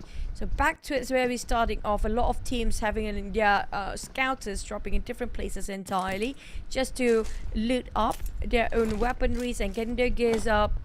But always the question, who get knocked down on who first? Because it's always the scouters would be the first victim of the first blood. Happen to open up and loot into smaller compounds for some of these teams as per usual. It's just a matter of like what you say, who gets knocked first, especially if it's a 1v1 fight. But looking over Sem9, so this kind of reminds me that for the most part, don't get to see Sem9 as much because they got eliminated fairly early on. That placed them to number 16, a very different performance of Sem9 as compared to the league. We've seen the best of that. I mean, in the league, at least we have a glimpse of the best of Sam9 still, but it's just not consistent. I have a feeling it's due to the rotation and the navigation of team. And back then we had 20 teams for 5 groups, 4 teams in a group. Now we're down to 16 and it's fixed. At least right now they can mark their territory and nobody can actually cross over for their initial drop spot. But there are cases where they want to crash into the initial drop spot straight on. In this case, we do have Lynx scouting over Tiger. That's going to be a big catch. If Lynx can shut down on Tiger, that's going to be the main frag of Heal. It's shutting down a lot of firepower of Heal if he can just knock and finish, wrap things up, get those executions. Oh, but Ty heard it, so he knows that someone was looking at him. I mean, to be Lynx, he couldn't really pull the trigger. It was a micro Uzi with a hollow, so a micro Uzi that distance, it's kind of tough as well. The firing rate is great, but not great when it comes to that sort of distance. And now with Tiger having that information, he called on to Flash to come and back him up. And if they have enough information that only one player, they might probably want to finish up the job.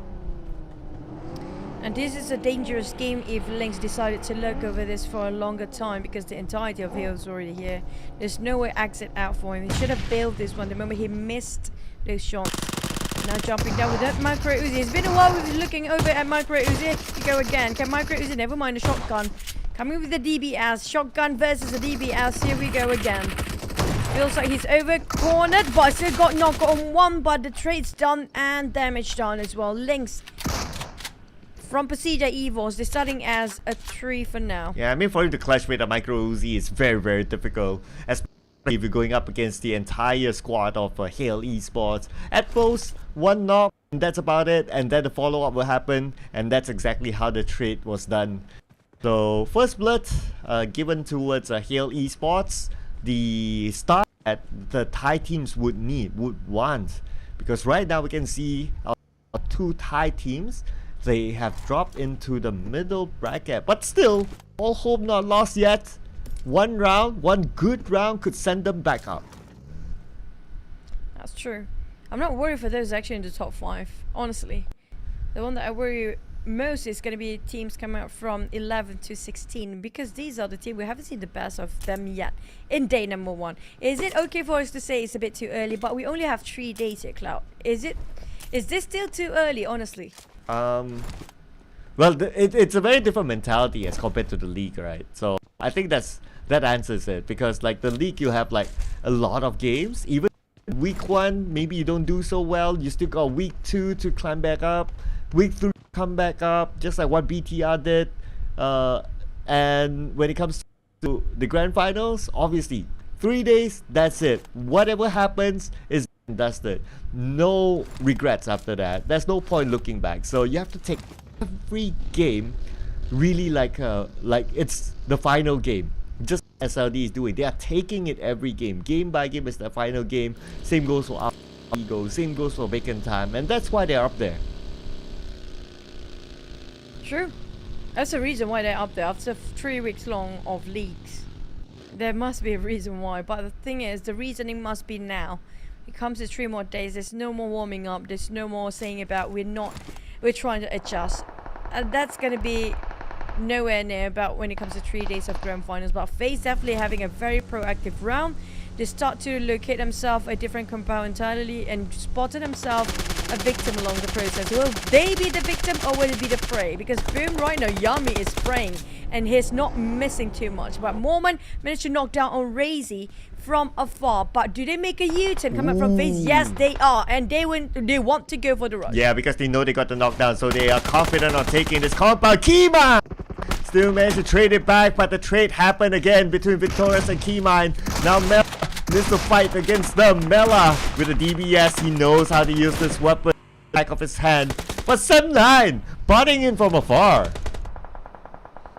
Sam9 just trying to be the third party while Boom trying to wrap around against FaZe, and FaZe happen to be dropping a lot of their players. This is quite a rare sight to have the ties always being eliminated over the first few, but Sam9 taking this matter into their advantage, now going in as a housekeeping team. Sam9 Layer tried to scout for any sort of flankers coming out of the other building of the compound, but Lunk cooking up the nade. Same goes Prime Putra. They are going in as a tree, as Zap giving a support fight at the back line, but they're not rushing in. Loyu reposition himself. They try to flush people out with those nades, but it's not working, and Box happen to be coming by. I feel like there's going to be an endless shift of running in, but Yummy naded himself where that's not supposed to happen. Okay.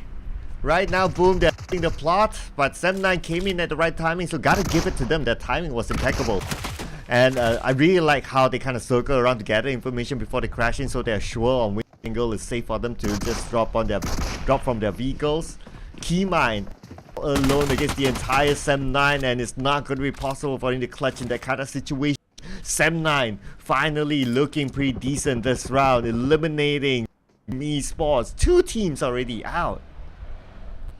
And these 2 teams are the teams that always got themselves a very good run. We talk about Boom and FaZe. This is no easy task taken down by these teams. So we have to give it for the side of 7-9 taking advantage. It was a smart move. With the FaZe, at least for Boom and FaZe, they didn't score themselves a 0. They got themselves a couple of eliminations.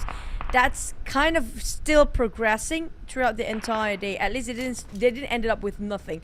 But for the other teams, we're having quite an early skirmish. And on stage 2, we're finished off only 2 teams right now. But yeah, feels like it's going to be a third after this, because look at how crowded Pochinki is. Yeah, because circle shifted towards the right, so Pochinki will be the focal point. These days, obviously they know Pochinki. That's a regular drop slot in PMPL Vietnam, so they're looking forward for this kind of circle because they know how to play it. But Bacon Time has the same as well. It's just that this time Bacon Time still kind of spread out. Of course, we're still stage 2, so it's for them to still cover different angles, but we can see that Pochinki is being entered by a couple of other teams. Side of Bacon Time, I'm not sure if they're walking straight in his trap here when they get themselves indoors, because when you get yourself indoors, sometimes you be cornered from the outside and you get mollied out, and that's not great for these guys. On Pochinki, we have more teams. I'm not sure how this circle will progress after this. We ended up on top of Pochinki. It's going to be Suburban Warfare. DX, on the other hand, catches Vampire Shrubs on the ground. But I think there's quite a distance between them due to how they were not able to finish off the job.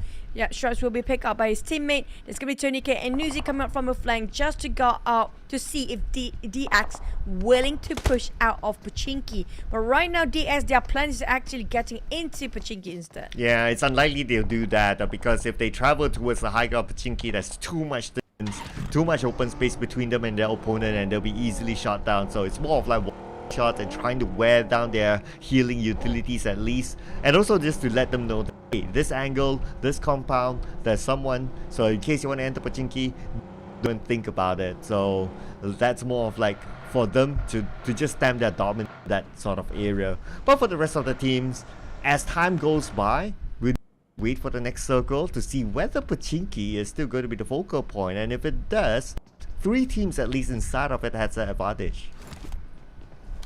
I wouldn't mind the field outside of Pochinki, honestly speaking. I would not love it if it's actually right on top of Pochinki as the center. But yep, at least it drifted away to as a side of the north. It's going to be on top of school. Surprisingly, nobody coming up from Roshok, which can be only one team up there. PERSIJA EVOS, they can have a very clear pathway into school. Nobody actually will be any obstacle or a hurdle for them.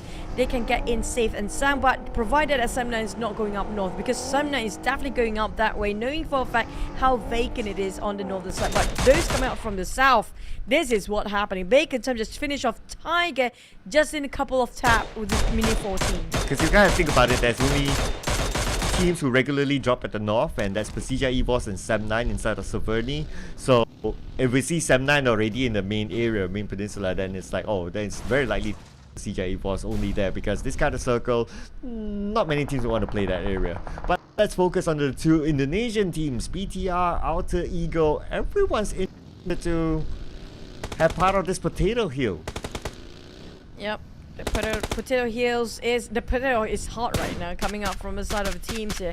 But I'm worried about BTR. If they're just trying to nitpicking all the fights around them, they'll be sandwiched two ways. Alter Ego and Hill, they are in the center. Yes, they do have those elevations, but they are attracting unwanted attention.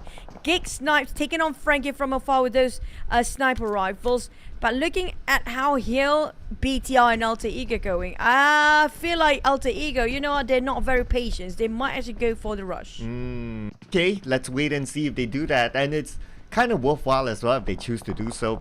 It's, the circle kind of like they're pretty much on the edge of the circle, almost there. So if they want to push in and they want to take out BTR, absolutely okay. But now let's focus on to the Pochinki town, and Nine Noise, after that view, he seems to be the next one to go out. Raby's trying to just finish off those points, so I couldn't find Noise where he's at. Took him a bit longer time. There you go, finally found it. Congratulations, Rabies. But yeah, it goes! The greeting with this congratulatory touch, just dropping a big one on Rabies. Was that a bait instead? Didn't see that one coming. A Kirby drop right on top of his head, knocked down straight away. An eye for an eye, a trade for a trade. Down to only 2 players. Bacon time, one back there. You know what? They are comrades' blood right now. Raby's nowhere near to as the side of the other DX player to save by. This is going to be a bit tough for DX to have Raby's back on the roster, but we do have another rush here, Cloud. Well, it's going to be VOIN, and Octa had to be left back.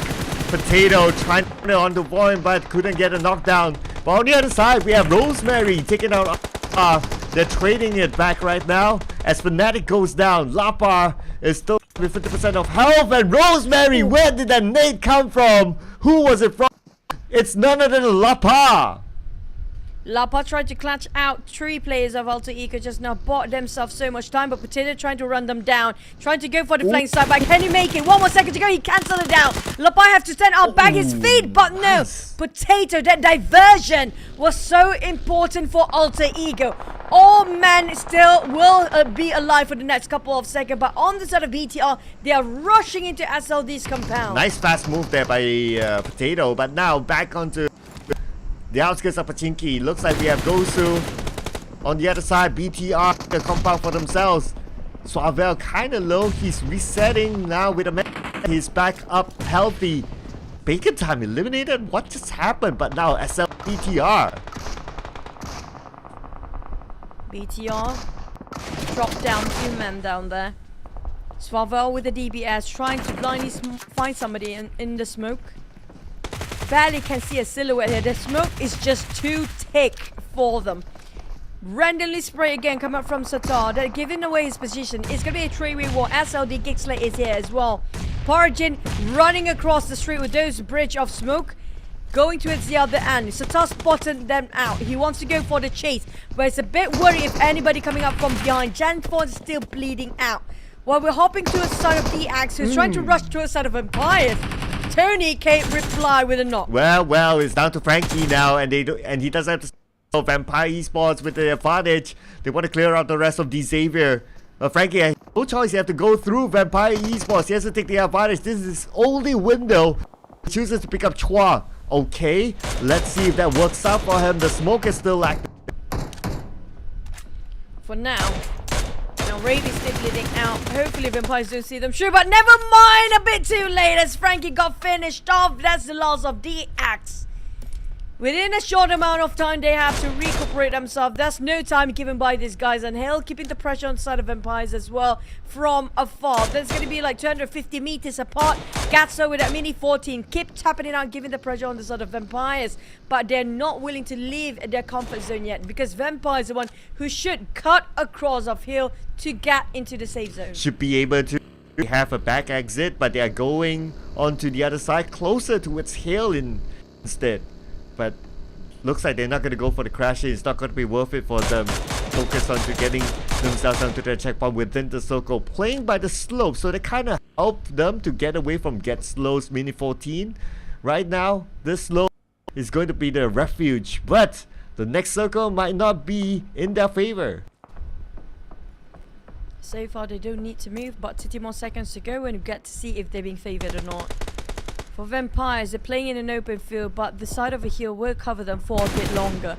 Shrap spotted out those on the high grounds and those elevation, giving Hill away their position. They start to shoot, but the thing is, they can't see the entirety of Hill. Maybe that's just the bait. Asa knocked out at the back line. This is an opportunity for Tony K to take it into the matter into his hands, but the rest of RQ very split it out. Now, they have no intel about what's going on the other side of the lower ground and those in the high grounds. It's a bit of a risk for them to open fire right now coming out from the side of Vampires. But this circle shifted again right on top of School this time. And look who's there. SLD. SLD again. And time around, they're in the better side of the road. With the compound, they can hold GEEK and BTR from coming across. And GEEK and BTR, they must fight each other. If not, they go at each other as they try to get across. Now RRQ trying to hold back Vampire Esports from coming through as well. Vampire Esports kind of stuck in two teams. RRQ trying to hike up here. Or Vampire's trying to do the same thing. They have to crossfire either way. Unless RRQ willing to get out of their first and just get into the center as soon as they can. Alter Ego trying to cross over this open field that's opening up so many teams and shoot them through. Ow! Double knock within a second. Oh boy, that's not great. PERSIJA, EVOS, and another team trying to steal those eliminations away, but secured Alter Ego in a matter of hands. It's going to be PERSIJA, EVOS taking those 3 eliminations away within a second. BTR now visited by the side of Hill on the other end. We do have Box coming in, but this warehouse is super crowded. Oh yeah, absolutely. 3 teams, get 4 in this compound, and we expect more because look at the movement on the mini. Got like 2 teams coming in. Vampire Esports from the high ground, they might be interested in this next. BTR, you got the warehouse, yes, but it's not the greatest view out there due to how it was actually. The warehouse is just on the lower ground. Liquid Audio spotted out the players of Vampires. Shrap's taking down on Box Gaming on their side. Shrap's trying to finish off as fast as he can before the entire cavalry arrives, and Shrap's already building up the bridge of smoke just to get close to Lappy to finish him off. While the others, I'm not sure who else for Vampire is shooting, but definitely Straps. There's no way stopping in. This is the Straps we saw back there in Cloud. And this is the Strap I'm waiting for. Finally showing off his fangs, but Winnie can buy so much time for Box. And Straps delivers, finish off Lavi from there, but Winnie caught Straps in that death trap. Ooh, managed to so shot on the Straps, almost taking it down. Ravenclaw's down. Straps finally got down as well. From afar by Capone. Boss Gaming really stopping Vampire Esports from coming in, but Vampire Esports, all hope not lost yet as they still have Tony K and Newsy. They barely have any vehicles to run into the circle here. It's a bit of a dangerous game, like I mentioned. Straight away being shot down, finish off from afar. It's gonna be GEEK SLATE. Finish Tony K after Liquid tried to knock him down just now. There's so many eyes watching, there's so many third parties going on, and Newsy, no vehicle. Have to be cautiously going into the zone, but the thing is only vegetations in between, nothing to cover him. Look at how many crosshair is actually aiming on Vampire side. We're talking about 2 to 3 teams down there. Liquid, BTR, and as well the side of GEEK SLATE is eyeing this one out. And Newsy, he's coming in very slow, but at the same time the circle starts to shrink again. Do Newsy have to run again after this? Yes. The best is to zigzag, but I think he needs to wait for the commotion between GEEK SLATE and BTR to happen before he can do that. GEEK SLATE, they have the circle advantage. BTR, they don't, so they'll definitely want to take it against GEEK SLATE. But look at that, this current situation. Okay, there's a building in between them. GEEK SLATE still has an area to defend. If they can do this, BTR, this is going to be huge because BTR, we all know what amount of firepower they can out. Damn good, holding the ground with the nades, trying to get Sata, but Sata, oh, damn good, blinded with a stun grenade, immediately retreats back. Yep, you get blinded by those knives, definitely. Straight away going for a retreat by Jamforce. How did you even throw from that angle? Going straight into Sniper's head. Now Jamforce could keep it going through those windows and doors and getting on damn good as well. How is this even possible? That's an entry, that's a sign, that's a green light. They're going in for the rush. Living Stuxnet out and GEEK SLATE obliterated by BTR. Just- You have to thank Janforce for that. Oh yeah, absolutely. Just when you thought that they would be able to defend that ground, but wow. I mean, the nade's been tossed when the smokes were still active. That is just good game sense. And not only that, they eliminated Nuzi, who was lurking behind, and Vampire Esports only managed to get 6 elimination points. But for BTR, same 6 elimination points, but the difference is they are still in the game. They are full squad running and gunning right now. SLD distracted with PERSIJA, EVOS and Box from behind. But Gosu and also PERSIJA have to focus on what's in front. It's going to be BTR full squad still there lurking around. Capone taking a bit of elevation with a flat field up there. But nobody's coming up from the northern side. Only one team. I think that's going to be Sam9. They are untouchable. Nowhere near these guys, and they definitely can actually have a shot at winning this, but never mind. Speaking of them, Redface already spotted out Sam9, picking the fight from afar. Ooh, Sam9 playing by the edge of the circle, but they're on the other side of the circle where there's minimal teams. They have minimal cover as well. It's happen to be in this kind of circle. They're sending 3 players out of the open in the middle, and now Loyu just needs to get to them. Redface get Loyu, but Loyu, prayers answered, he's safe. Barely make it out alive. Now they're playing the slopes of a hill for Sam9. We're waiting for the other teams to open fire. FaZe RQ is splitting into 1-2-1 for now, trying to open up the angle as much as they can, as wide as possible. But on the side of Sam9, they're taking most of the circle anyway, 40% to 30% of the circle just by themselves. But the thing is, all the other 5 teams are just nearby. We're talking about majority of it coming out from the east side. 3 of them are very close together, especially Box and PERSIJA EVOS. That's less than 50 meters apart. Box Gaming Winnie, he has to cook up the nade perfectly well timed here. If he can actually drop right on top of the players inside, that's going to be the green light for them to go for the push. But Capone being spotted out by Voldemort on top of this rooftop. Ooh, that's nice long range there. Good call to still hold a mini 14 in this kind of position. Managed to steal an elimination, but the circle moved away. I believe Sam9 is the RRQ needs to move, but at least RRQ, they are pretty clear. I'm a little bit more concerned about the teams in this compound. Everyone needs to go. Now, there's no way Sam9 cannot get themselves in the top 5 here, right? They're definitely in there as they got themselves a circle, but can they guard it?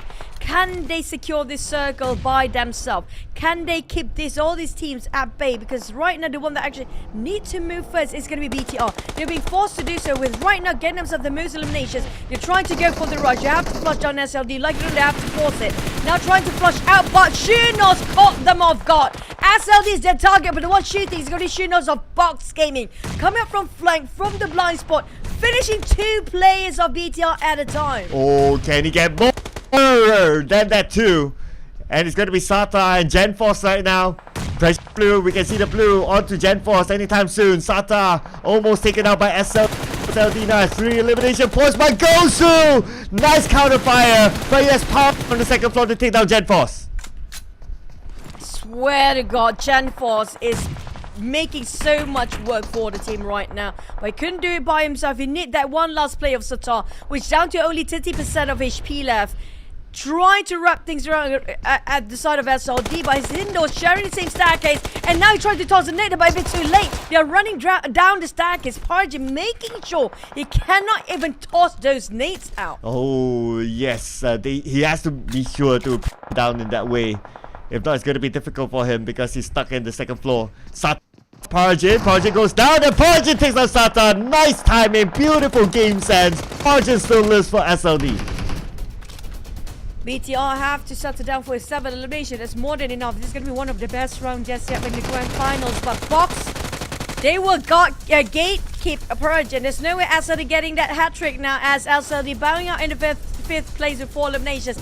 Down to different teams. Yeah, we do have RRQ as a 4. Never mind, it's a 3-1 knockdown. Sam9, can they secure this chicken? They were on the north, and they keep in going from the north down towards the south, and slowly closing in the gap between them and RRQ, giving them so much of pressure.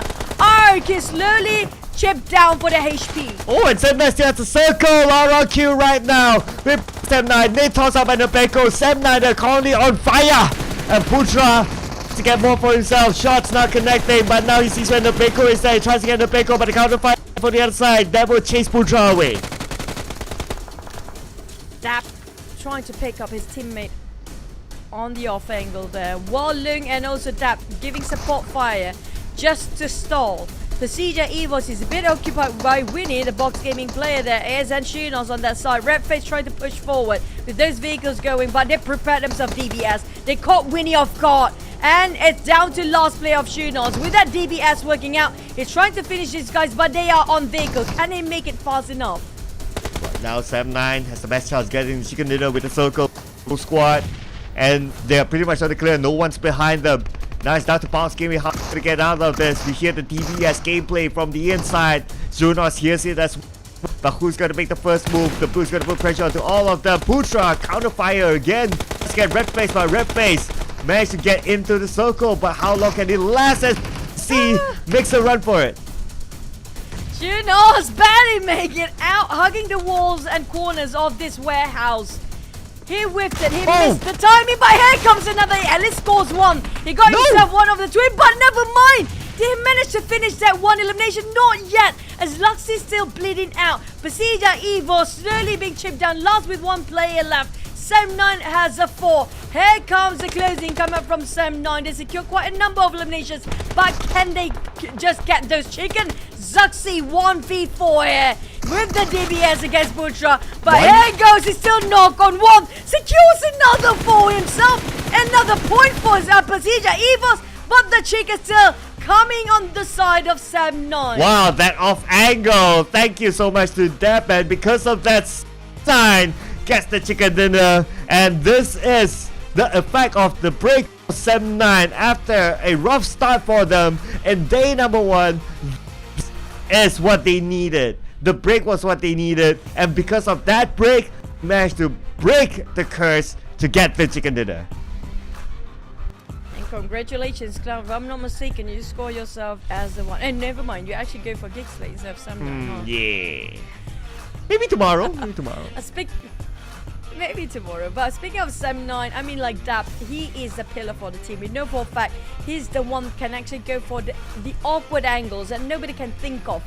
Dap always find himself the strength for the team without anybody realizing it. He's the one actually finding those loose and tidying it up. Sam9 got himself this chicken, but will it be enough for them? Because we saw a couple of teams down there got quite a number of eliminations still. Oh yeah, I want to see like how many eliminations, because if you kind of think of them 9, yes, they got those circles at the final moment, but overall they weren't quiet. Remember the early fight at Sam9? They took over the compound from, I believe it was Boom. So they were active in this round. It's not like they stayed put. So they would have gotten themselves a good amount of elimination points, and at the same time, well, almost not losing any play. They lost one end, but I think it's okay overall. Other than that, well, no Thailand, no party. So it looks like it's no party in this round because it's Indonesia joining the Malaysian region in the teams to watch. Now speaking of PERSIJA EVOS, I mean, like, that's at least they got themselves consolation from that one Sam9 player for their points of eliminations. But yeah, speaking of the Thai, surprisingly, they are one of the first few teams that being eliminated early on in this Erangel for our last Erangel of the day. So I'm not sure what is happening for the Thai teams coming into Erangel, because I haven't seen them to be, I mean, like, from the last one we saw is just bacon time, and that's it. The others, nowhere near in the top 5, and they're being eliminated quite early for the entire day. Yeah, this is where it would be great if we get to interview some of those teams, because we can know what's going through their minds. As day 1 so far after 4 rounds isn't that great. Yes, it's a top circle, I'm not gonna lie. A Vampire circle kept running away from them, but still, I mean, because it's how they perform in the league, we've seen a lot better overall. It's not based on only this one round, but overall. Okay, so looking forward to see how they will wrap up the last 2 games, especially the fact that we're gonna into Miramar after this. But we're gonna close off Erangel with from teams besides the Thai region. Yeah, surprisingly, we haven't got any of the Thais. Usually they are very strong in the first day of any league or tournament here. But so far has been super quiet. But I'm loving the fact we have different flags waving here today as well, even though Azadi got himself double chicken. But that was Sam9. I'm surprised for these numbers because they were very, I mean, like, the northern side of the circle just now was so vacant. So they definitely got themselves these scores after they get into the center, like when they are actually dominating the circle and gatekeeping all these teams outside. Yeah, so they at least got like 3 or 4 from the boom fight very, very early. And then the rest of them was like from their position, like what you mentioned. And it was well taken by time because that requires like the team to be prepared with long range weapons and also obviously the precision to shoot in that from that distance. But yet they're still able to elimination points out of this. Even Box Gaming was gate kept by them. So it was a lot of other teams because M9 was the team to beat at that point. But speaking about Box Gaming, we did talk about like the level of consistency, and this time around 8 elimination points, not bad, bringing them up to a 4th place, but no one moves SLD. Yeah, SLD, they still consistently maintain in top 5. Just now they placed themselves in the 5th place and got themselves quite a number of eliminations. For Alter Ego, even though they go out quite early, their motto of life in PUBG Mobile right now is no matter how early we go down, at least we secure a couple of eliminations. That's why they've been maintaining that 2nd spot for the longest time here. PERSIJA EVOS now jumping up. We're talking about the Indonesians and the Vietnam taking the reign over for the top 4 here. The 5th place only will start to see some of the Thai teams who have been pushed down. And Hill, I feel like they didn't get as much point as they used to, surprisingly. Yeah, not at all. I think they were eliminated by Vampire or something like that. They were definitely eliminated fairly early on, so turned on page number 2, in fact pushing them down a little bit more. But now let's look at the performance. Because of the overall performance from the Thai region, that's why we don't really see up here for this map, but instead we see Zaxi from PERSIJA EVOS, and we got Unos from Box Gaming. A lot of tight scores for Junos, Dap, and also Long, 4 elimination points each. Yep, and Dap and Lung. I mean, like, these guys, definitely they needed the break just now, how you mentioned. It was so different. Even though the same lineup coming from 7-9, it's just so different when it comes to performance. Box Gaming, on the other hand, their main motive of today is going to be just going for those kills. I think pretty much they have to go for that kind of mindset for these players. But like it or not, we have to say that the circle itself playing such a big part. Multiple times back to back now, we saw the teams that are not being given enough attention, or the teams that are coming up from an angle that entirely just by themselves without any other teams that actually surrounding them. They are the ones taking the chicken dinner. Same case for the side of SLD before. They were on the other side of the hill. Nobody can actually spot them out. And the moment they jump in, that's where everybody's just not having enough time to reset. Yeah, hopefully the Thai teams will be able to reset next because the stat still favors them. It was pretty much the same. Now top Miramar performance as well. We got the 2 Thai teams up there. FaZe Clan, Vampire Esports. VOIN, on the other hand, they were pushed down to a last place after the previous round. So it's definitely not the VOIN that we've seen in week number 1. Very, very different indeed. Looking if this change of a map would change their destiny as well. No, speaking of VOIN, this is... I'm not sure what happened to them. It feels like after that 1 week, it's just a one-shot thing. But the thing is, they were consistent the entire week in week number 1. After that, I don't know, is it something to do with their stamina or something to do with their tactical that is just nowhere near up there anymore? It's so hard for us to see VOIN actually perform. I feel like, is it something to do with their roster, or is just the players that coming into the grand finals just having different strategy entirely that they didn't see this coming? Yeah, I know, right? It's a very different VOIN, and it's very hard to tell like what changed the VOIN because we don't see too much of them. They got in general they get eliminated fairly early, so I don't know, it's very hard to tell. It's and Miramar used to be their best map inside of week number 1. Remember, we saw a lot of clutches inside of that Miramar, hoping that this map will work well for them. And in our top Miramar performance as well, we have 9, and coming out of that chicken dinner, I'm pretty sure that 7 will be happy to see this map because it's one of their best performing maps.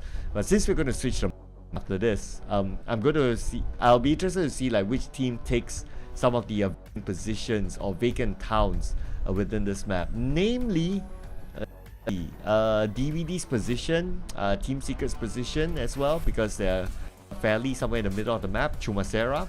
So I believe that we might see a team, whoever it is, to take over that town.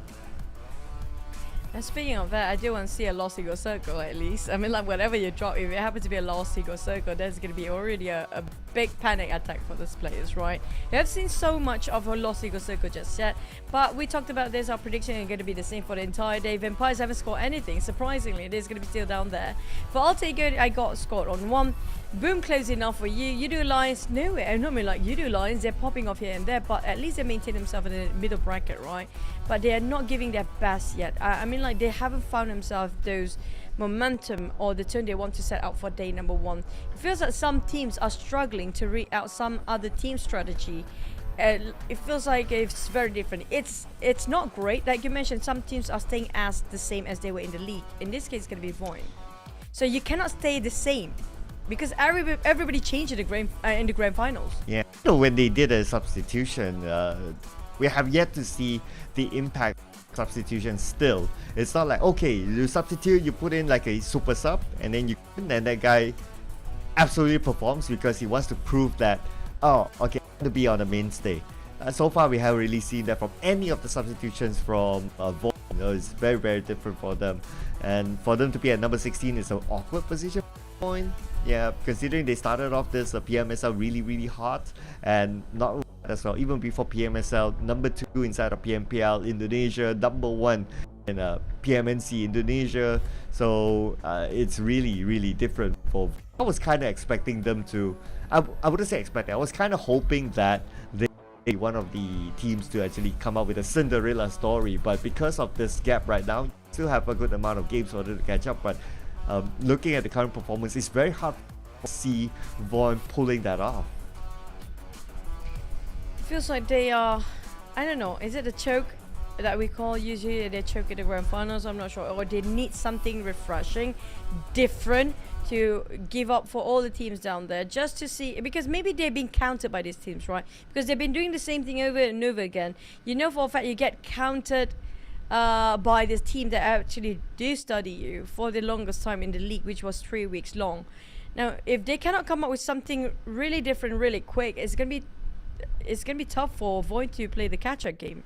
Yeah, it is. It is. So I wonder if they can really put like a miraculous run, like a prank, so to speak. Like one day, 5 winners, a lot of elimination points for them to catch up, because it's looking quite dire for if they were to aim for that number 1 spot, or at least the PMWI spot too. Or are they complacent with just being the grand finals, which I hope not, because we have seen that potential. We hope that they can push themselves a little bit more, just how BTR is trying to push themselves, with GenForce showing them how. Yeah, and I agree with the GenForce part. GenForce has been working so much for the team as well. And speaking of anime, I mean, I do read the chat sometimes. Okay, guys, calm down. If you want to say it's cause, I mean, like, I'm not having any much of a curse. Alter Ego scored their first chicken of the day, and Vampire's not my wrong, okay? If it's really the curse, then Alter Ego won't actually score any chicken as well when I called it out.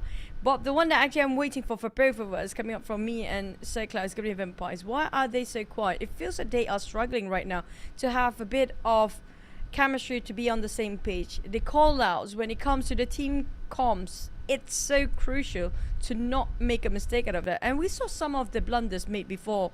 That was Boom. If I'm not mistaken, it was Yummy, right, Cloud? He naded himself in the worst possible time. I'm trying to recall that, right? Just to be really, really sure.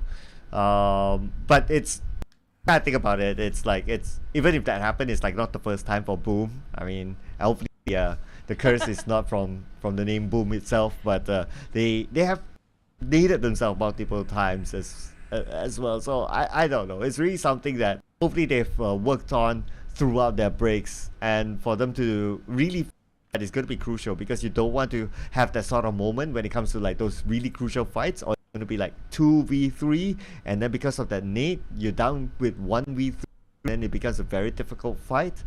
Hopefully that doesn't happen anymore. I mean, it's always hard to see teams doing that to themselves. Yeah, but usually that happens, those accidents happen to be when they are indoors. That's something that usual. But Armstar is playing with Rama this time with Shetty. will be resting for a bit, so we haven't seen the best of Amstar for today in the grand finals. I do want to see will this change of Bacon Times lineup as a whole, but it is a different map as a start, so maybe this is the specialist for Miramar, which is going to be Amstar. Yeah, probably. I'm sure the tactical reason of why they put him specifically when it came to this map. So for time, arguably one of the better Thai region teams so far in the grand finals. So they'll be looking to push forward a little bit more, because of course settling down for better is not good enough if you don't get that #1 spot, at least #2. But you always want to go for the #1, considering that you're a team with that kind of stature, with that type of quality. So they'll be looking for that. FaZe Clan as well. It's been a rough day for them too. We did see a little bit, but in general, it's not really like up there. So they want to look for a little bit more, just like what Bob Gaming is doing. They're doing well in the eliminations department, so they want momentum, and being inside of a map that's going to be a little bit more open might be an advantage to them. But if that changes later on inside of our first grand final, Miramar.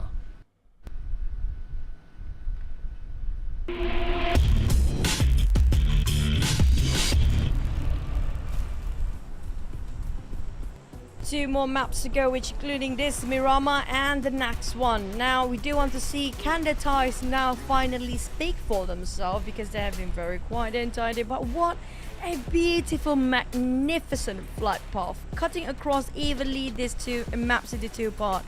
On top of St. Martin down to the side of Los Higos.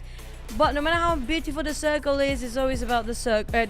How beautiful the flight path is always about the circle. But at least the flight path is making sure that every single team can drop wherever they want. It's not too far. Yeah, I'm looking at water treatment because that's where normally Team Secret drops. So if anyone's interested to take that, looks like the answer is not. RRQ is focusing on to St. Martin. Then next, I will see if anyone wants to take Chumacera away. Considering that DBD isn't playing, so we can see a couple of drops on the southern side of VOIN going back to Los Lunas, so they will share the compound with Yoodo Alliance. That's for them. Box Gaming interested with Chumacera. It's gonna be a heated one. Coming up from Los Lunas, we do have like 3 or 4 teams down there. And the circle happened to be pops right on top of Minas Generalis, or even Junker as the last. Or even Hacienda de Patron, there's a chance to that as well. For Boom, they're splitting so far apart. 2-2 formation, 2 on Torre Ahumada, the other 2 just down there. Hill on the other hand spotted out Frankie. Frankie, I don't think he has any buggy. I don't think he has any vehicles. Now how to get out from here? As long as he can play slope, so he should be okay, because the terrain here is kind of rough. He's on lower ground, that should be fine. And for Hill Esports, it's usually quite a distance. Okay, they will still try to spot him up. Frankie. Ooh, okay. Thank goodness that the terrain still helps him. Thank goodness, it's quite a distance still. Sky, he don't want to overstay himself in the open there, because the entire cavalry of DX is already right across. And within SLR now tapping out to the side of Frankie. And there goes one knock, but can they finish things off? Will the others of DX players will respond to this? Chua and Raby's gonna counter fire, and Raby's got Tiger back on his knees. An eye for an eye, 2 for 2. There's gonna be a one teammate for the other. Raby's and T-Duck will go in for the save, while the side of Hill. It happens to be only 2 players. I'm not sure where are the others. They might split into 2-2 right now, but Sky will have the space to go to a side of Tiber, but can he make it on time? Because Rabies is closing the distance. Oh, they want to finish up the job? Okay, that's going to be interesting. As the Xavier now high ground against Hale. So 2 players of Hale, they probably got enough information, but because the distance is still quite a bit between these 2 teams, so Hale can still bail. See the pun there. But the Xavier, okay, nice shot on Sky only. And now Chua has a nade. This is going to be hard for the 2 players. Tiger with not much. I don't think he even got himself any bandage, but Chua dropping a big one. And here comes DX, trying to finish off the job. With those sprays coming for those M4, even though not much bullet going in with that UMP, that's more than enough to shut down on Tiger, who's barely making it out alive. Only like, what, 2-3% of HP left. He knows. Here comes T-Duck, and there goes the spray. Double knock, got 2 extra bonuses to start. This is a great start for DX. Whether or not they have Lambo playing or not, Lambo is still not subbing in. But for Hill, this is tough. So the rest of Hill has to bail. Okay, I'm trying there. So with the last 2 players left, it's gonna be for them to get a chicken dinner. Though we have seen it before, not gonna deny that, but in any way, it's never fun. And the fact that Hale dropped onto page number 2, number 9 right now, with only these 2 players, there's a possibility that they'll drop further down the chart. Now, surprisingly, a lot of times here for the entire day in the Grand Finals, day 1, since Sunhawk until Miramar, 5 matches now. The ones that are actually being knocked down first, and the first few teams to go out has been the Thai team so far. And always them. I don't know why. Maybe the plan was to take down all the Thai teams as soon as possible for all the other regions. That's the main concern for them, because you cannot question the firepower of the Thai teams, yes. So why do you want to give them space in the first place? Maybe that's the case. But instead of FaZe versus Vampires, surprisingly, they make a retreat. They fall back towards their compound, just trying to find themselves a better position, because they do know for a fact they are on disadvantage if they try to open fire because of those elevations, and they are on the lower ground. Yeah, it's never fun to play on the lower ground, though sometimes there's an approach, right, that you can kind of use the ledges to kind of like hide yourself, but in general you always want to be on the ground, no doubt about that. Plus we are in Miramar, lesser vegetation. If you have the high ground, it's just about the terrain blocking your vision, but in general it's great to be the high ground, so teams normally will want to try to get those positions as the point. FaZe Clan on the other hand, right now still spreading out, holding a good perimeter because we're still stage 1, so there's still a good amount of time for them to try to scout out the rotations of other teams and to make their next decision. PERSIJA was chill. Alright, they're still in their compound, drop spot, taking their time, gathering vehicles, just preparing for the next stage.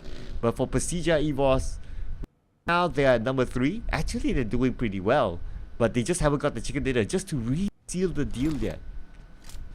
Yeah, I mean, like, this is one of the teams that should be feared by all the other teams out there. PERSIJA EVOS can be one of those teams, no chicken, no problem. Because they don't have a care in the world for the chicken. If it's a chicken, it's a bonus for them. But for PERSIJA, they have only one aim, and that aim will be just running guns, that's it. Nepeko going against Razy, boom from afar, but the distance just that quite ambitious really coming from Nepeko, really. A lot of ammunition been wasted on that, but couldn't clip and couldn't finish anything. A bit frustrated. Nepeko still not satisfied with that. But surprisingly, a lot of the teams coming up from the same region having the same navigation into the circle. Yeah, I think that we'll get a better later on when the circle is shown again, because I really want to see like it change to like regular checkpoints for some of the teams, considering that some of the teams change drop spot, like in Chumasera for example, so that will kind of like switch up the dynamics of how they rotate and how they park themselves. So far so good for most of these teams.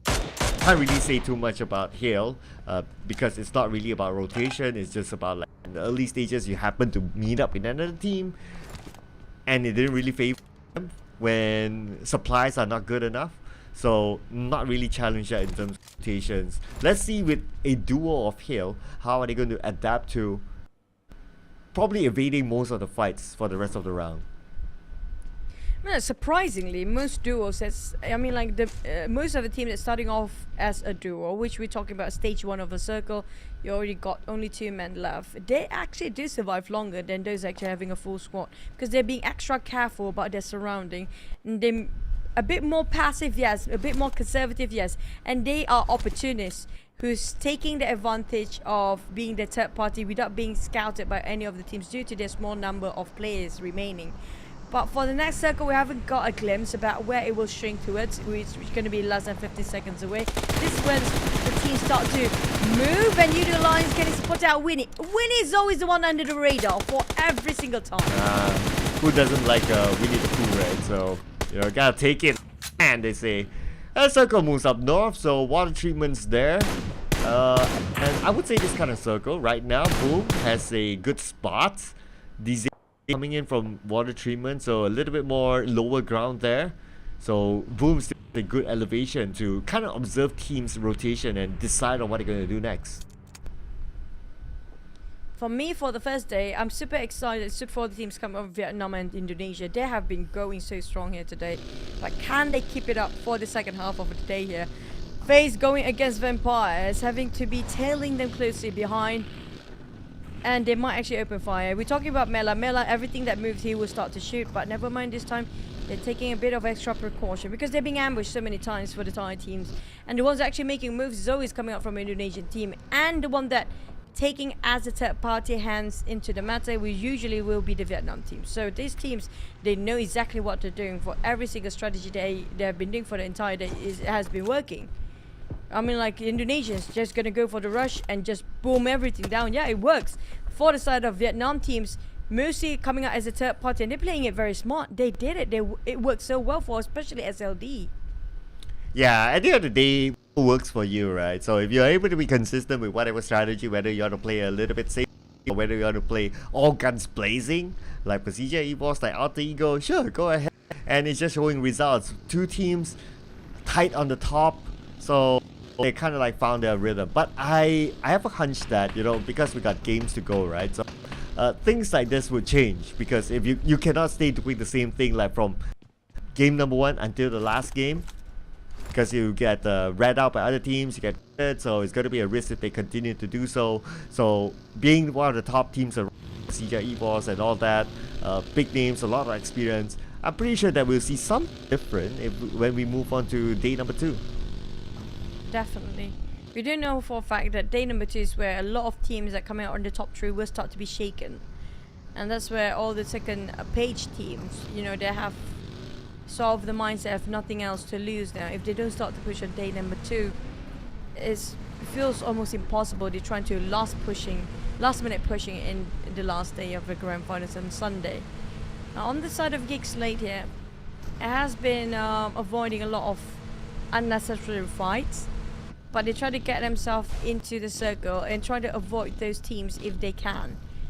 But the problem is, if all the teams are trying to avoiding all those unnecessary fights, then they might actually share in the same compound with those navigations and rotations.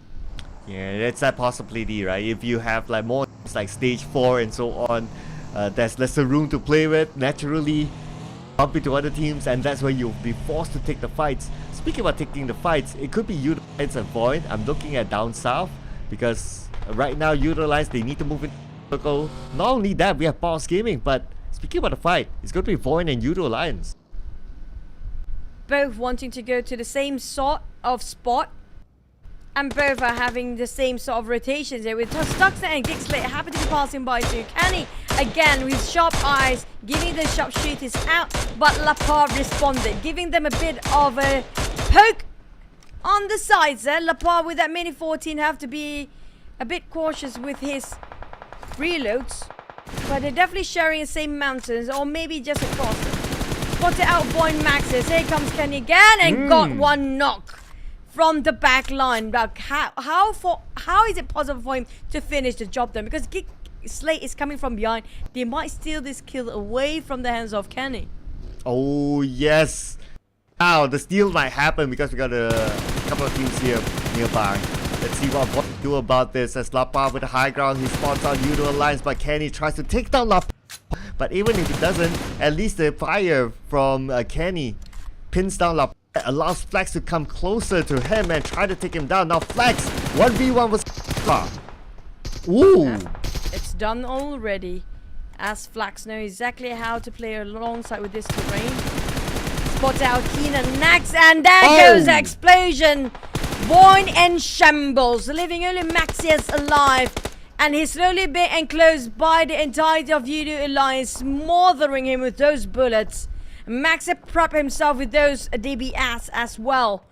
Look, no for a fact it's better to go to save his teammate first, while Max is waiting for them to pick out to find him.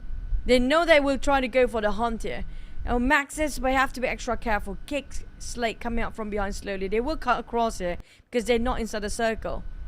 So Maxis either to play this very quiet, try to find himself vehicles and flee out of the scene, or just take up the challenge. Ooh, Looking at his current position, definitely not going to take up the challenge. He's just going to stay put and hopefully Yoodo moves away so that he has an exit point.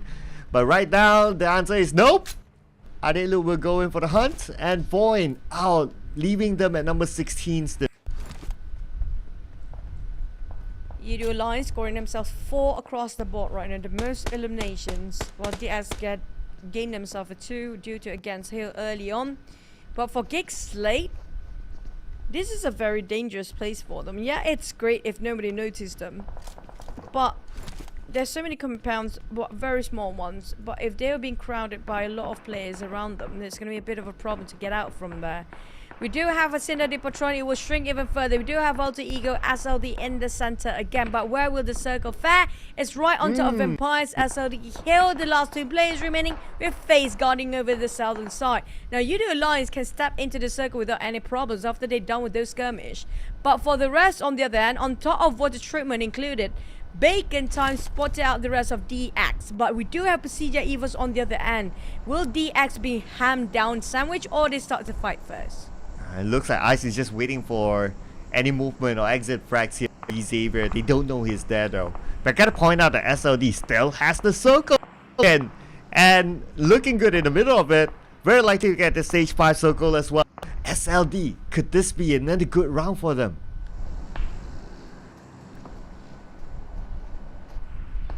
Box splitting himself quite wide down there.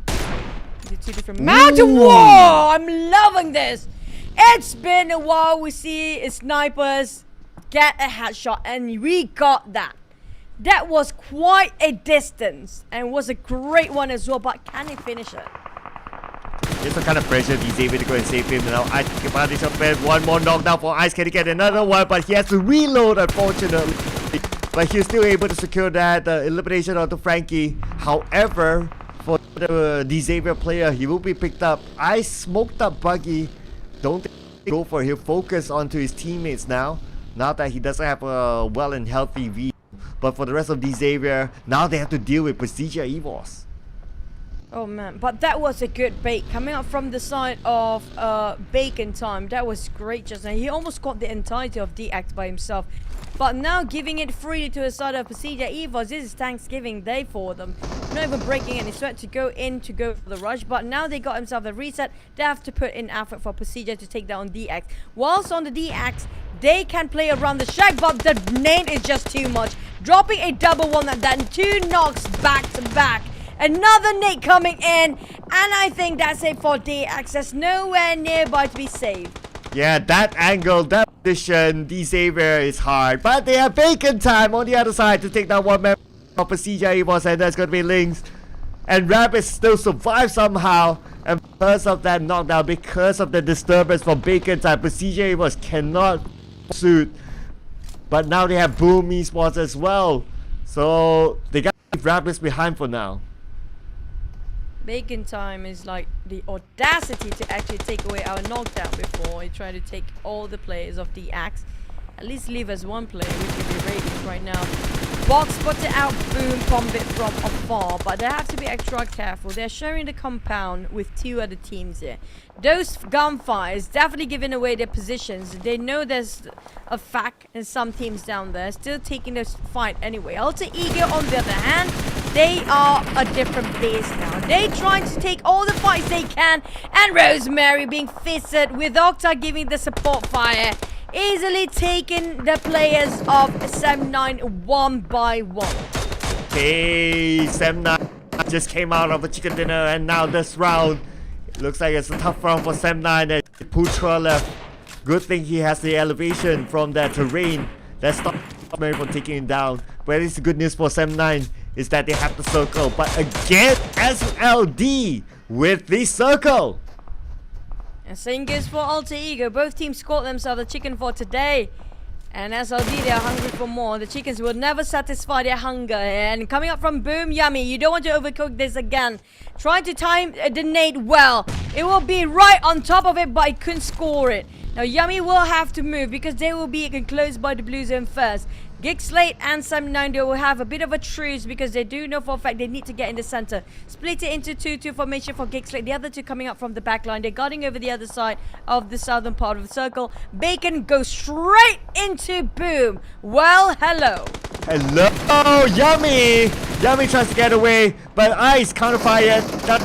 So Hexas is there to get won by Hexas. Just too much for him to handle. 9 will finish him off. And that's going to be 1 down for Boom. Bacon time can still reset. What side of Boom, how do they respond to this? Do you want to force a fight again? I do know Yummy is itchy for this kind of a fight. And Bombay's got another one. There's going to be 1 knock. Arms are living with only Ice left for Bacon time. Never mind, he got a bit of a reset. Noise is still there.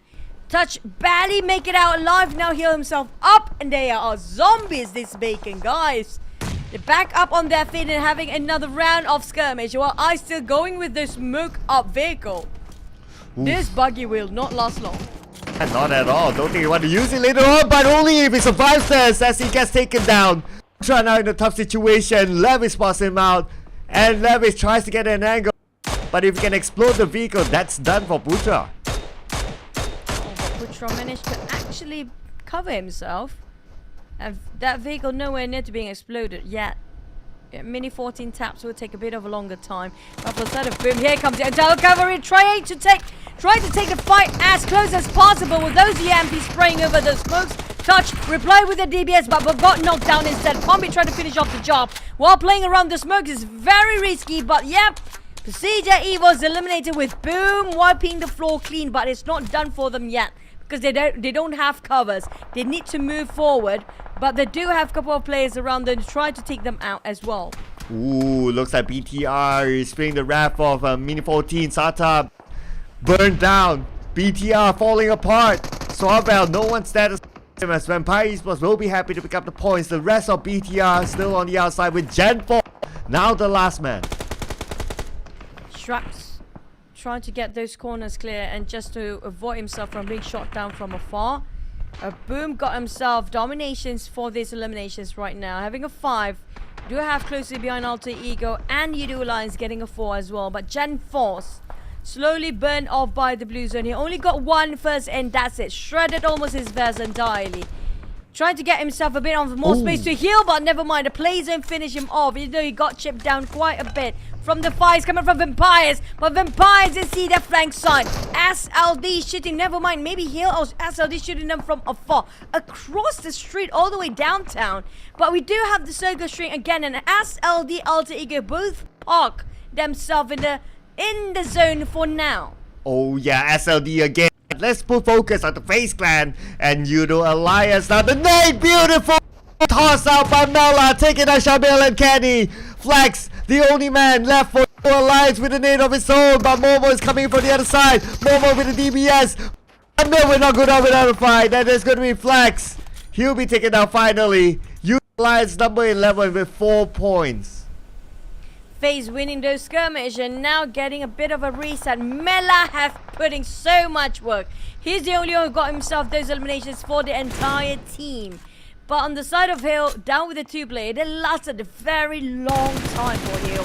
Now spot out the rest of Vampires, giving a bit of a pressure on that side. Just randomly giving a warning shot right now. Vampires on the other hand take a deep fight to the side of FaZe. Oh yes, they are taking it on the face of FaZe Clan. And then nade! Oh, the support is down. FaZe Clan. Now they're feeling the wrap of Ravenclaw. They're going to come in from the other side. Ravenclaw pressure by the blue at the same. The blue's going to close up onto them. Momo gun down as well. Now down to only Mela for FaZe Clan. Mela, can I pull the job done? Is he being shot from afar as well? I have no clue. But Victoria's been finished off by the hands of Ravenclaw. Mela down to 50% of his speed. Yes, the other side of the team is shooting him down as well. He has to deal with GEEK, SLATE. He can't afford to just divide his attention to a side of another team. Vampires behind him. Mela has no place to run. Cornered all around. Now GEEK, SLATE finish him off as well. Oh boy. Again, FaZe in a sandwich predicament. There's no way out for Mela. Oh yeah, that is it for Mela here. It's a confirmation there. They only managed to get 3 elimination points. Now Vampire Esports, how are they going to get out of this? GEEK, SLATE, they have the advantage. They have the circle advantage. And right now GEEK, SLATE Right now, I wonder if they know that is there. Mika's focusing onto the loot, but now they do know as the Vampire Esports coming in. Vampires get on one to the side of GEEK SLATE, and now that's gonna be Snipes in the smoke. Still shoots, and Shrub's got it anyways. But the Blues are closing in. They don't have time. Time is not their friend here. Stucks at net. Shrubs casually just spray. He got so much on the side of GEEK SLATE, but damn good. It's just so damn good with those nades. Oh, beautiful by damn good. He doesn't have a helmet though. Gotta be careful of the headshot, but damn good. Like what said, dependable. He'll be the one to save the rest of GEEK SLATE. Vampire Shrubs did so much work against GEEK SLATE, but one damn good to finish them all. On the side of Hill, Flash and Gatslow still alive, playing around the field of the open field of a very dry land here.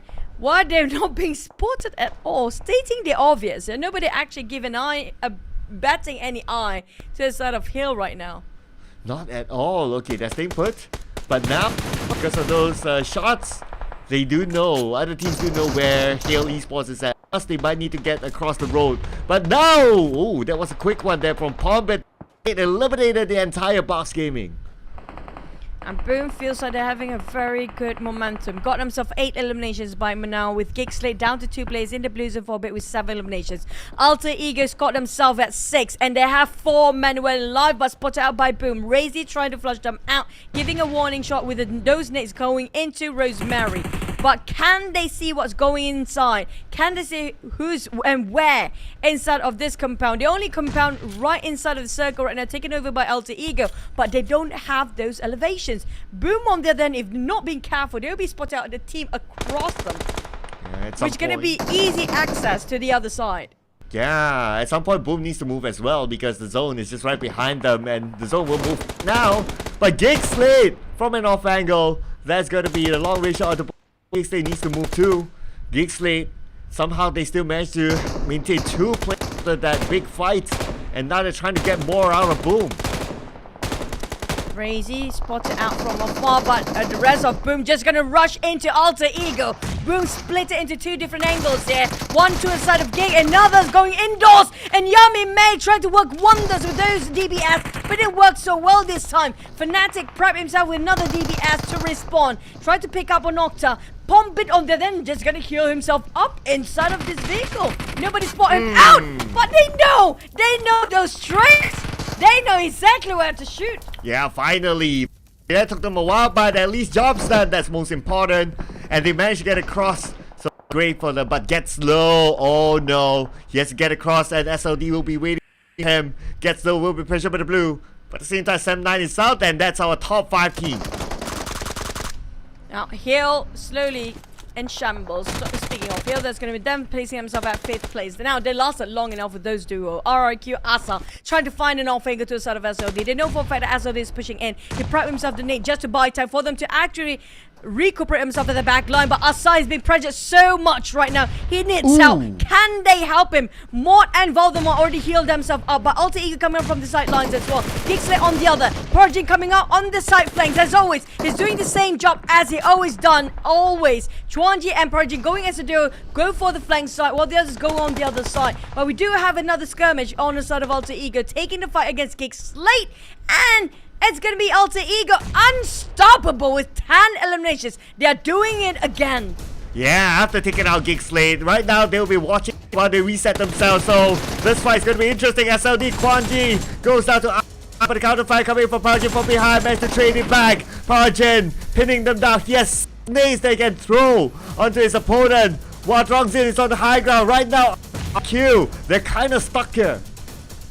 They are stuck and clustered. This is not what you want to be, but they have no other choice. But Rosemary coming from behind, but Purging with 1 nade finish them all. That's 1 nade to rule the entirety of RQ. But SLD, they don't have time to reset. Chuanji is too low right now, but he needs to be healing himself up. But Alter Ego already surrounded all corners possible. Rosemary on the furthest flank away, and Truongzi spotted him out. But the thing is, they don't have enough men. So many utilities being tossed over the other side. But Rosemary Potato, a bit of a trade done, but down to last player Truongzen. Can he do this for the entire team? Spot out Rosemary. Rosemary going in for the rush. He tries to go for the clash, but here comes Alter Ego done it again. Alter Ego it is, ladies and gentlemen, taking home this chicken dinner.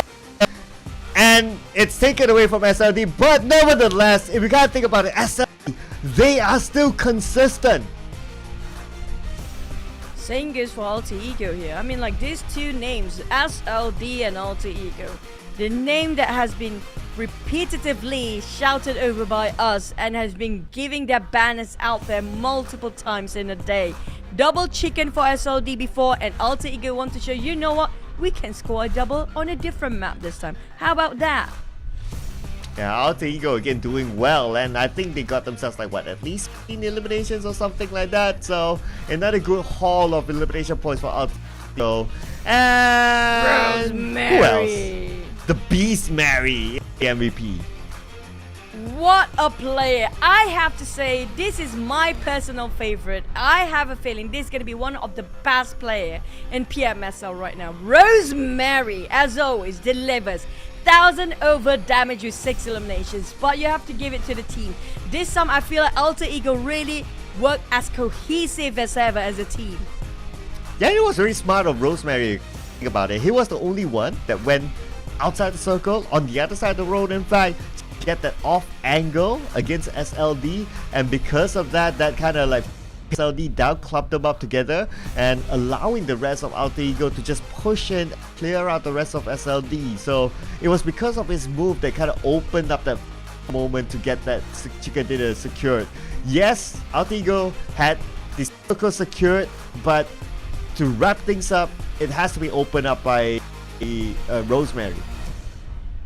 Yeah, I agree. I mean, that's the risk taker I mentioned before, and that's such a big impact for the entire team. Alter Ego, I'm not sure how much elimination they had, but they were definitely dominating just now. There's quite a lot of teams down there realize, you know what, we need to get more aggressive, because Alter Ego is just nowhere near about slowing down. Speaking of Boom, Boom today has been very consistent as well, aside from SLD. Boom and Alter Ego feels like they are in a race between these two teams. Both are super aggressive. We know for a fact they cannot sit quietly. But here, since last Erangel and this Miramar, it feels a bit odd for them. I feel like a bit awkward because they've been picked off a bit early one by one. Yeah, it feels like in general the Thai teams facing that similar Hill looking obvious that that's happening to them as well, because yeah, we can see that they lose fights early on. Like, okay, in this situation it was the Xavier that they lost the first players very early, and it's hard if you only have players. Yeah, what you mentioned before, yes, if you have like 2 players or 1 player, you can kind of slide into it and try to get placement points, but we all know the value of placement points, but it's not as much as previous seasons because of the new format.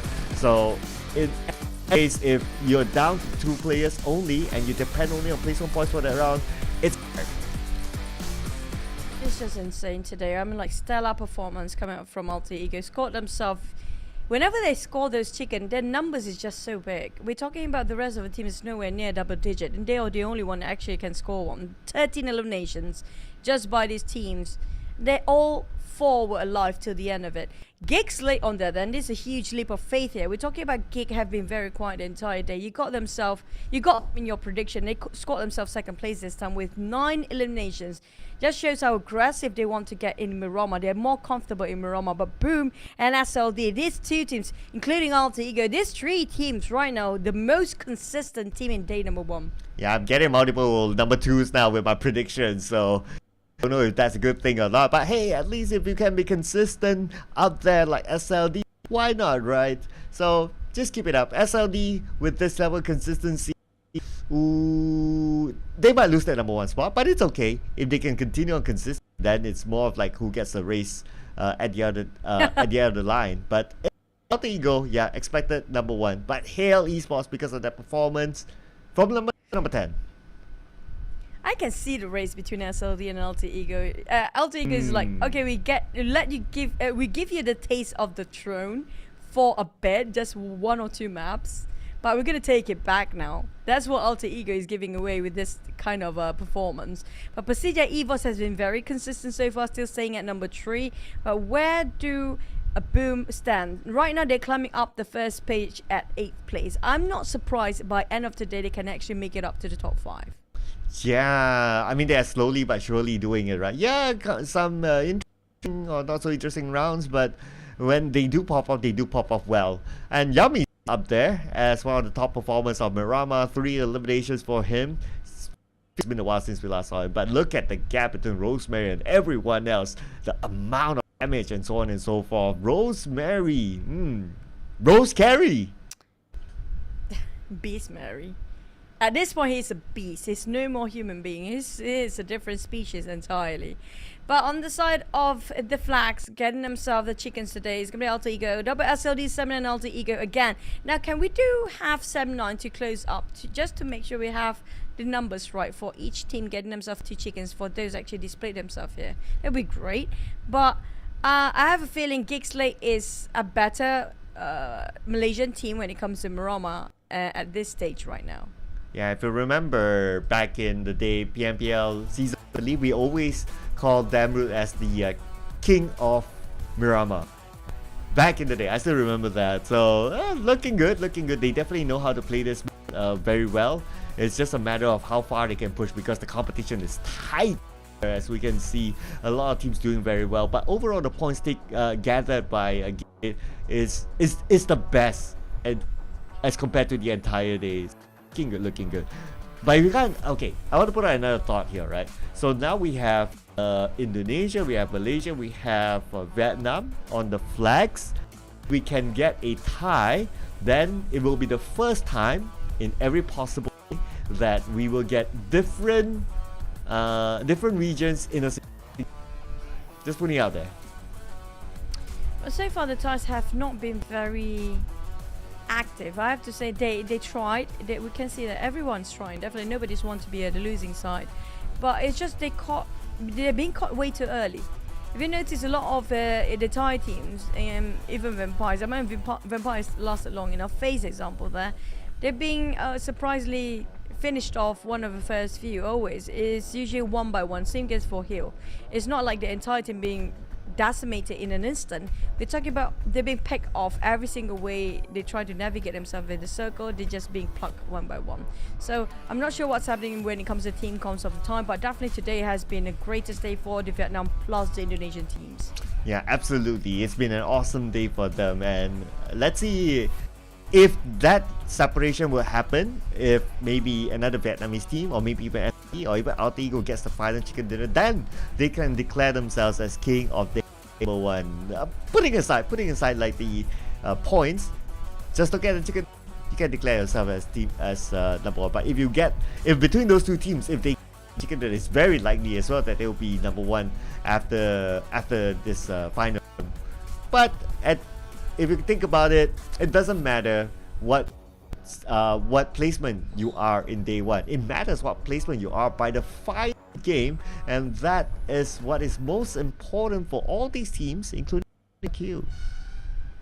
Yeah, the start is good for the morale boost and plus for them to setting the tone for the entire tournament. But how you finish is the most important part here, because you do know for a fact anything can happen in PUBG Mobile. That's the beauty of PUBG Mobile, right? You can never know until the end of the day or the end of the tournament. Yup, everybody can take a bit of a... that's why we ask and we have this question. Is it a bit too early by saying these guys are the most powerful team right now, because it's the first day? We do know when it comes to PUBG Mobile, everything can change in the second and third day. Yeah, it's like how we say about the Thai teams inside of after the league is done, and with everyone, not gonna fault everyone, but not gonna lie, right? Like, Thai teams, they're superb in the league, and if I would be surprised if anyone says that, oh no, Thai team's not gonna win this. Yeah, Thai teams, they are tipped to win this. After restarting this tournament in the grand finals, we see a very different Thai showing. So I don't know. This is where I would really like to hear from one of the representatives from any of the Thai teams. Well, besides BIGETRON, because they're kind of okay. But like Hale, if we can get 2 interviews at the same time, right? Make it like Hale and FaZe Clan. I think that'll be great. I want to hear from the both of them. For me personally, I feel like it's a different issue entirely. Like, these guys have been going at it for 3 weeks long. There's no way they did not know the back and the front of every strategy that is for every single region. Now it's all down to who adapt faster and who learns better and who can soak all the knowledge like a sponge and just apply it in the grand finals. I don't think that the tie is going the performance is going downwards, but it's just all the other teams are better and they start to counter the strategy of all the other regions, including the ties. And speaking of which, the Indonesians and the Vietnam will be one of the first few to go aggressive and taking their best lineup here with their best performance, going all out and trying to just stretch the gap as much as they can since the first day. And that's already a good mindset. That's the mindset of a winner there. Every single round matter, no matter how early into the tournament it is. They know it's important to have the lead. And I noticed that Lamborghini is still absent, so probably for sure right now that he's going to take the break for the rest of the day. He only played 2 games today, so yeah, maybe he'll be looking to reflect on himself for tomorrow again. FaZe Clan, I mean, it's a tough day for them. We've seen better out of FaZe Clan.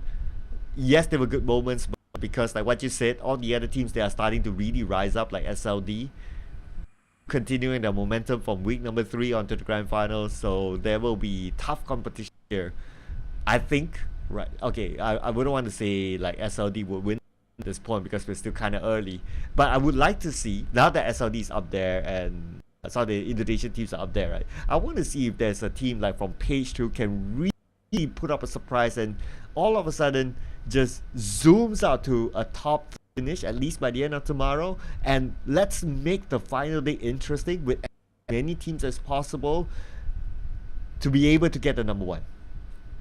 I have a feeling that's gonna happen tomorrow. I mean, like, by the end of this last map, yep, that's possibly still can be happening, but a lot of a change will be done by tomorrow. I'm not sure who, but definitely it's going to be coming up from second Page team. I just hope those coming out at the bottom. We're talking about BTR, we're talking about who else down there, GEEK, SLATE, all the teams that used to be one of the best out there. DX example, just coming back into the game and giving such just giving them a, you know, the run for the money for the top teams right now. But at the same time, we're talking about the gap here. If they don't try to close up as fast as they can for the gap, it's going to be a tough one for those actually on the second page, because the teams that are actually up there are the ones that are actually not having that much of initial bonus point before in the league. They catching up easily just within a day. Yeah, you're right. I think SLD is a good example because like their initial bonus point not that much, but now they are up there, and it just shows that, you know, it just takes a couple, because the bonus points, the points, they weren't too far of a gap between the teams, so it allows a lot of opportunity for just teams to like, okay, one round, another round, and oh, they will all catch up there, and that is great to see, like some of the teams really stepping it up instead of the cliche story of like, oh, you got a lot of bonus points, oh, you will be up there naturally. Nope, we'd like to see those comeback rounds and coming back from the low bonus points as well. Yep, the only condition for them to actually do that, just not having too much of a gap between the teams. Speaking of the overall rankings, I just hope the gap is not too big for them to catch up again. Even though by the end of the day, somebody have to place the last place, right? Somebody have to be the number 1. And there's a lot of teams who will be in the middle bracket, but I just wish the gap is not that big.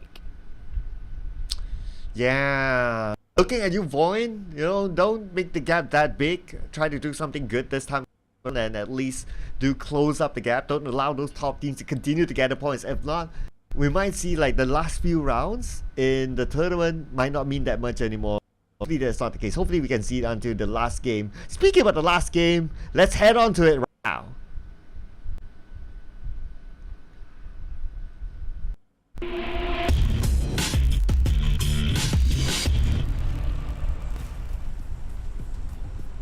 Flying into the last map of today, we're back in Miramar. How fast time flies as we just finish and wrapping things up in our grand finals here of day number 1 of all 3 days. and we're almost at the end of day number one. Yeah, that means like what, 12 more maps to go after we're done for today. But this time the flight path is flying right on top of Minas Generalis up to the side of Trailer Park, a bit favoring on the northern side for the flight path. But hey, it's still kind of in the center, so it's reachable for the players. They can find themselves vehicles if they want to go down to Valdemar. But at the same time, they have to be aware of the circle. They have to know for a fact if their checkpoint and their initial drop spots is just too far from the circle, might not the best case there for them to actually extend themselves to be in the first drop spot anyways. But not much of a choice for them because we only know the circle when everyone drops out of the plane. At least now we know that there's some that Bacon Time they took Chumacera. I'm looking at Bacon Time. Okay. Oh, it wasn't Bacon Time, it was Box Gaming, sorry. So Box Gaming takes Chumacera, DBD, and they'll be happy that they made that choice because the circle is somewhere there. Picado in the middle of the circle, FaZe Clan's there, they'll be happy with the compounds. They're chilling there for now. Now it's going to be the challenge of other teams of which area do they want to take. So you can say that if it's from the middle, coming from the top, then probably the area, the high grounds around Power Grid will be great. Just that they need to be aware that there's another team that take that high ground as a starting point, just to gather information of other teams' rotation. And speaking, I feel like it's going to be a Chumacera circle, so I assume there's going to be a lot of teams trying to get on Chumacera Mountains, just beside its town. So there will be some teams that want to go for the low grounds as well. I think we had this sort of a circle before, and the circle ended up right nearby Chumacera town, where it's going to be on the low grounds instead of the high grounds. We're going to have to wait and see first. Bacon Time, on the other hand, having a bit of exchange with DX. Now, am I the only person that noticed that DX is always the team, one of a few teams that actually start the early engagement once we drop from the flight path on almost every map? Let's see if your point is correct at this time. So far we can see Xavier, they drop, they loot, but they're not like really fighting yet. And you gotta think about it, inside of that compound that they always share in Miramar, and I want to know, it's for the most part they don't really engage, and I think that it's because there's enough exit points and they kind of like split between half. Yes, we do see Bacon Time keeping eye on the Xavier, but we don't really see Xavier rush and really want to take over the entire place. No, normally they would loot and they would exit. And maybe this time it would change because yeah, they're still taking their time. But is it going to be worth it? Maybe not, because of the circle.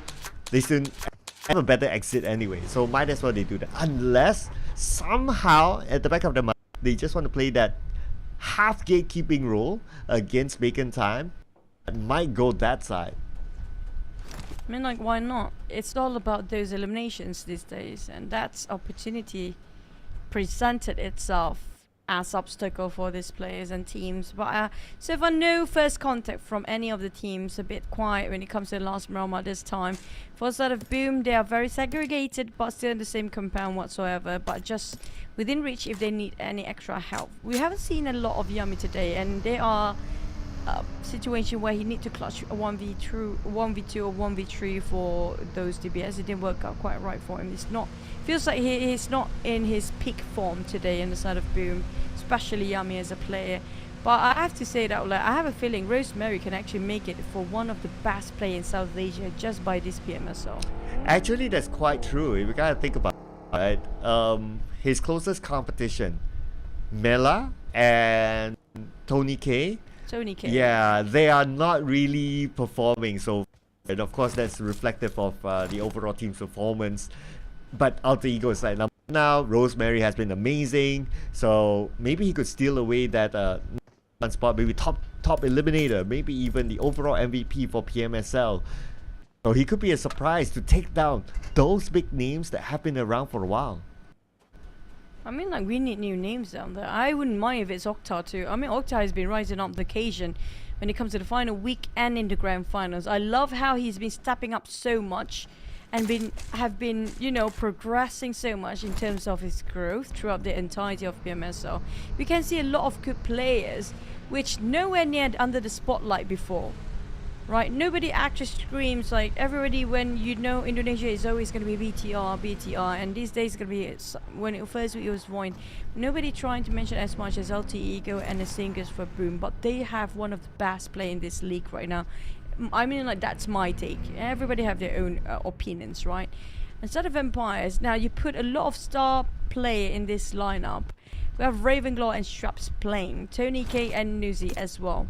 And Nuzi definitely have a change of role after he enters into Vampires, coming from Infinity back then. It was a different role entirely, but it's doing okay. But we didn't get him to be the best of his performance like how he used to be.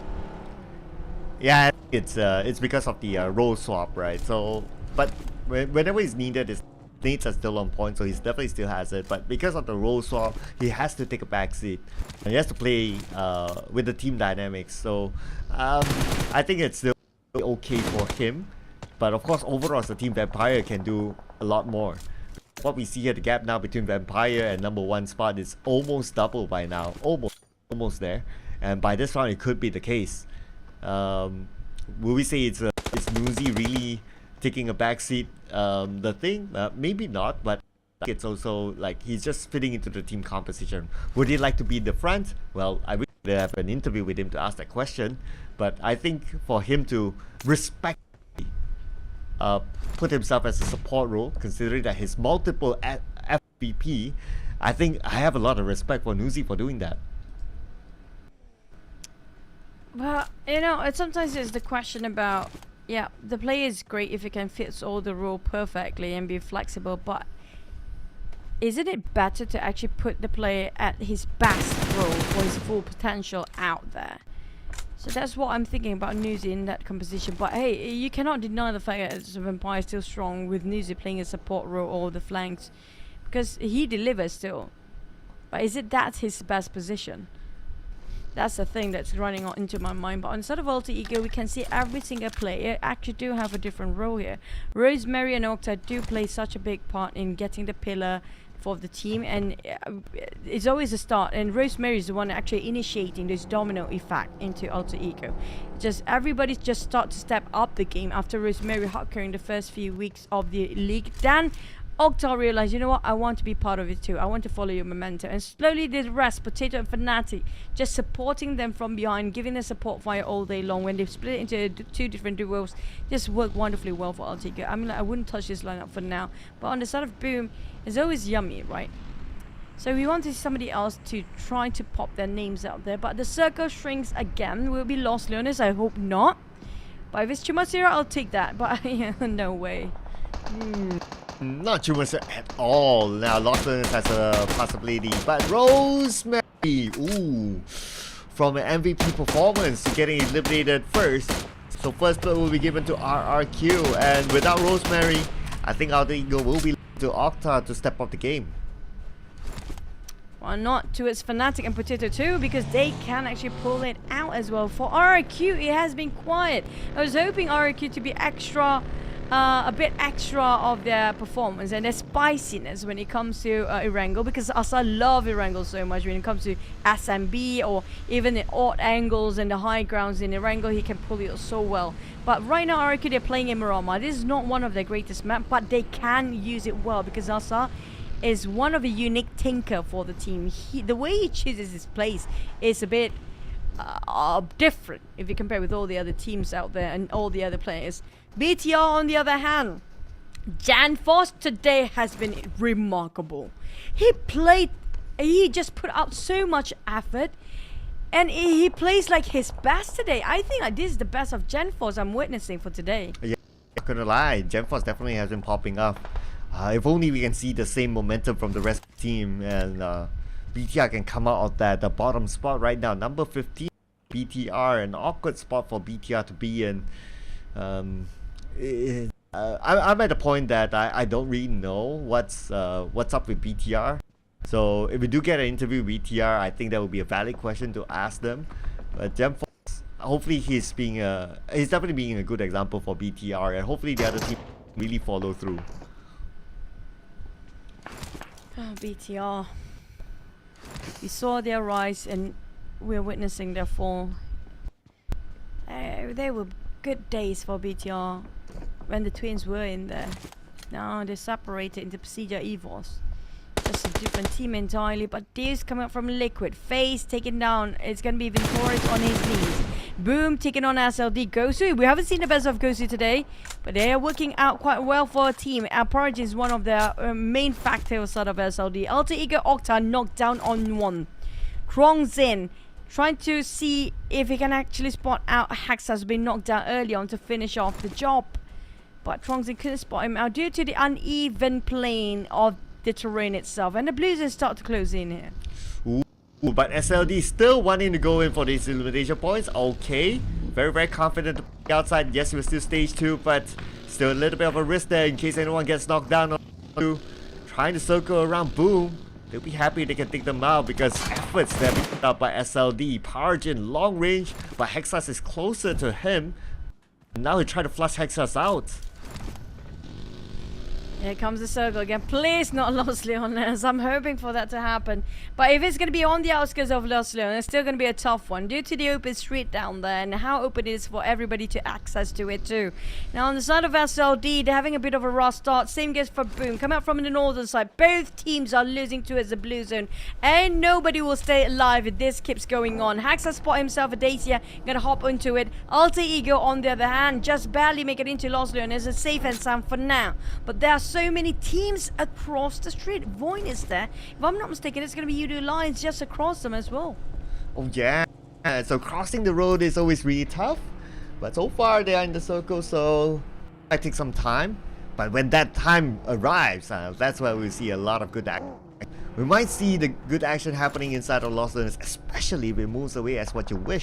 And we do have inside of here VOIN, GEEK, SLATE, we have Yoodo Alliance as well. But for teams on the outside still need to come in, it's going to be RRQ. They seem to be interested to take this round away from Vampire. A bit hesitant. This is the thing about Warehouse. There's no windows to see through. You have to step out from your comfort zone, see from the two entry, the in and out of that warehouse to see what's going on inside. But the thing is, they've been created around the corners by DBS. That's done. For RRQ, I hope they don't make the mistake by rushing in here, but if they can make a successful flush, it's going to be a big one, because this is Vampires we're talking about. And Nuzi already prepared himself those DBS.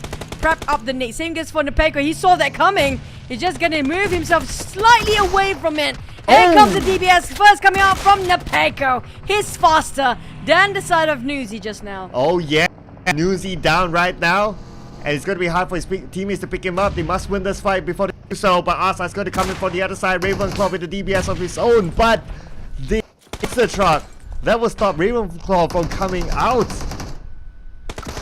Tony K on the ground, Mott trying to just get another 1-to-1 trade. Ravenclaw is a DBS warehouse fight. What do you mean Super League? Is a shotgun league and SLD? I know, wait, SLD. Back to a side of RRQ, they're winning over Vampires. That's a huge flush, but can they reset themselves on time? Because FaZe Mela, we're talking about Mela, one of the top Terminator in this entire tournament. Eyeing out for those kills, is hungry for more, is thirsty for any sort of a blood going in. But the rest of FaZe, they're having themselves a bit of a discipline. And this gives a lot of space for the rest of RRQ to reset. And they can actually go for another round. Okay, but this is another round between SL and Boom Esports. Played by the edge of the circle this time. Circle likely to move away from two teams. And yes, it will. It's on the open air as what you wish. That means that this fight must end at some point. Boom and SLD sharing the same compound, sharing the same building. Pombek shredded almost his helmet and hacks us with his DBS. But SLD losing a lot of men, and while the rest of them trying to save is a bit too late now. Having a bit of a U-turn, cancel their initial response before. Chuanji and the rest of SLD have to leave by and just leave Gosu back in the lobby for now, as PERSIJA tried to take the lead with Nax fight. They barely make it into the Los Leones side of a circle, but we do have a different side of a circle, southern part. But Baker just put down Mika straight in the line of sight. Wow, that was close. I mean, his life wasn't that much when the gunshot was open onto him. And better count his lucky stars there. Between Boom and SLD, they're not done well yet with each other. Still on the outside circle, but they have one member of SLD inside of it. The name will be tossed out by Trongzin. Does connect, but not knocking down anyone just yet. Yummy needs to retreat. He did actually go for a bit of a retreat there. Yummy just responded so much with those nades as well. Trongzin, on the other hand, valiantly just taking the smokes by his hands, and it's not working out quite right with those DBS working. Even though it's the biggest map there is, still going to be the DBS plays here. Yummy just arrived. PERSIJA play around the deep area. Does the side of the heels here. Nobody's put him out. This is super smart coming up from PERSIJA. Ingenious. Yeah, definitely going to stay there for a while now that he is the only player left for SLD. Try to slowly slide into the circle next. But speaking about slowly sliding into the circle, Deb, maybe looks like he spent a little bit too much time on the blue, got knocked down by it. Bacon time not going to wait for time. They're going to try to get more elimination points. Hopefully it's going to be 7-9, but nope, not interested. 7-9 still on the outside, but they need the road, and look at the amount of teams on the other side for 7-9. Bye for Bacon time. They're going towards the side of DX now. They are running away from 7-9, but they might actually fighting against DX next. RIQ and FaZe having this sort of a very nearby neighborhood between these two teams here, with the most attracting so much attention. GEEK taking up PERSIJA EVOS as a start. Here comes the contact. Links on the ground, damn good, rushing straight into being the front line. Snipes giving the support fire at the back line. I'm not sure where are the rest of them, but Mika as well as Stuxnet is splitting himself into 2-2 formation right now. Two different fights they're going into it. While they are fighting against PERSIJA EVOS, there's another team nearby as well. And so for RQ, nobody spotted out PERSIJA just yet. That's the last play of SLD. Lucky for PERSIJA because of that. That kind of like gives him cover from RRQ, so it's okay for now. And plus RRQ distracted by FaZe Clan. On the other side we have Boom, Yummy down on his knees. Asa wants to secure that point for RRQ, but let's see if he can do it before the zone closes in onto them, as now we'll see the zone moves away for sure. But before that, focus onto FaZe Clan and RRQ right now. Asa wants to go in. Spot out Onzen. Onzen with a rifle. Asa wants to toss over the nade just now. Cancel it out. Here comes the shotguns. Mormon got pinned down first with the spray coming from Asa. Here comes the opening. He needs to get another one to make sure he can go for the push, because they are lacking in terms of men. They need it to be against the odds. Sorry, they have to have the odds, but Mott knocked down instead with Mela tossing the nade right on top. Voldemort couldn't get the off angle. They tried to have a bit of a visual, but couldn't possibly do it. Asa don't even reload his magazines just now. Now Onzens and the rest of FaZe taking this willingly. It was so important for Voldemort to go for the flank just now, the off angles, but he couldn't see through those mountains. Yeah, Asa was hoping that the smoke would have bought him time, but unfortunately that wasn't the case. Voldemort casually getting this elimination point. Thank you so much, he says, and he still managed to get inside the circle. But the only thing is that RRQ only left with Voldemort. Now we move back out onto the right side of the circle, whereby teams from inside Lost Earner are starting to come out. Mela goes straight into RRQ as well. Voldemort greeted them open arms with those sprays, but they parked right next to the monster truck. Go ring around Rosie, and that's it. That's the loss of RRQ, and FaZe winning over again with quite a number of eliminations. Right now they are dominating for FaZe, and 5 eliminations. The moment we mentioned that they got shot from afar. It's going to be coming up from a set of SLD, but Hill and VOIN is going to be next with GeekFam right around the corner, waiting for opportunity to take a side as a third party. Ooh, we have another team eliminated. It's going to be FaZe Clan.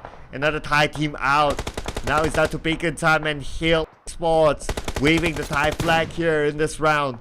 Let's see if they can actually do the back. VOIN surrounded by multiple teams, and it's not good news that fact that they have 2 players. They kind of sandwich themselves in between the teams here for VOIN. I'm not sure how for them to get out from there, because we're talking about alter ego around there. Even GEEK SLATE, there's like 3 or 4 teams surrounding side of VOIN. VTR, they're on the northern side of the circle. If they have to cross the street, it's going to be another problem. But so far, it's going to be safe for them. They're taking themselves quite a number of the control of the circle for now. But the thing is, can they defend and hold their ground? Boom across them, spotted out PERSIJA. They saw the smoke just now. There's only one player of SLD still remain, but he's still surviving so well, so good. Just so smart of PERSIJA. They're picking off angle situation, but they're being spotted out. Satar being shot from afar. Is it PERSIJA or different teams entirely? Oh, it's PERSIJA, and no longer PERSIJA, as he was pressured by the blue anyway. Ego. But anyway, it was Alter Ego taken away. Oh yeah, it was still okay. So Alter Ego will be glad that happened, and now they can extend their lead up. SLD, no chance of a chicken dinner this time. And now Box Gaming, D Xavier, let's go. Box having a bit of a CQC with those nades in a very open field here. Both exchanging and trading with those nades. Lavi realizes this is too much. I'm just gonna leave Shunos behind. Shunos, you deal with this. He can deal with it. A bit of a trading done, but at the same time, it's just too much of DX players outnumbered the rest of Box Gaming. And there you go. It's down to only Lavi on the side of Box. And he's being pressured left, right, and center. He flee for a bit to the side of the back line. But at the same time, there's nowhere else for him to hide. Yeah, he's gonna go right now. I mean, if he backs out of this, it's gonna be an open area for Levy. And D Xavier, it's a matter of time till they got it. And there you have it. D Xavier secures their point, and it's gonna be for elimination now. Box Gaming without a single point in this round. Alter Ego still have a 3. They're still standing strong at number 1, but the next contender is going to be PERSIJA EVOS. But can they close the gap here? Within just one map to have more than 20 points in this one particular map. Sam9 taking an eye out to the side of PERSIJA EVOS. GEEK will actually greet Hill in their compound. Snipes coming up from the back line. Stuxnet as the front line. The others giving support fire. They greeted them with these nades. Tiger and the rest of Hill just going to keep tossing those nades until they run dry. Stuxnet couldn't even reply. Flash got him on his knees. Snipes want to toss another, but I didn't know the angle. But Sky just pick out and start to spray. But Snipes dropping the nade in the nick of time. Oh, that allows Mika to come and move in. But Mika immediately gunned down as the money arrives. Right now, Hill Esports, they're trading it back with GEEK, SLATE, and Snipes is still M249. Beautifully done indeed. But the rest of Hill Esports, they're still on the inside. Good on the other side as well. Both of these teams on the outside of the zone. Flash. We need to find the rest of GEEK. Exactly where Snipes is at. But the moment he steps out, he will be shot down by Stuxnet. The Stuxnet focus taking up the mantle to save damn good. As Snipes will be gunned down. Stuxnet needs to do it fast. Oh, GEEK, SLATE, they're being hammered by 2 teams at the same time. Hill and Yoodo Alliance from above them. And that's done. GEEK, they didn't know that Yoodo Alliance right on top of them, but for the next one, Yoodo Alliance is aiming for the side of Hill. Gasler, the moment he picks out, it's going to be a headshot. PERSIJA EVOS, on the other hand, approaching the side of Sam9. They do have bacon time on the other hand. I'm not sure if they know any clue about the other teams across them, but Sam9 being spotted out by PERSIJA EVOS, now being finished off straight away. Low Usage got himself a shack, while Prime Putra just taking the barricade over this monster struck, and that's it. Nothing else to just cover himself with. PERSIJA EVOS spotted out Touch, which is going to be coming up from bacon time. They have Yoodo Lines across there as well. Southern side is just overcrowded right now of the circle. 3 touch waiting for Zuxi to pop his head. But Zuxi there too. Okay, let's see who will do the business. Oh, it's onto Armstar. So he doesn't know that 3 touch is there. 3 touch. Couldn't find a good angle, but Armstar now calling up for help. Finally, he gets it. He doesn't need a good place to hide. He just need a good angle to shoot for Touch. Here comes a finishing touch. Coming out with those nades. Boom, 1 go. Just left with 10% of HP for Zuxi right now. Touch dropping another nade. A 2 discount in 1. He got another, almost got legs, but I finished off Zuxi at the same time. Touch will be having those grenade elimination, but Luxy wants a bit of a damage control of that. Armstar will have to pay for the blood as well. A blood for blood. Then back to the side of Luxy, tossing out those molly. He knows exactly where Touch is. Here comes burning oven. Bacon time. Touch down next. Leaving only 1 last player remaining on the side of bacon time. But they gotta pick themselves up quickly because we a couple of other teams as well close by. We got Sam9 Putra, we got D Xavier, who will be happy with the mop-up clue. These are focusing on to get into circle first before they do that Alter Ego against Yoodo Alliance. Yoodo Alliance trying to go for the flash. Fnatic and Potato. Octa very low HP right now. Look at the nades being prepped up. They are just clearing off the corner. They know the corner. Potato's down. Luke with the M4 trying to find the shots. But Octa prepared himself with those DBS. Yummy is just next to them. Look at how Yummy just angled out for those nades. They're being hammed down again. Alter Ego rushed two ways by two teams at the same time. Fnatic holding the stack is by himself, but couldn't hold on much longer. While Octa tried to reset his teammate Potato. But those nades! Canny and Flex just smashed them into smithereens. Oh, nicely placed, but now they need to face up against Boom on the lower ground. Boom, however, will be pressured by the... They're trying to get into the zone, but they need to fight. Now Hill Esports as well as duking out with each other. Lapa tries to win this fight, but loses to a DBS. Hill still got himself quite a number of eliminations just now, but on the side of Boom, they're not done with Yoodo Alliance. BT are now marching into the party as well. We're down to only 7 teams, and with Boom, prepare themselves with those DBS again. It's just going to be DBS all day long, even though it's Mirama here. With Yoodo Alliance trying to reset themselves, Yummy is just one corner away. He cuts it. He secures those kills. And Canny next will be the next victim here. Both left, right, and center. He's been closed into a corner, but he fights back. Can he still have the fight in him? While he's trying to just bear it out, clutching against 2 players of Boom, but they're not giving him any sort of a space at all. Not at all. They're pressuring him move up to the 2nd floor, and now Candy defend this all alone. At the same time, the circle moved away, but finally, as always, it's going to be the PS gameplay, and it's going to be none other than Razy, none other than Yummy. Yeah, that's a confirmation. Yummy to take it up with the DBS. That is it for Yoodo Alliance. 4th step, and now Hill and D-Xavier will need to fight.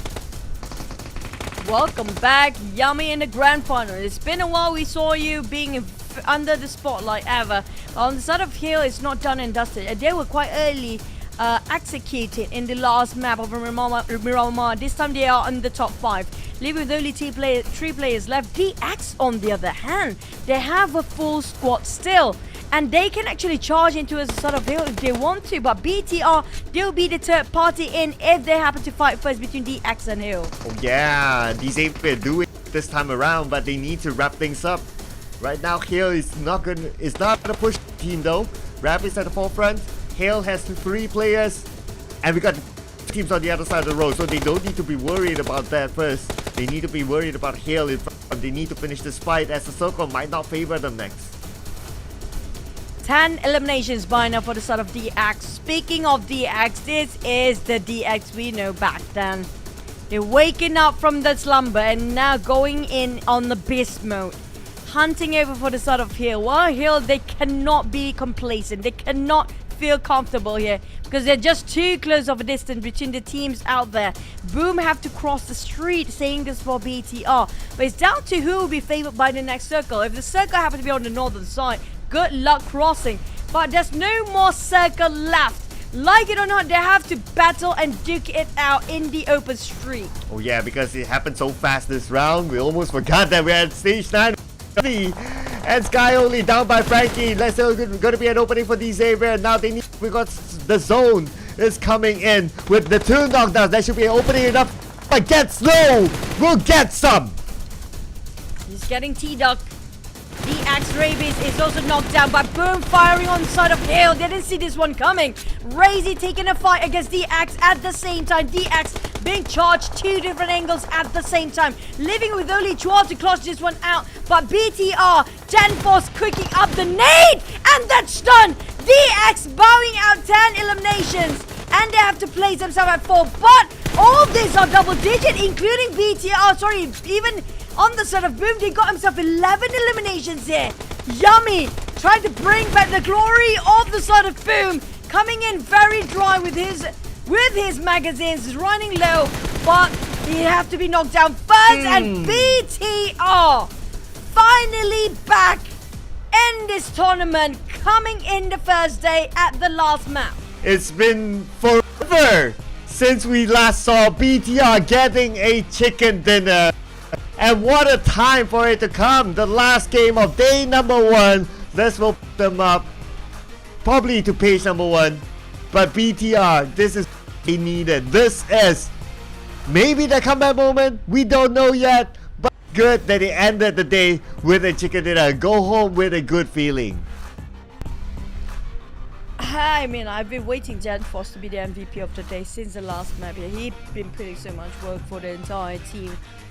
He played so remarkably well. What a formidable player coming out from Genforce. He's deserving as his MVP. Even though his damage didn't tally up with his eliminations, but he did so much.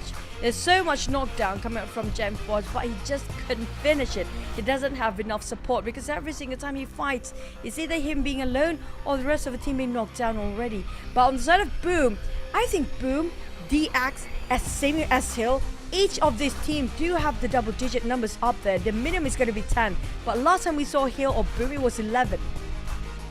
Yeah, so they probably got like 13 maybe because there were 2 players left. We gotta tabulate out the scores, right? Because this round is just insane. Like there was a lot happening in this round. Anyway, Hill Esports finally not missing out on the watch, doing decently well this time. I believe it was because of the eliminations collected. Again, we'll need to look at the scores later on just to be sure how many elimination points did they get. But because they're up there and not in the top 3, so top 3 or top 2, so meaning that it's pretty decent amount of eliminations as well, just to that second spot. But how about BTR coming up from 15th place? This is definitely going to be a huge lead for them, getting those chickens, and this is going to be pushed up when it comes to overall ranking.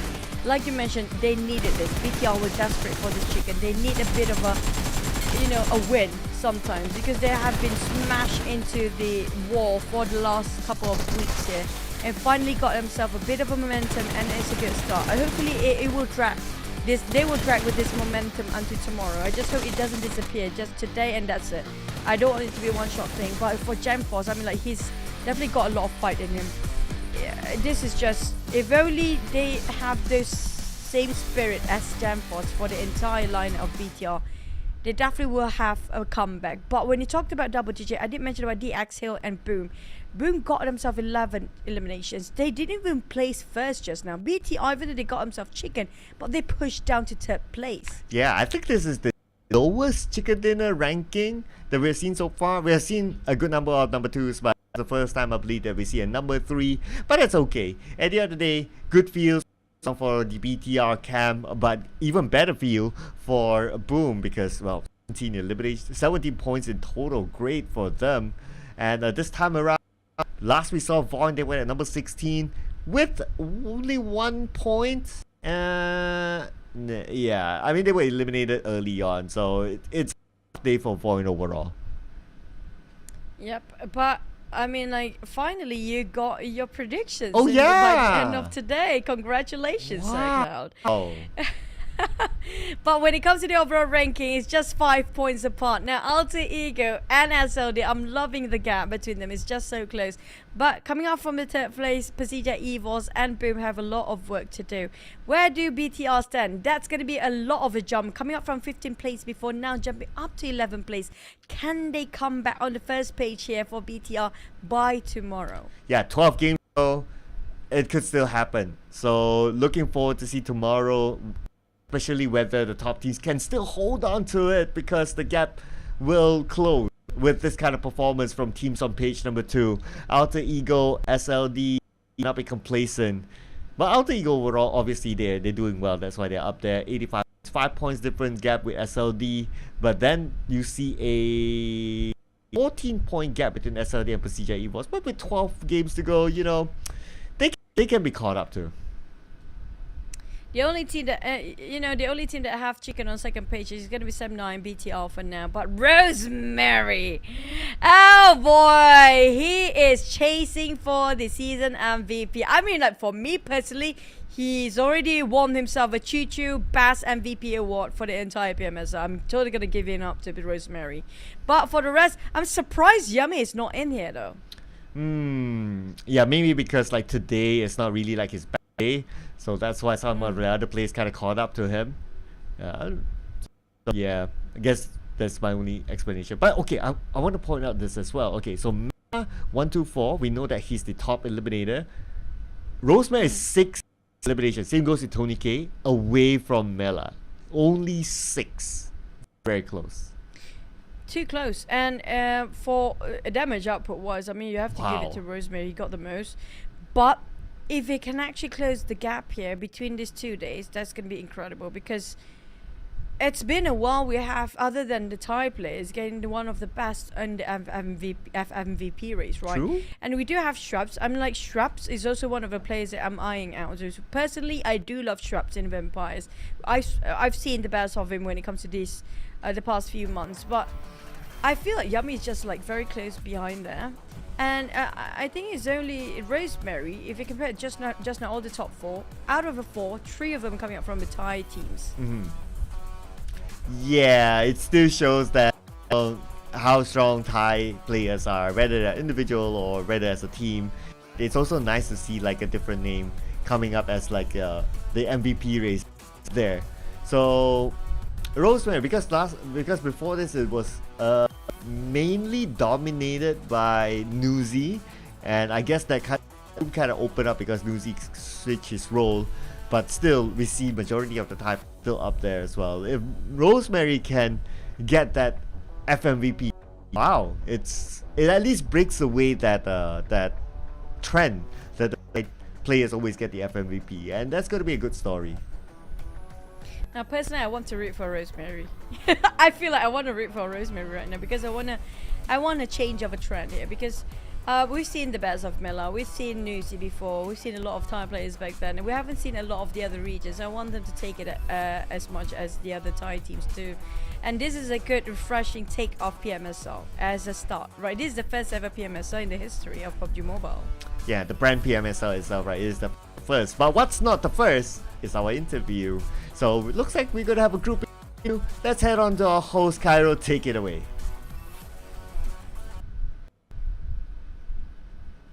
Hello everyone, we're back for the last interview session of the day, and here with me right now, there's 2 players from 2 different teams again, and this time around we have PERSIJA, EVOS, Redface, and Zuxi, and on my left side we have a player from Box, which is Winnie and his translator. So, as you guys know, there's a new skin in game. You guys have to check it out. It's the X-Suit Stygian Lich. So don't forget to check it out. And continuing with our interview session, Redface.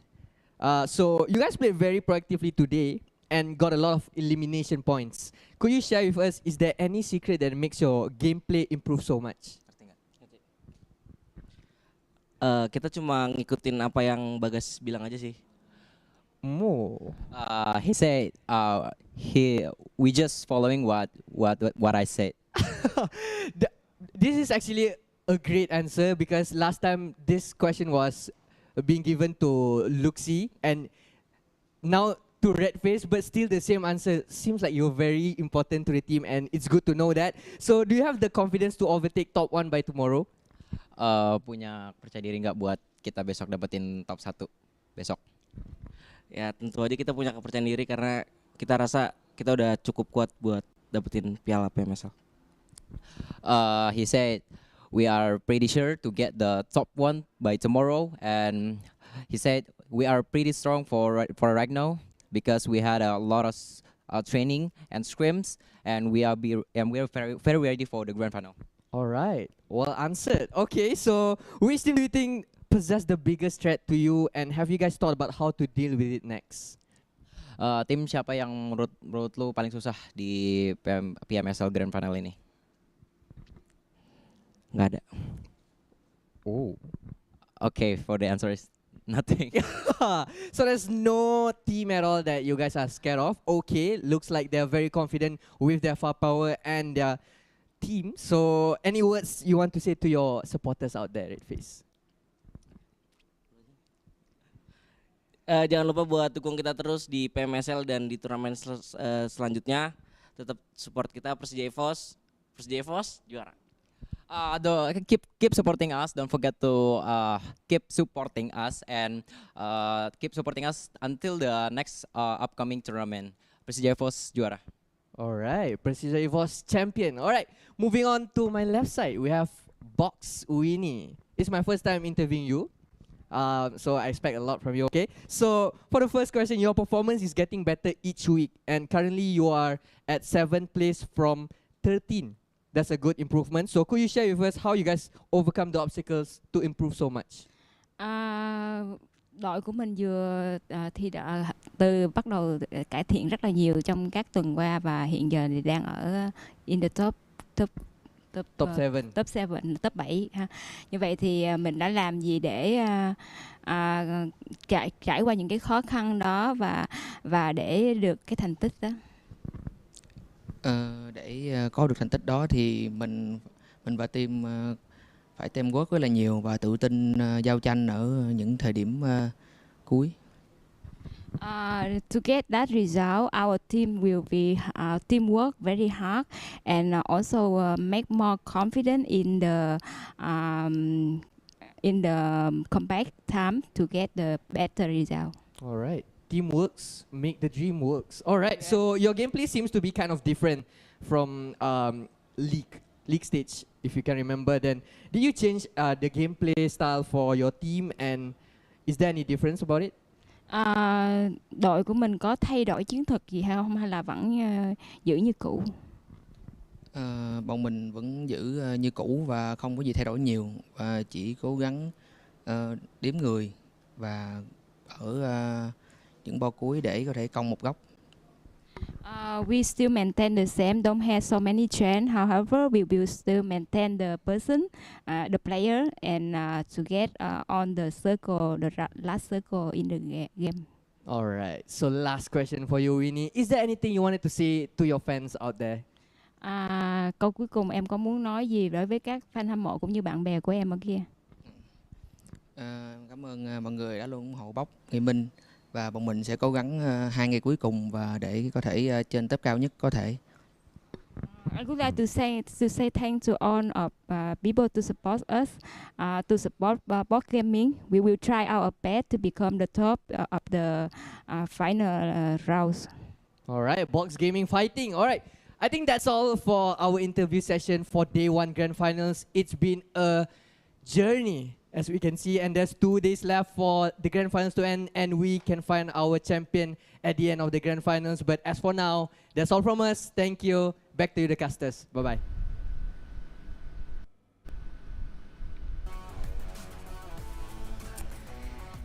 Man, I mean, like, I miss Cairo with his his crown earlier before. I miss our Thai translator, not gonna lie.